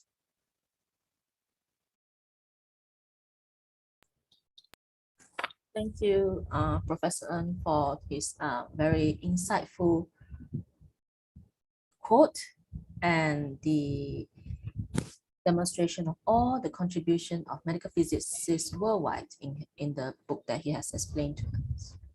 So we will move on to the next speaker, the last speaker of today. We have Associate Professor Dr. Yong Chai Hong, and she is a lecturer at Associate Professor at the Taylor's University, Malaysia. She will be speaking on fighting COVID-19 through the invisible light UVC. Dr. Yong is one of the very few medical physicists in Malaysia who had completed the IAEA clinical training medical physicist specializing in diagnostic radiology, DRMP. She's also currently chairing the Professional Relationship Committee of the AFOM, Asia Oceania Federation of Organization for Medical Physics, AFOM. She was also elected Vice President of the Southeast Asia Federation of Organization for Medical Physics, CISFOM, and Vice President of the Malaysian Association of Medical Physics, MAP. She is also one of the founding members of the ASEAN College of Medical Physics, ACOM, and recently she was awarded the prestigious IUPAP Young Scientist Award 2021. She was also been awarded CIFOM Young Leaders Award back in 2017 and Taylor's University President's Award for Research and Innovation in 2019. Dr. Yong is currently leading the non-communicable disease cluster at her university, and her research area focuses on theranostic, minimally invasive cancer therapies, pharmacoscintigraphy, 3D printing in medicine, radiomics, as well as radiation protection and optimization. Her research has won several local and international awards, including the Certificate of Merit Award by the European Society of Radiology in 2012, being the first Malaysian to receive such prestigious award. She has a few patents, and she has published more than 70 peer-reviewed journals. 2 academic books and 2 book chapters. So we will welcome Dr. Yong to give her talk.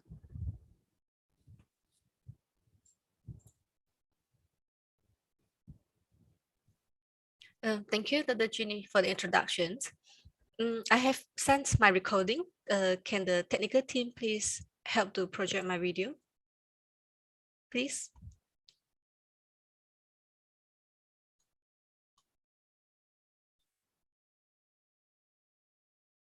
It's okay. I think I can play from my side. Okay, let me try.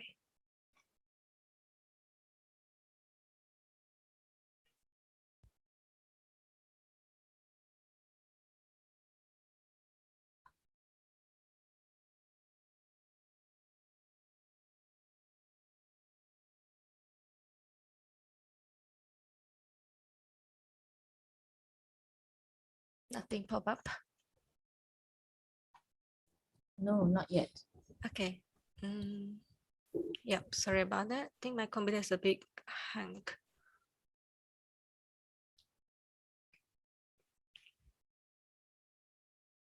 Is there any technical team member here?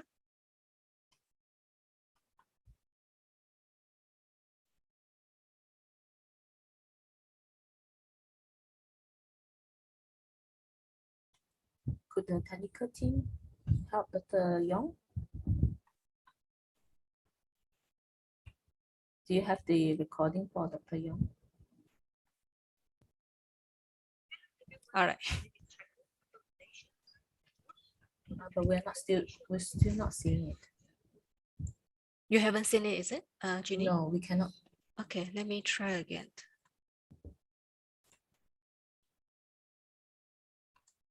Yeah, we're seeing now. Hello everyone, my name is Chai Hong from Malaysia. Welcome to the 21st Asia Oceania Congress of Medical Physics. First of all, I would like to thank the organizer for inviting me to share my presentations on fighting COVID-19 through the invisible light, UVC. These are the contents of my presentation. I will try my very best to share the overview on UVC within the coming 15 to 20 minutes. I'm sure all of you here are very familiar with this diagram, the electromagnetic spectrum. From the very right to the very left is the non-ionizing radiation to the ionizing radiation. We have radio wave, microwave, infrared, ultraviolet, X-ray and gamma rays. And our today's topic is focusing on ultraviolet, UV. Many people may not be aware that the UV spectrum can be further divided into UVA, UVB, UVC, and Phi UVC. UVA and B have been categorized as non-ionizing radiation. But UVC and Phi UVC, they contains higher energy and they are categorized as ionizing radiation.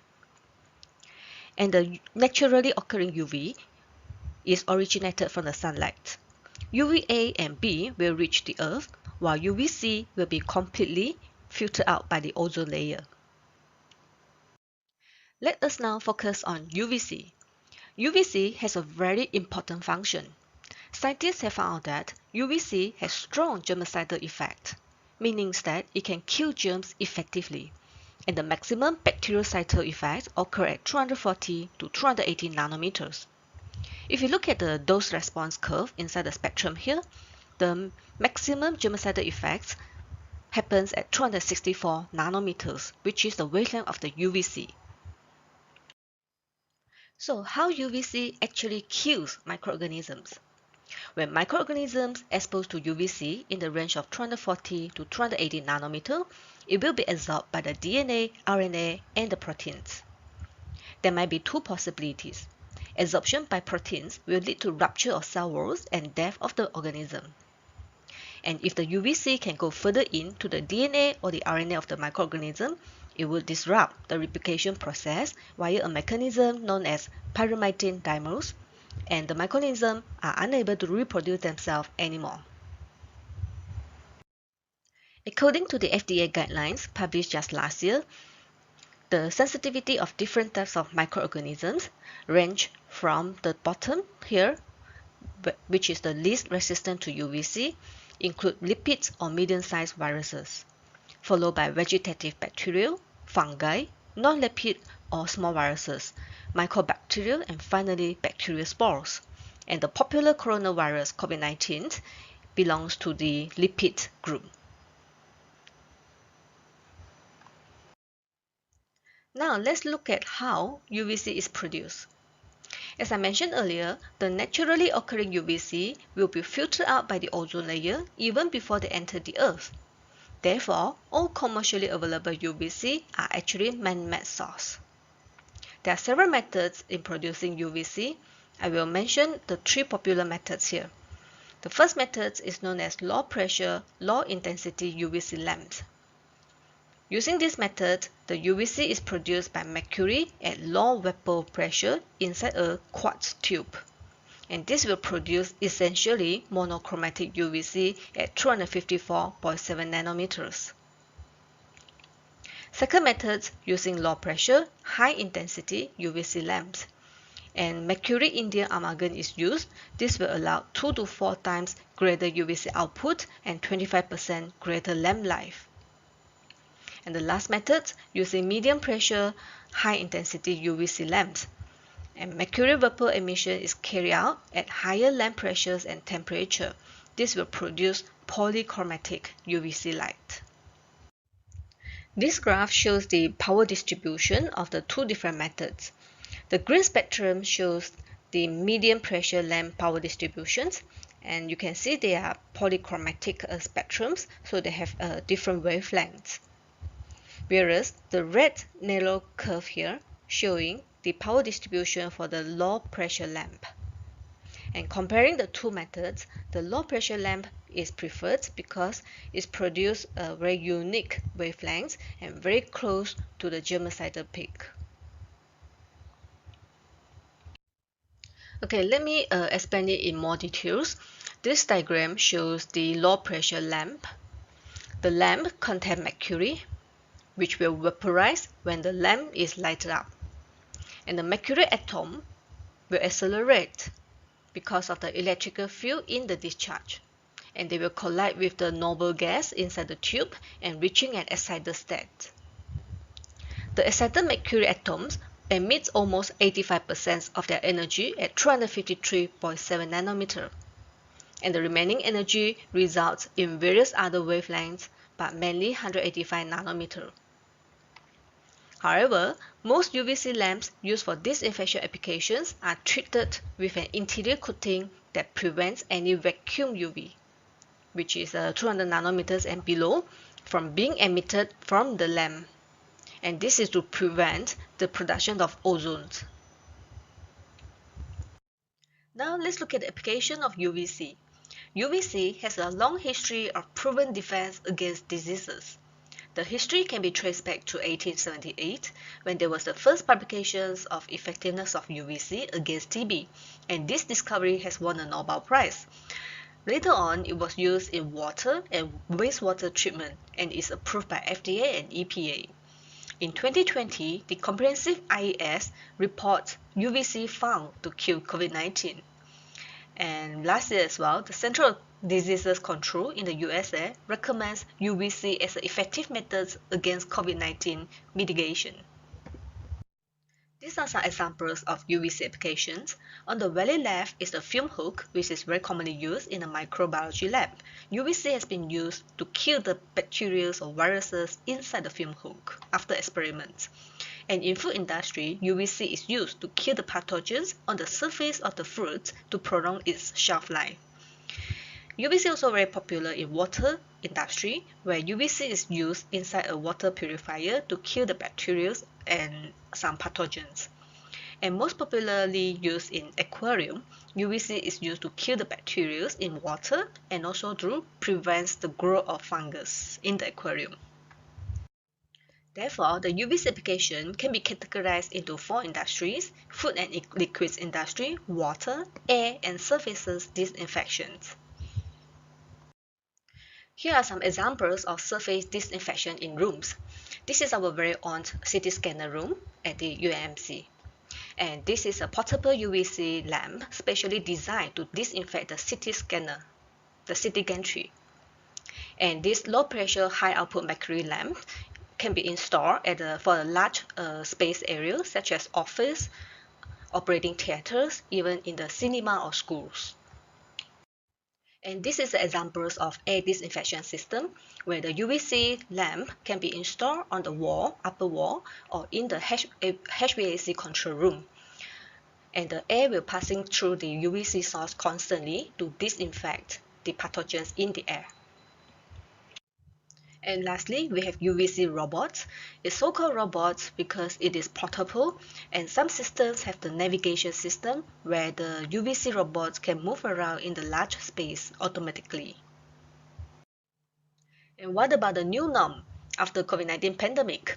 We have seen more and more application of UVC in multiple industries. For example, in the airport, UVC is used to disinfect the trolleys.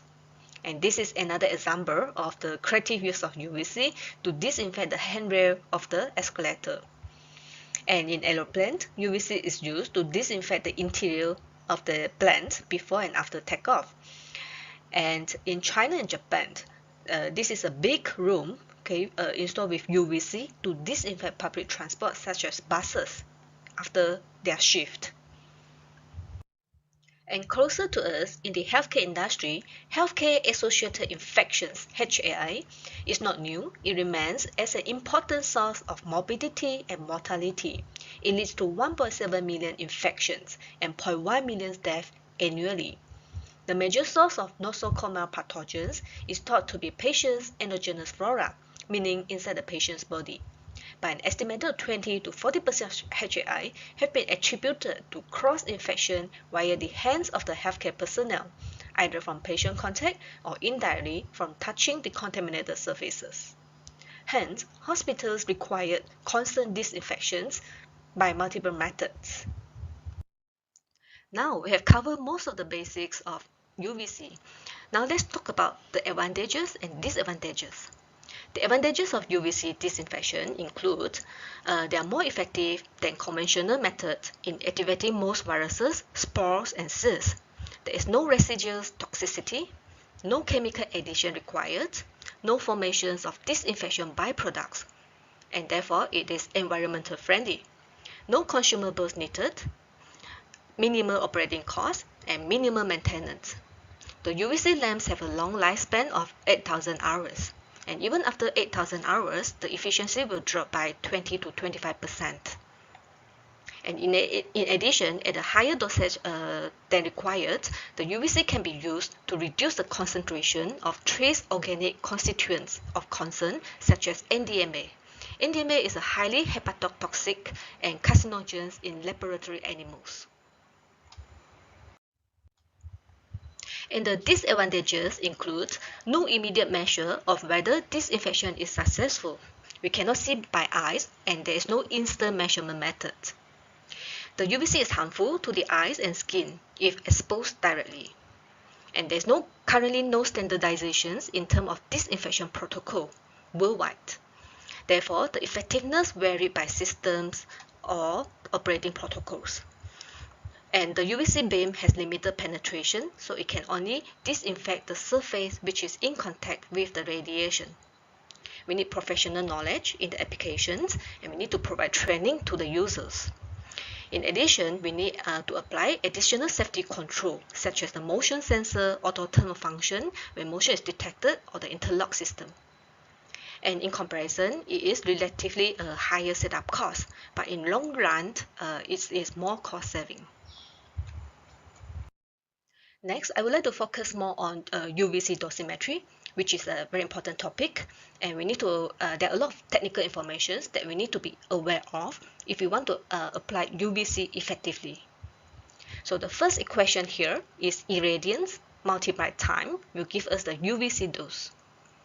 Irradiance is the intensity of the UVC, measured in watts per meter square. Multiplied time will give us joule per meter square. And the UVC dose is depending on the types of microorganisms and log reductions that we want to achieve. Whereas the irradiance is depending on the distance between the UVC source and the object surface. And here, the inverse square law applied. So using the inverse square law, the intensity of the UVC lamps at the further distance away will be a function of reduction of square. So I mentioned log reduction. What is log reduction? It is this formula, log reduction equals to log A minus log B, where A is the number of viable microorganisms before treatment, and B is the number of viable microorganisms after treatment. And this will give us the value 1 to 5. Log 1 meaning 90% reduction of bacteria, 2 meaning 99%, and so on. And what are the appropriate UVC doses to kill different types of microorganisms? There are a lot of references, guidelines that you can find from the internet, but I would recommend you to go for the reliable resources such as the International UV Association website, WHO, FDA, and the ICNIRP. And here is one of the examples of the recommended dose to kill different types of bacteria. I take a common example here, which is the E. coli, a common bacteria in the hospital setup. We need about 3000 microwatt second per cm square. This is equal to microjoule per cm square to reach log 1 reductions. And to achieve log 2 99% reductions, we need at least 6600 microjoule per cm square. And the IUVA has given a recommended minimum UVC dose as to inactivate virus as 40 millijoule per cm square. Okay, how can we measure UVC?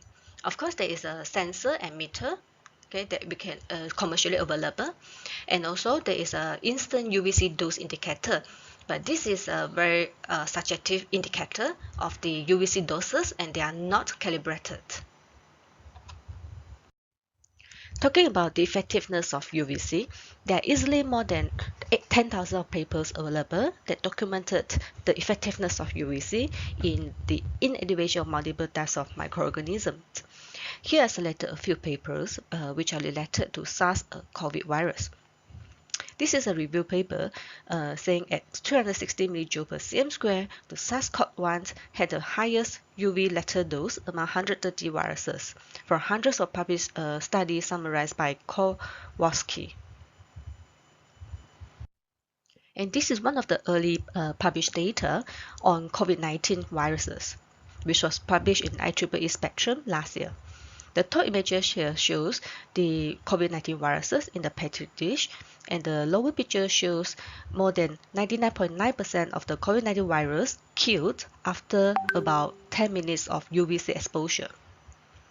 COVID-19 is a single-strand RNA virus, and in order to achieve 90% of viral reductions, we barely need 1.32 to 3.2 millijoule per cm square of the UVC doses. This is another very popular paper in scientific reports. UVC irradiation is highly effective in inactivating SARS-CoV-2 replication, published early this year. The paper summarized that an UVC dose of just 3.7 millijoule per cm square was sufficient to achieve more than 3 log inactivation of COVID-2 without any sign of viral replication. Moreover, a complete inactivation at all viral concentration was observed with 16.9 millijoule per cm square. And also, there has been rapid development of far UVC since the starting of COVID-19 pandemic last year. This is another very popular paper in scientific reports documenting that far UVC efficiently and safely inactivates airborne human coronavirus. The study mentioning that continuous far UVC exposure in occupied public locations at the doses of 3 millijoule per cm square per hour will result in 90% viral inactivation in 8 minutes, and so on. Another recent review of 80 papers on 1985 to 2020 mentioning that the efficacy of UV-based sanitizer technologies are promising, but are dependent on numerous environmental, physical, and technical factors.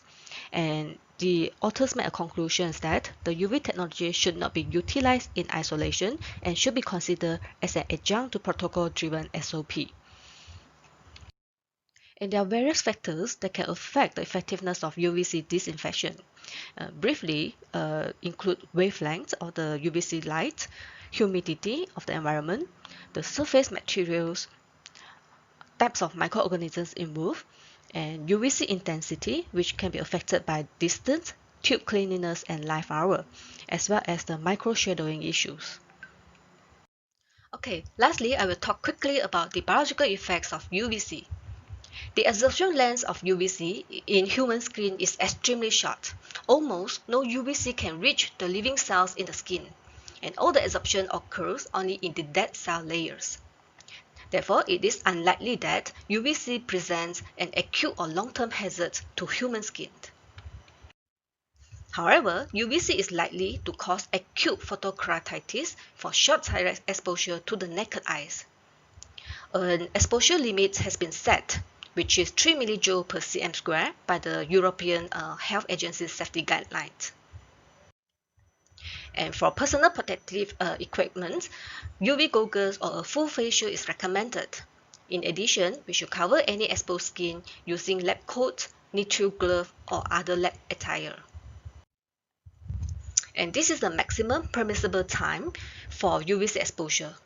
With constant irradiation in the intensity on the skin must be limited to 0.1 microwatt per cm square.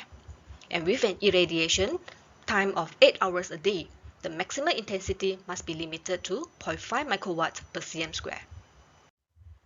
And similar to the practice in ionizing radiation, the UV hazard symbol must be displayed at the premise when the UVC is used. And this is the ISO symbol. And it is always encouraged to add additional warning, okay, with description such as UV radiation inside, no admittance without UV eye protection. Thank you very much for attention. I'm happy to take any questions if you have, or you can email me in this email address. Thank you. Thank you, Dr. Yong, for the very detailed bringing us from the basic to dosimetry to biology of the UVC irradiation. Certainly, it's very interesting to see the use of UVC. I mean, we are familiar with the use of UVC in a lot of commercial use, but to use it in clinical is something I think that's not very common. At least I have not seen it a lot in our hospital. And we thank Dr. Yong for bringing this technique to our CT in our UMMC. So now we have come to the Q&A session. So we have about 10 minutes or so. So I was just wondering, now that we're talking about this UVC technology, does Thomas and Zoe, do you use UVC disinfection techniques in your hospital? Any comments from both of you? I'll jump in. Thank you for the question, Jeannie.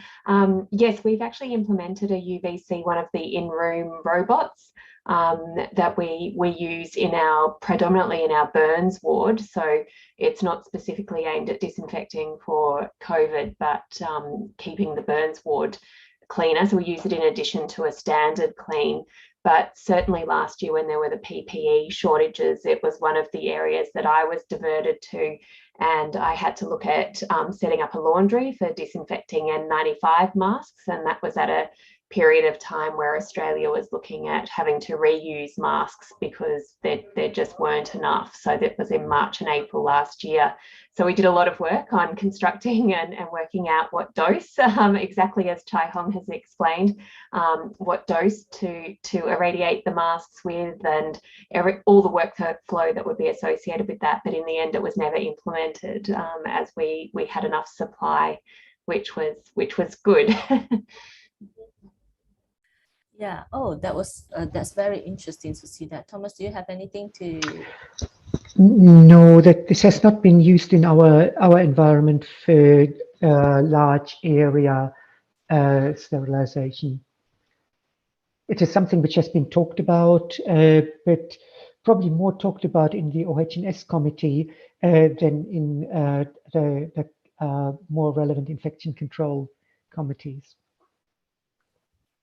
Okay, so that's interesting because Zoe was saying about reducing the amount of time that you need to disinfect the mobile X-rays and all that, whether UVC would be also useful in that aspect or not. We've certainly considered it and considered disinfecting our CT scanners prior to the proper cleaner coming in to do the proper clean. But every utilisation that we've investigated involves doing the UVC in addition to a standard clean. It's certainly not a substitution. So if anything, it will take more time, but possibly make it a cleaner environment for the cleaner to then clean. And likewise in the burns ward where we use it, we're doing a proper clean first, physical clean and chemical clean, and then using the UVC as an additional mechanism on top of that. Oh, okay, so it's like double cleaning. Yes, in a way. Yes. Right. Just like to Thomas, I really like your time diagram. I don't know what you call that, but I call it the time diagram. The one that you kind of block out the time where you on what day you can have it for the physical presence, and there's a shoulder support or something like that. Yep. So you mentioned that since you've wrote the paper and until now, so it's like 1.5 years, 2 years down COVID line, then you have changed your ideas on how medical physicists work. I was just thinking that, do you see a role in AI to be more involved in remote physics QC work currently? So AI as in artificial intelligence. I think that there is probably a role in the long term. The problem with artificial intelligence, which we use for auto contouring, for example, and some limited decision-making support for oncologists, we need learning data and training data. And while there are opportunities to sort of predict physical things, we have so few events in our QA environment that it is quite difficult to rationalize QA at this point in time via artificial intelligence. Having said that, we have actually used risk management tools, and particularly the environment of the failure modes and effects analysis, to try and reduce quality assurance activities, in particular as they pertain to on-site activities. There has been, given the nature of physicists though, there hasn't been a huge amount of agreement. It is for physicists very difficult to give quality assurance activities away. And we have so had limited success, but my initial thinking would be more along the notion of using a risk management approach to try and prioritize, because a risk management approach has explainability built in, and many AI systems don't have that at this point in time. So we may be able to do more with AI, but we don't know why. And that is in the context of the quality assurance a bit tricky. While in a risk management process, we know why we drop something and can document that more specifically. But yes, I'm sure in 5 years' time when we meet here again, everyone will do some sort of AI. Yeah, so not so fast yet, but something that I think that the trend, the direction is towards that. Zoe, I was just wondering, a question for you. It's very interesting that you're imaging through the glass. Did you have to actually have special room design with the glass windows, or were the rooms are already equipped with glass window, and therefore you said that it was fast to implement the imaging through the glass? So these were actually rooms which had glass windows. In our intensive care unit, we're lucky that most of these isolation rooms have glass walls, so you've got quite an area that you can image through. But in our emergency department, most rooms have even a small window in the door, so that there's some visual monitoring of the patient. And so most of our areas, old and new within the hospital, have the capability for the technique to be performed. We did a lot of work on it last year, and it actually surprises me that still today we would be doing at least a dozen x-rays like this every day still. So it's a very much preferred technique by the radiographers, and definitely still in use. Yeah. Sorry, can I just ask about patients? Because have you had any patient feedback? Do patients like it? Are they questioning why is that happening? I can't see the X-ray unit.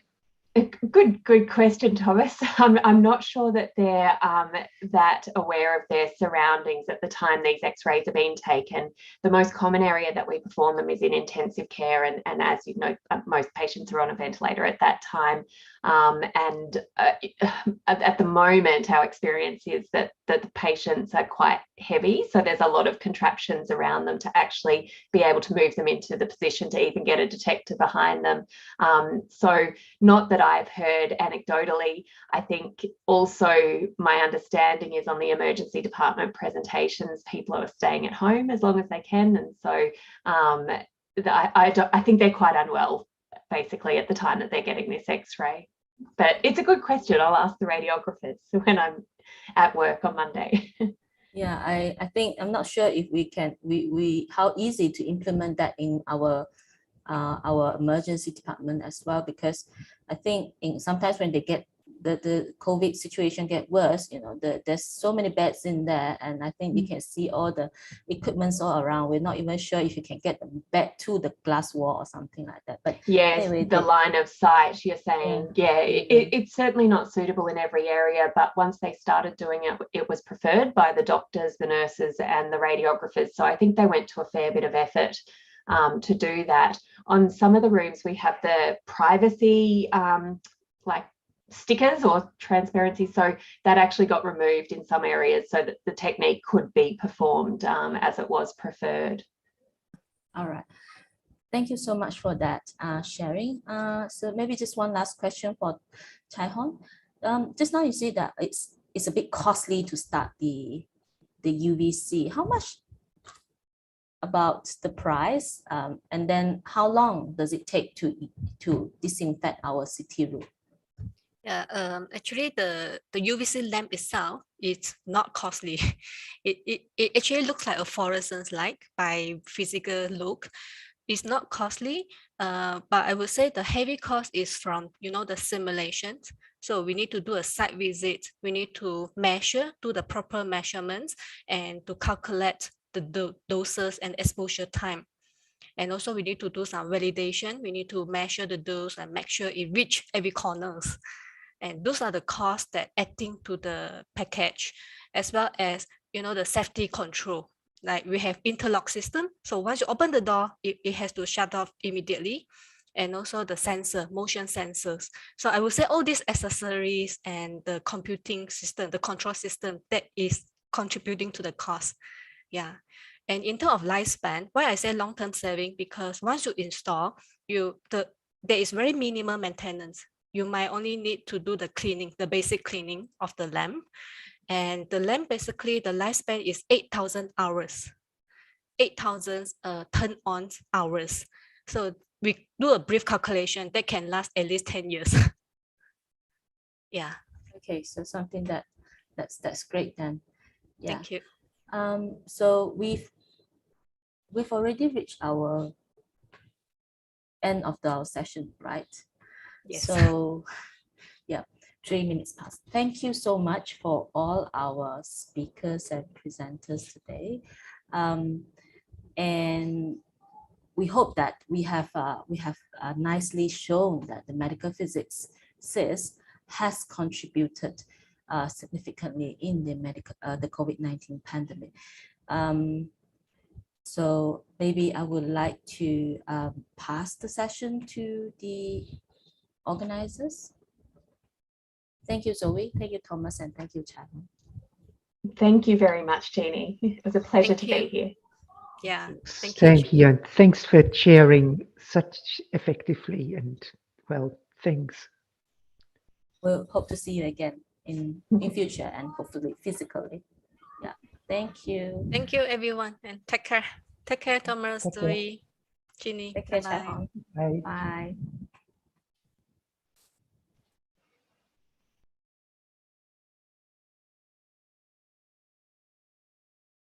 Cancer touches us all in one way or another. That's why we're dedicated to connecting all care to realize a world without fear of cancer. We're achieving that through intelligent cancer care. Through building shorter paths from research to remission, bridging the distance between Manhattan and Mozambique, driving a direct link from high tech to high impact, and resolutely facing today's unique challenges by connecting the world through more personalized treatment, more data-driven decision-making, more direct access to care, and a new, more unifying, smarter standard of oncology. We're all connected through intelligent cancer care.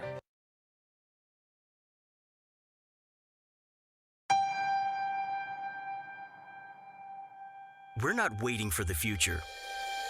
We're creating it. Imagine radiation treatment that's easier, more efficient, and delivers therapies in record time without compromising on quality. Because quality of care is so important, there's innovative beam shaping technology, combined with 100% image guidance and patient positioning. This is a new way of thinking, a transformation designed to help more patients enhance their well-being and comfort in less time. Together with our customers, we've led radiotherapy innovation for years. Now we're creating its future.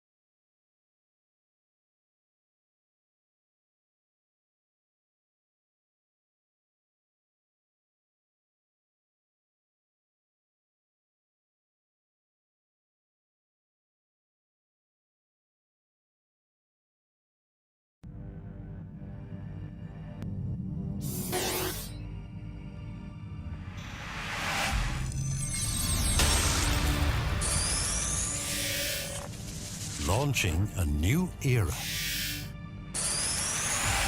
PTW BeamScan, the new water phantom. Automated, wireless, fast.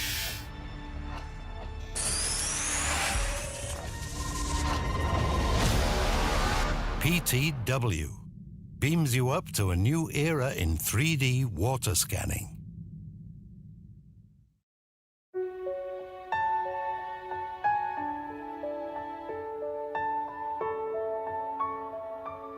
I still remember that morning, the day I first set foot on the campus as a student.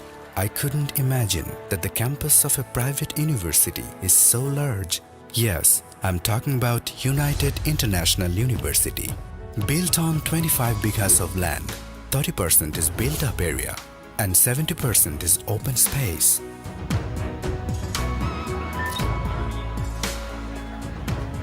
There was a large corridor in front with a lot of students.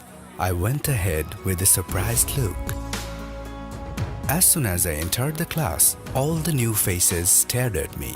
They were my university classmates. Sir entered the classroom. Lesson started. The way of teaching was different. He explained everything in a simple way.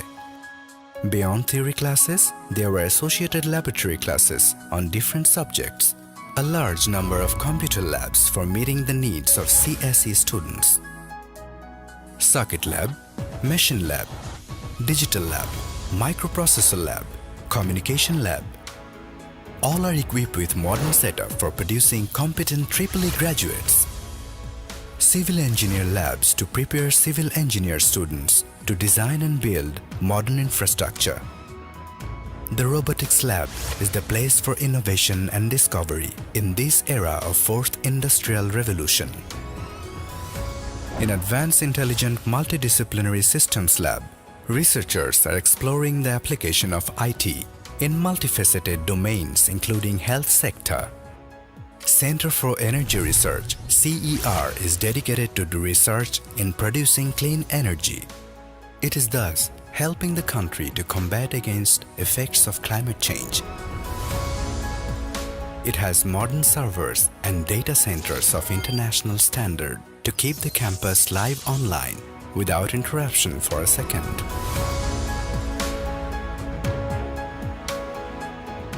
Proverb goes that the more you read, the more you learn.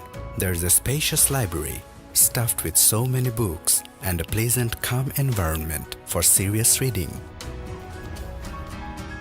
Spending time with friends in a lovely green environment was really very exciting. Large playground over the horizon cannot be forgotten. Suddenly, I was in trouble. It would be too late to get money from home. A friend advised me to go to the DSA office. I went and got an interest-free education loan. What a relief it was for me. There is no end to the benefits. There's a game room, gymnasium, nice canteen, large auditorium, plenty of benefits. Is it possible to pass without good results? So, study, study, and study. I got scholarships several times along with many of my classmates. The wheel of success of this organization is moving forward under the leadership of our Honorable VC Sir, Professor Dr. Chaudhry Mafizur Rahman. And that's why United International University has been accredited by ACBSP, IEB, SEMA, and has been ranked in Asia by QS. The main secret behind this is the quality of education and all the modern facilities. Time passes by. A special day comes. I got the certificate of graduation from the Chancellor. Today, during my busy schedules at work, even though I'm far away, I still remember the key contributor of my success, the United International University. Today, graduates of United International University are working successfully in home and abroad, bearing the flag of this noble institution. United International University. Quest for excellence.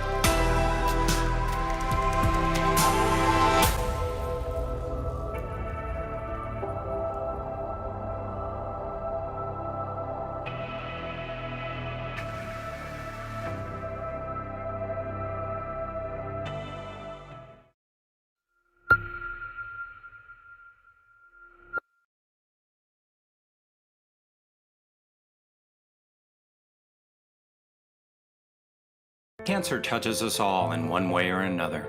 That's why we're dedicated to connecting all care to realize a world without fear of cancer. We're achieving that through intelligent cancer care. Through building shorter paths from research to remission, bridging the distance between Manhattan and Mozambique, driving a direct link from high tech to high impact, and resolutely facing today's unique challenges by connecting the world through more personalized treatment, more data-driven decision-making, more direct access to care, and a new, more unifying, smarter standard of oncology. We're all connected through intelligent cancer care.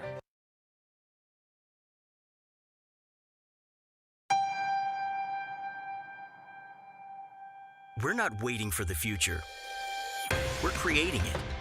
Imagine radiation treatment that's easier, more efficient, and delivers therapies in record time without compromising on quality. Because quality of care is so important, there's innovative beam shaping technology, combined with 100% image guidance and patient positioning. This is a new way of thinking, a transformation designed to help more patients enhance their well-being and comfort in less time. Together with our customers, we've led radiotherapy innovation for years. Now we're creating its future.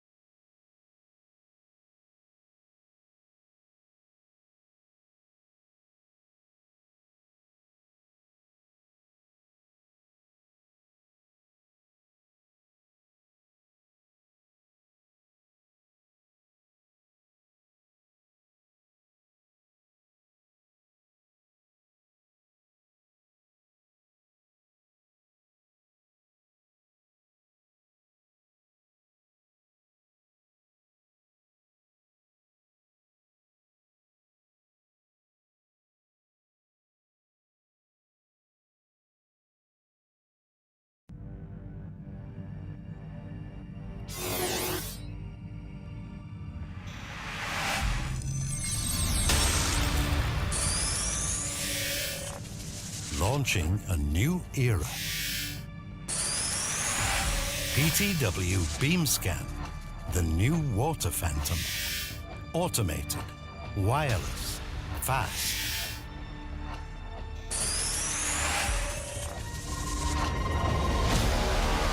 PTW beams you up to a new era in 3D water scanning.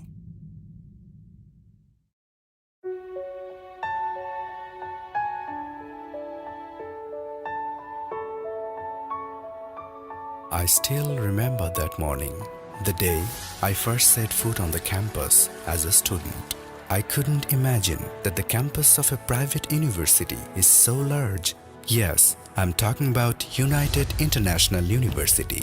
Built on 25 bighas of land, 30% is built-up area and 70% is open space.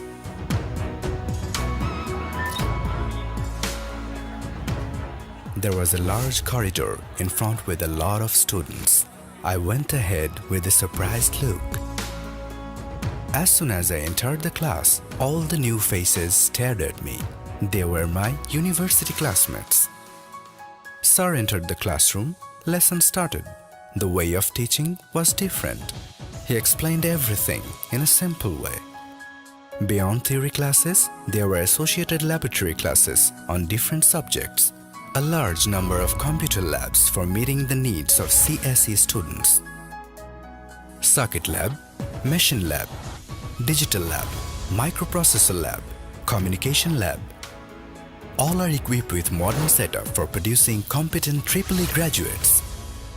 Civil engineer labs to prepare civil engineer students to design and build modern infrastructure.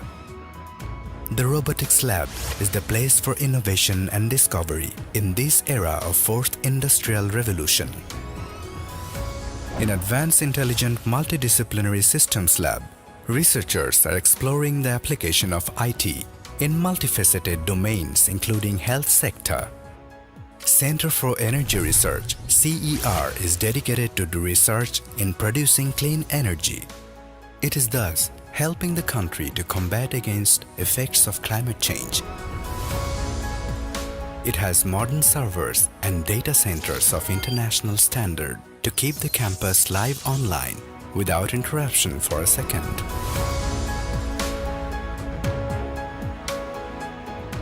Proverb goes that the more you read, the more you learn.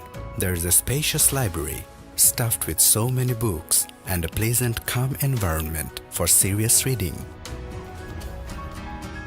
Spending time with friends in a lovely green environment was really very exciting. Large playground over the horizon cannot be forgotten. Suddenly, I was in trouble. It would be too late to get money from home. A friend advised me to go to the DSA office. I went and got an interest-free education loan. What a relief it was for me. There is no end to the benefits. There's a game room, gymnasium, nice canteen, large auditorium. Plenty of benefits. Is it possible to pass without good results? So, study, study, and study. I got scholarships several times along with many of my classmates. The wheel of success of this organization is moving forward under the leadership of our Honorable VC Sir, Professor Dr. Chaudhry Mafizur Rahman. And that's why United International University has been accredited by ACBSP, IEB, SEMA, and has been ranked in Asia by QS.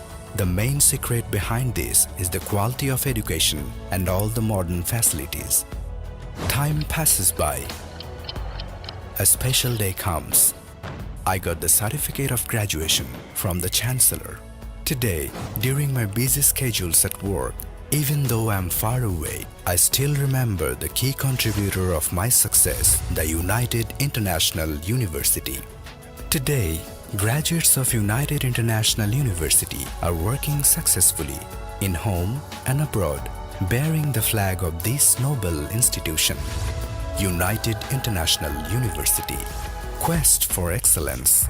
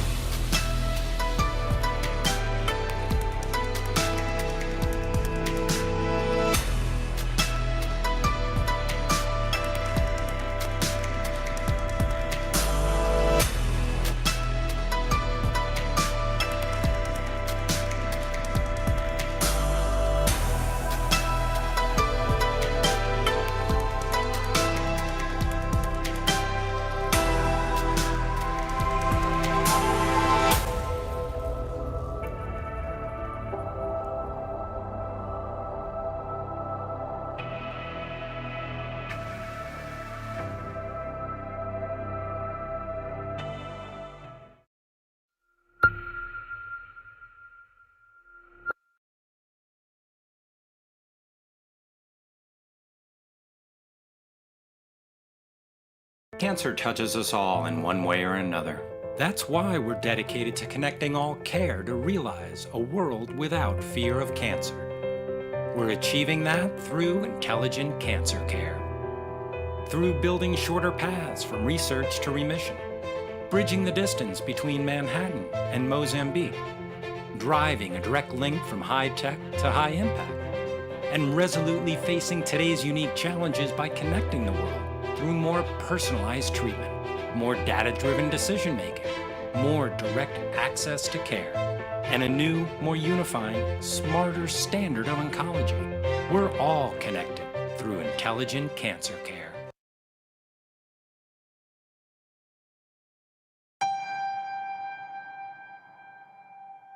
We're not waiting for the future. We're creating it. Imagine radiation treatment that's easier, more efficient, and delivers therapies in record time without compromising on quality. Because quality of care is so important, there's innovative beam shaping technology, combined with 100% image guidance and patient positioning. This is a new way of thinking, a transformation designed to help more patients enhance their well-being and comfort in less time. Together with our customers, we've led radiotherapy innovation for years. Now we're creating its future.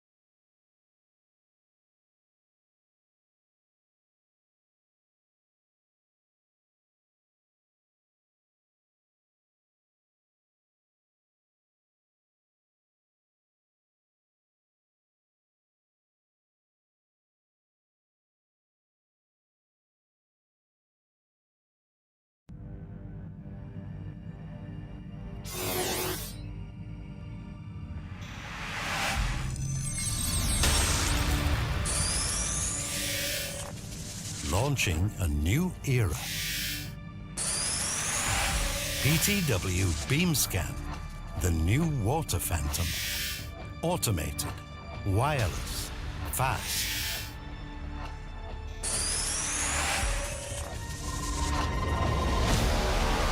PTW brings you up to a new era in 3D water scanning.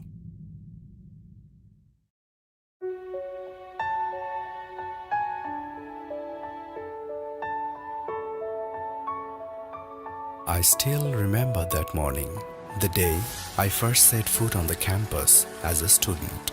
I couldn't imagine that the campus of a private university is so large. Yes, I'm talking about United International University. Built on 25 bighas of land, 30% is built-up area and 70% is open space.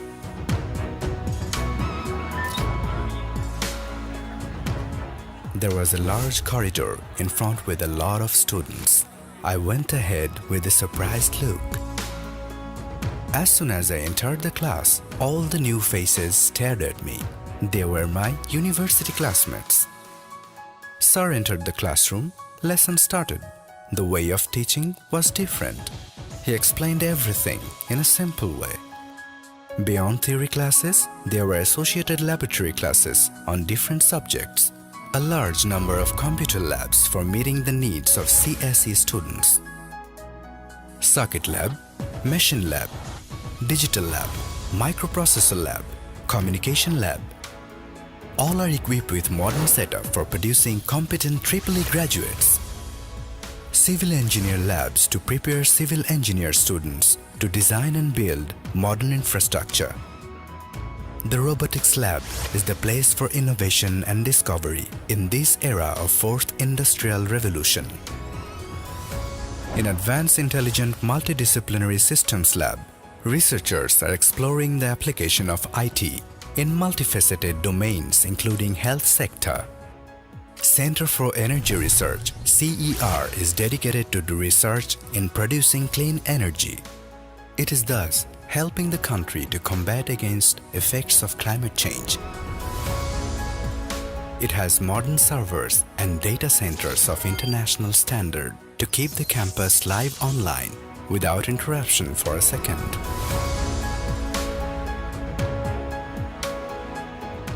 Proverb goes that the more you read, the more you learn. There is a spacious library stuffed with so many books and a pleasant, calm environment for serious reading. Spending time with friends in a lovely green environment was really very exciting. Large playground over the horizon cannot be forgotten. Suddenly, I was in trouble. It would be too late to get money from home. A friend advised me to go to the DSA office. I went and got an interest-free education loan. What a relief it was for me. There is no end to the benefits. There's a game room, gymnasium, nice canteen, large auditorium, plenty of benefits. Is it possible to pass without good results? So, study, study, and study. I got scholarships several times along with many of my classmates. The wheel of success of this organization is moving forward under the leadership of our Honorable VC Sir, Professor Dr. Chaudhry Mafizur Rahman. And that's why United International University has been accredited by ACBSP, IEB, CIMA, and has been ranked in Asia by QS. The main secret behind this is the quality of education and all the modern facilities. Time passes by. A special day comes. I got the certificate of graduation from the Chancellor. Today, during my busy schedules at work, even though I am far away, I still remember the key contributor of my success, the United International University. Today, graduates of United International University are working successfully in home and abroad, bearing the flag of this noble institution, United International University. Quest for excellence.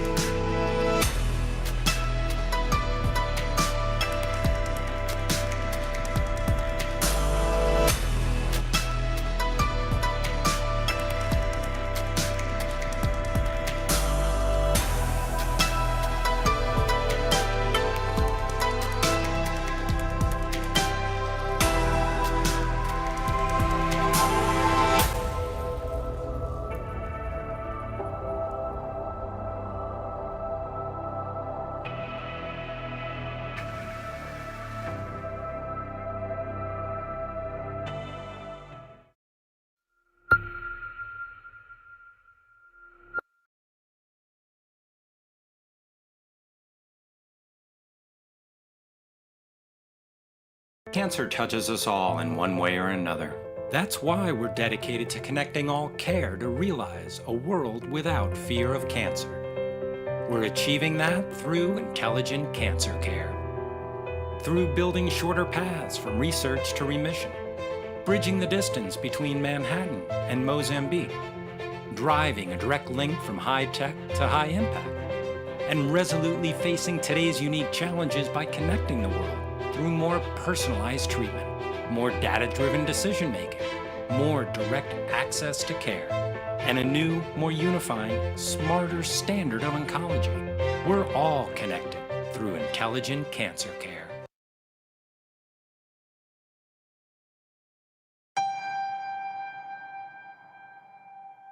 We're not waiting for the future. We're creating it. Imagine radiation treatment that's easier, more efficient, and delivers therapies in record time without compromising on quality.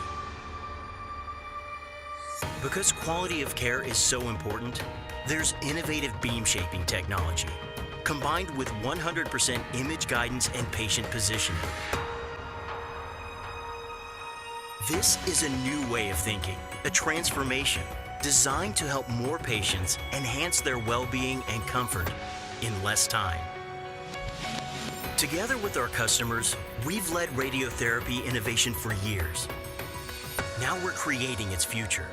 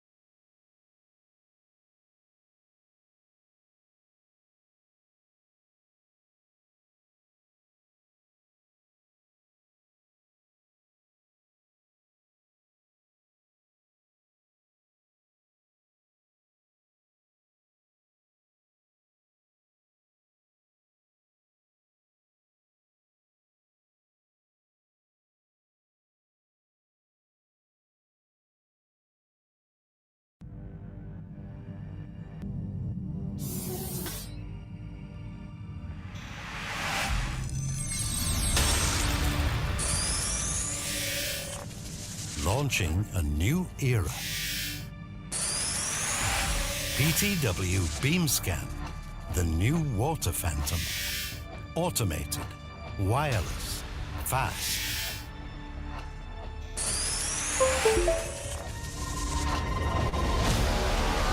PTW beams you up to a new era in 3D water scanning.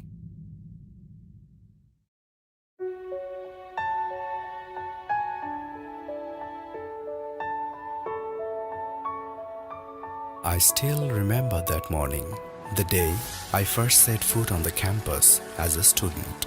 I couldn't imagine that the campus of a private university is so large. Yes, I'm talking about United International University. Built on 25 bighas of land, 30% is built-up area and 70% is open space.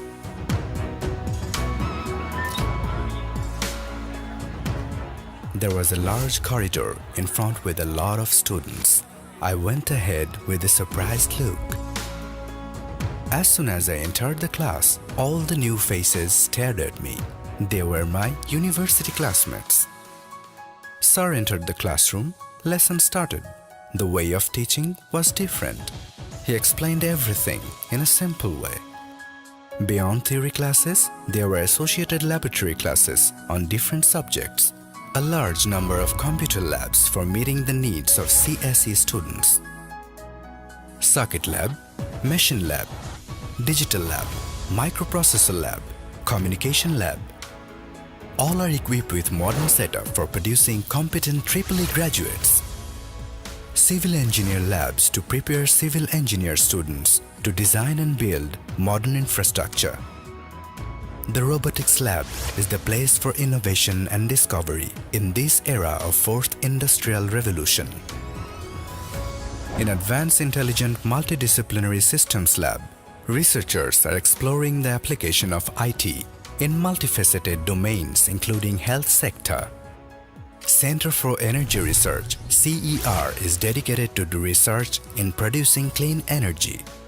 It is thus helping the country to combat against effects of climate change. It has modern servers and data centers of international standard to keep the campus live online without interruption for a second.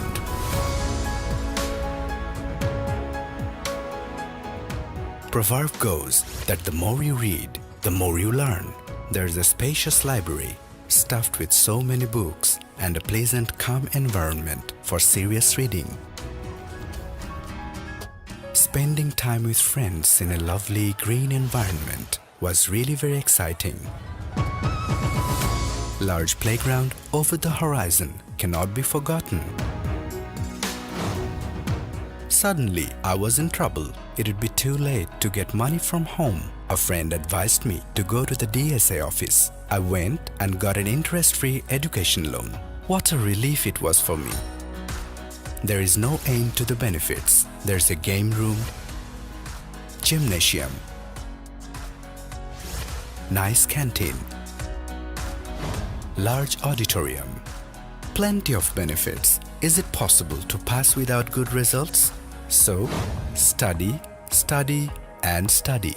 I got scholarships several times along with many of my classmates. The wheel of success of this organization is moving forward under the leadership of our Honorable VC Sir, Professor Dr. Chaudhry Mafizur Rahman. And that's why United International University has been accredited by ACBSP, IEB, SEMA, and has been ranked in Asia by QS. The main secret behind this is the quality of education and all the modern facilities. Time passes by. A special day comes. I got the certificate of graduation from the Chancellor. Today, during my busy schedules at work, even though I am far away, I still remember the key contributor of my success, the United International University. Today, graduates of United International University are working successfully in home and abroad, bearing the flag of this noble institution. United International University. Quest for excellence.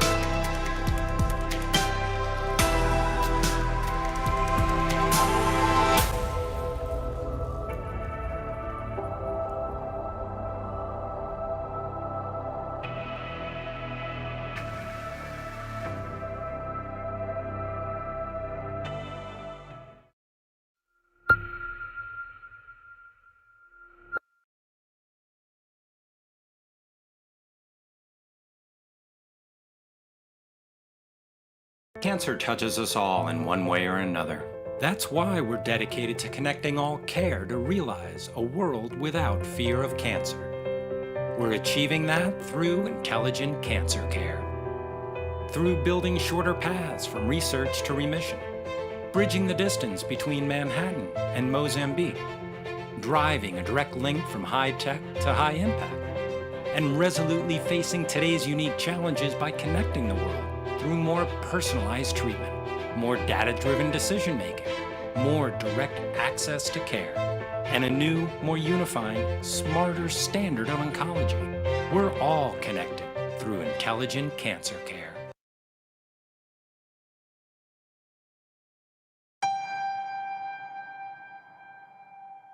We're not waiting for the future. We're creating it. Imagine radiation treatment that's easier, more efficient, and delivers therapies in record time without compromising on quality. Because quality of care is so important, there's innovative beam shaping technology, combined with 100% image guidance and patient positioning. This is a new way of thinking, a transformation designed to help more patients enhance their well-being and comfort in less time. Together with our customers, we've led radiotherapy innovation for years. Now we're creating its future.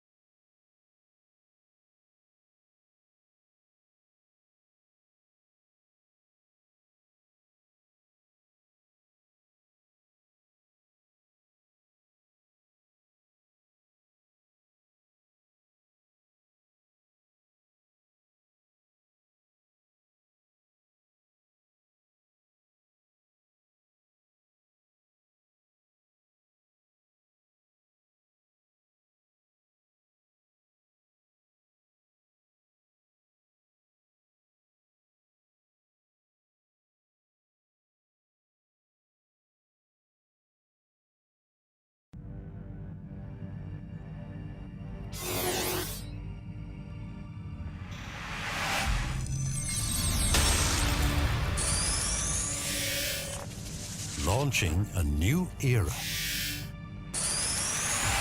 PTW BeamScan, the new water phantom. Automated, wireless, fast.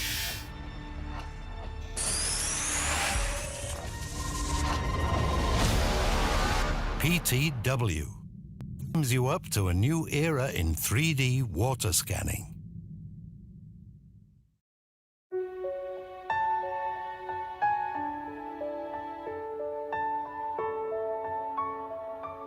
I still remember that morning, the day I first set foot on the campus as a student. I couldn't imagine that the campus of a private university is so large. Yes, I'm talking about United International University. Built on 25 bighas of land, 30% is built-up area and 70% is open space.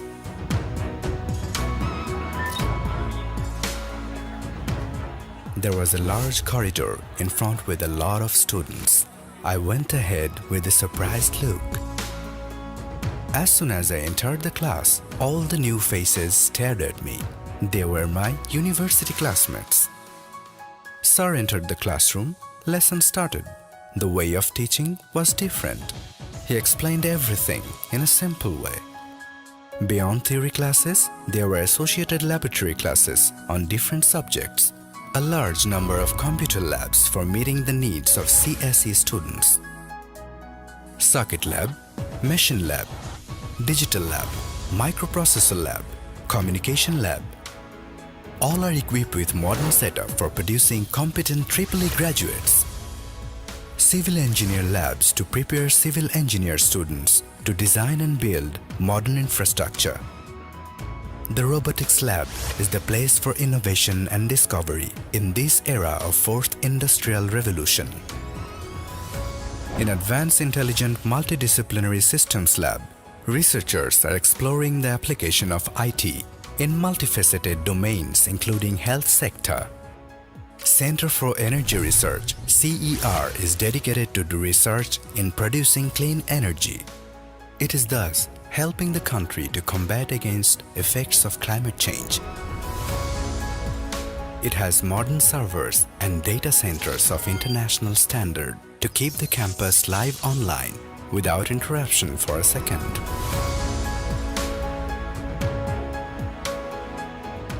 Proverb goes that the more you read, the more you learn. There is a spacious library stuffed with so many books and a pleasant, calm environment for serious reading. Spending time with friends in a lovely green environment was really very exciting. Large playground over the horizon cannot be forgotten. Suddenly, I was in trouble. It would be too late to get money from home. A friend advised me to go to the DSA office. I went and got an interest-free education loan. What a relief it was for me. There is no end to the benefits. There's a game room, gymnasium,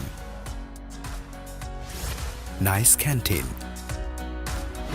large auditorium, plenty of benefits. Is it possible to pass without good results? So, study, study, and study.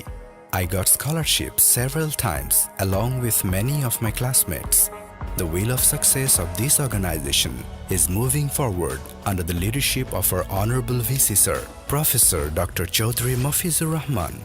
And that's why United International University has been accredited by ACBSP, IEB, SEMA, and has been ranked in Asia by QS.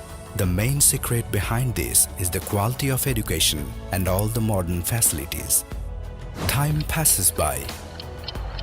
A special day comes. I got the certificate of graduation from the Chancellor. Today, during my busy schedules at work, even though I am far away, I still remember the key contributor of my success, the United International University. Today, graduates of United International University are working successfully in home and abroad, bearing the flag of this noble institution. United International University. Quest for excellence.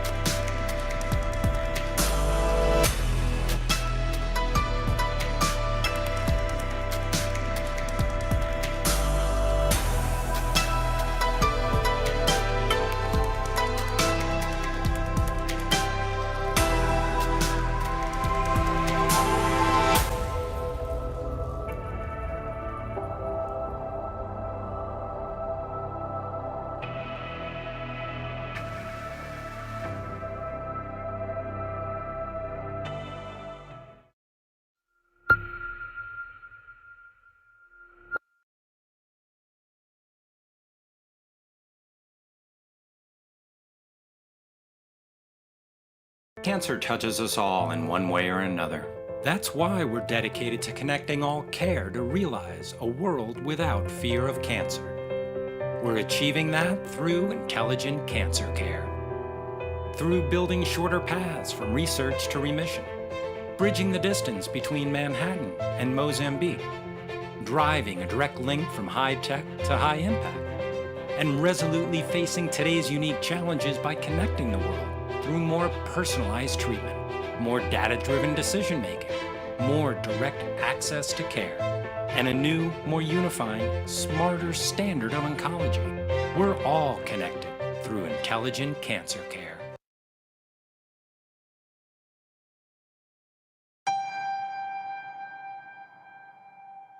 We're not waiting for the future. We're creating it.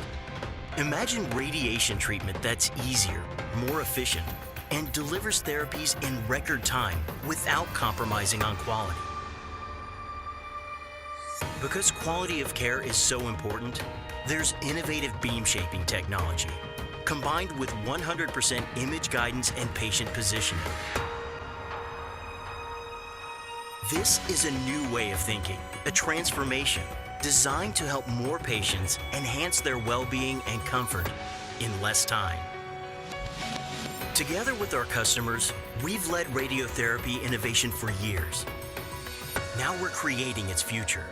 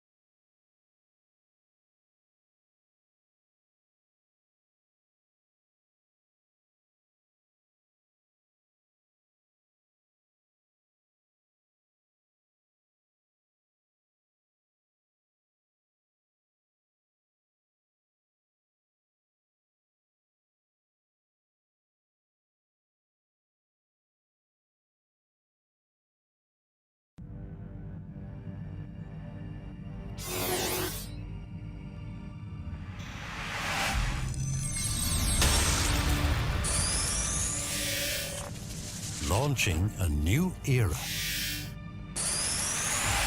PTW BeamScan, the new water phantom. Automated, wireless, fast.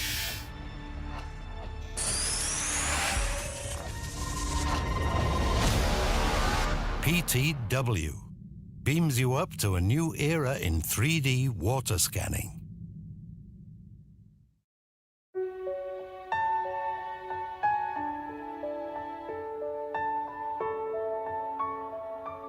I still remember that morning, the day I first set foot on the campus as a student. I couldn't imagine that the campus of a private university is so large. Yes, I'm talking about United International University. Built on 25 bighas of land, 30% is built-up area and 70% is open space.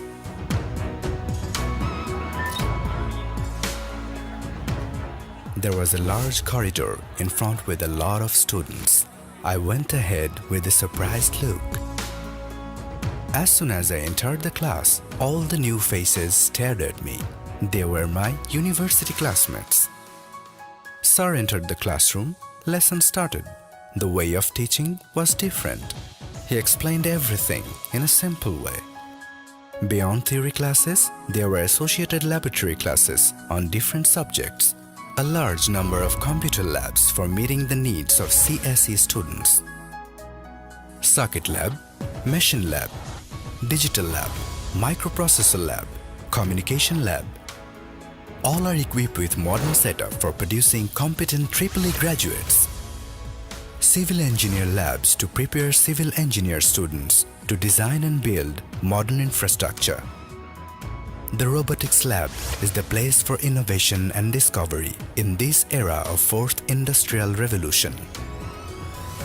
In Advanced Intelligent Multidisciplinary Systems Lab, researchers are exploring the application of IT in multifaceted domains including health sector. Center for Energy Research, CER, is dedicated to the research in producing clean energy. It is thus helping the country to combat against effects of climate change. It has modern servers and data centers of international standard to keep the campus live online without interruption for a second.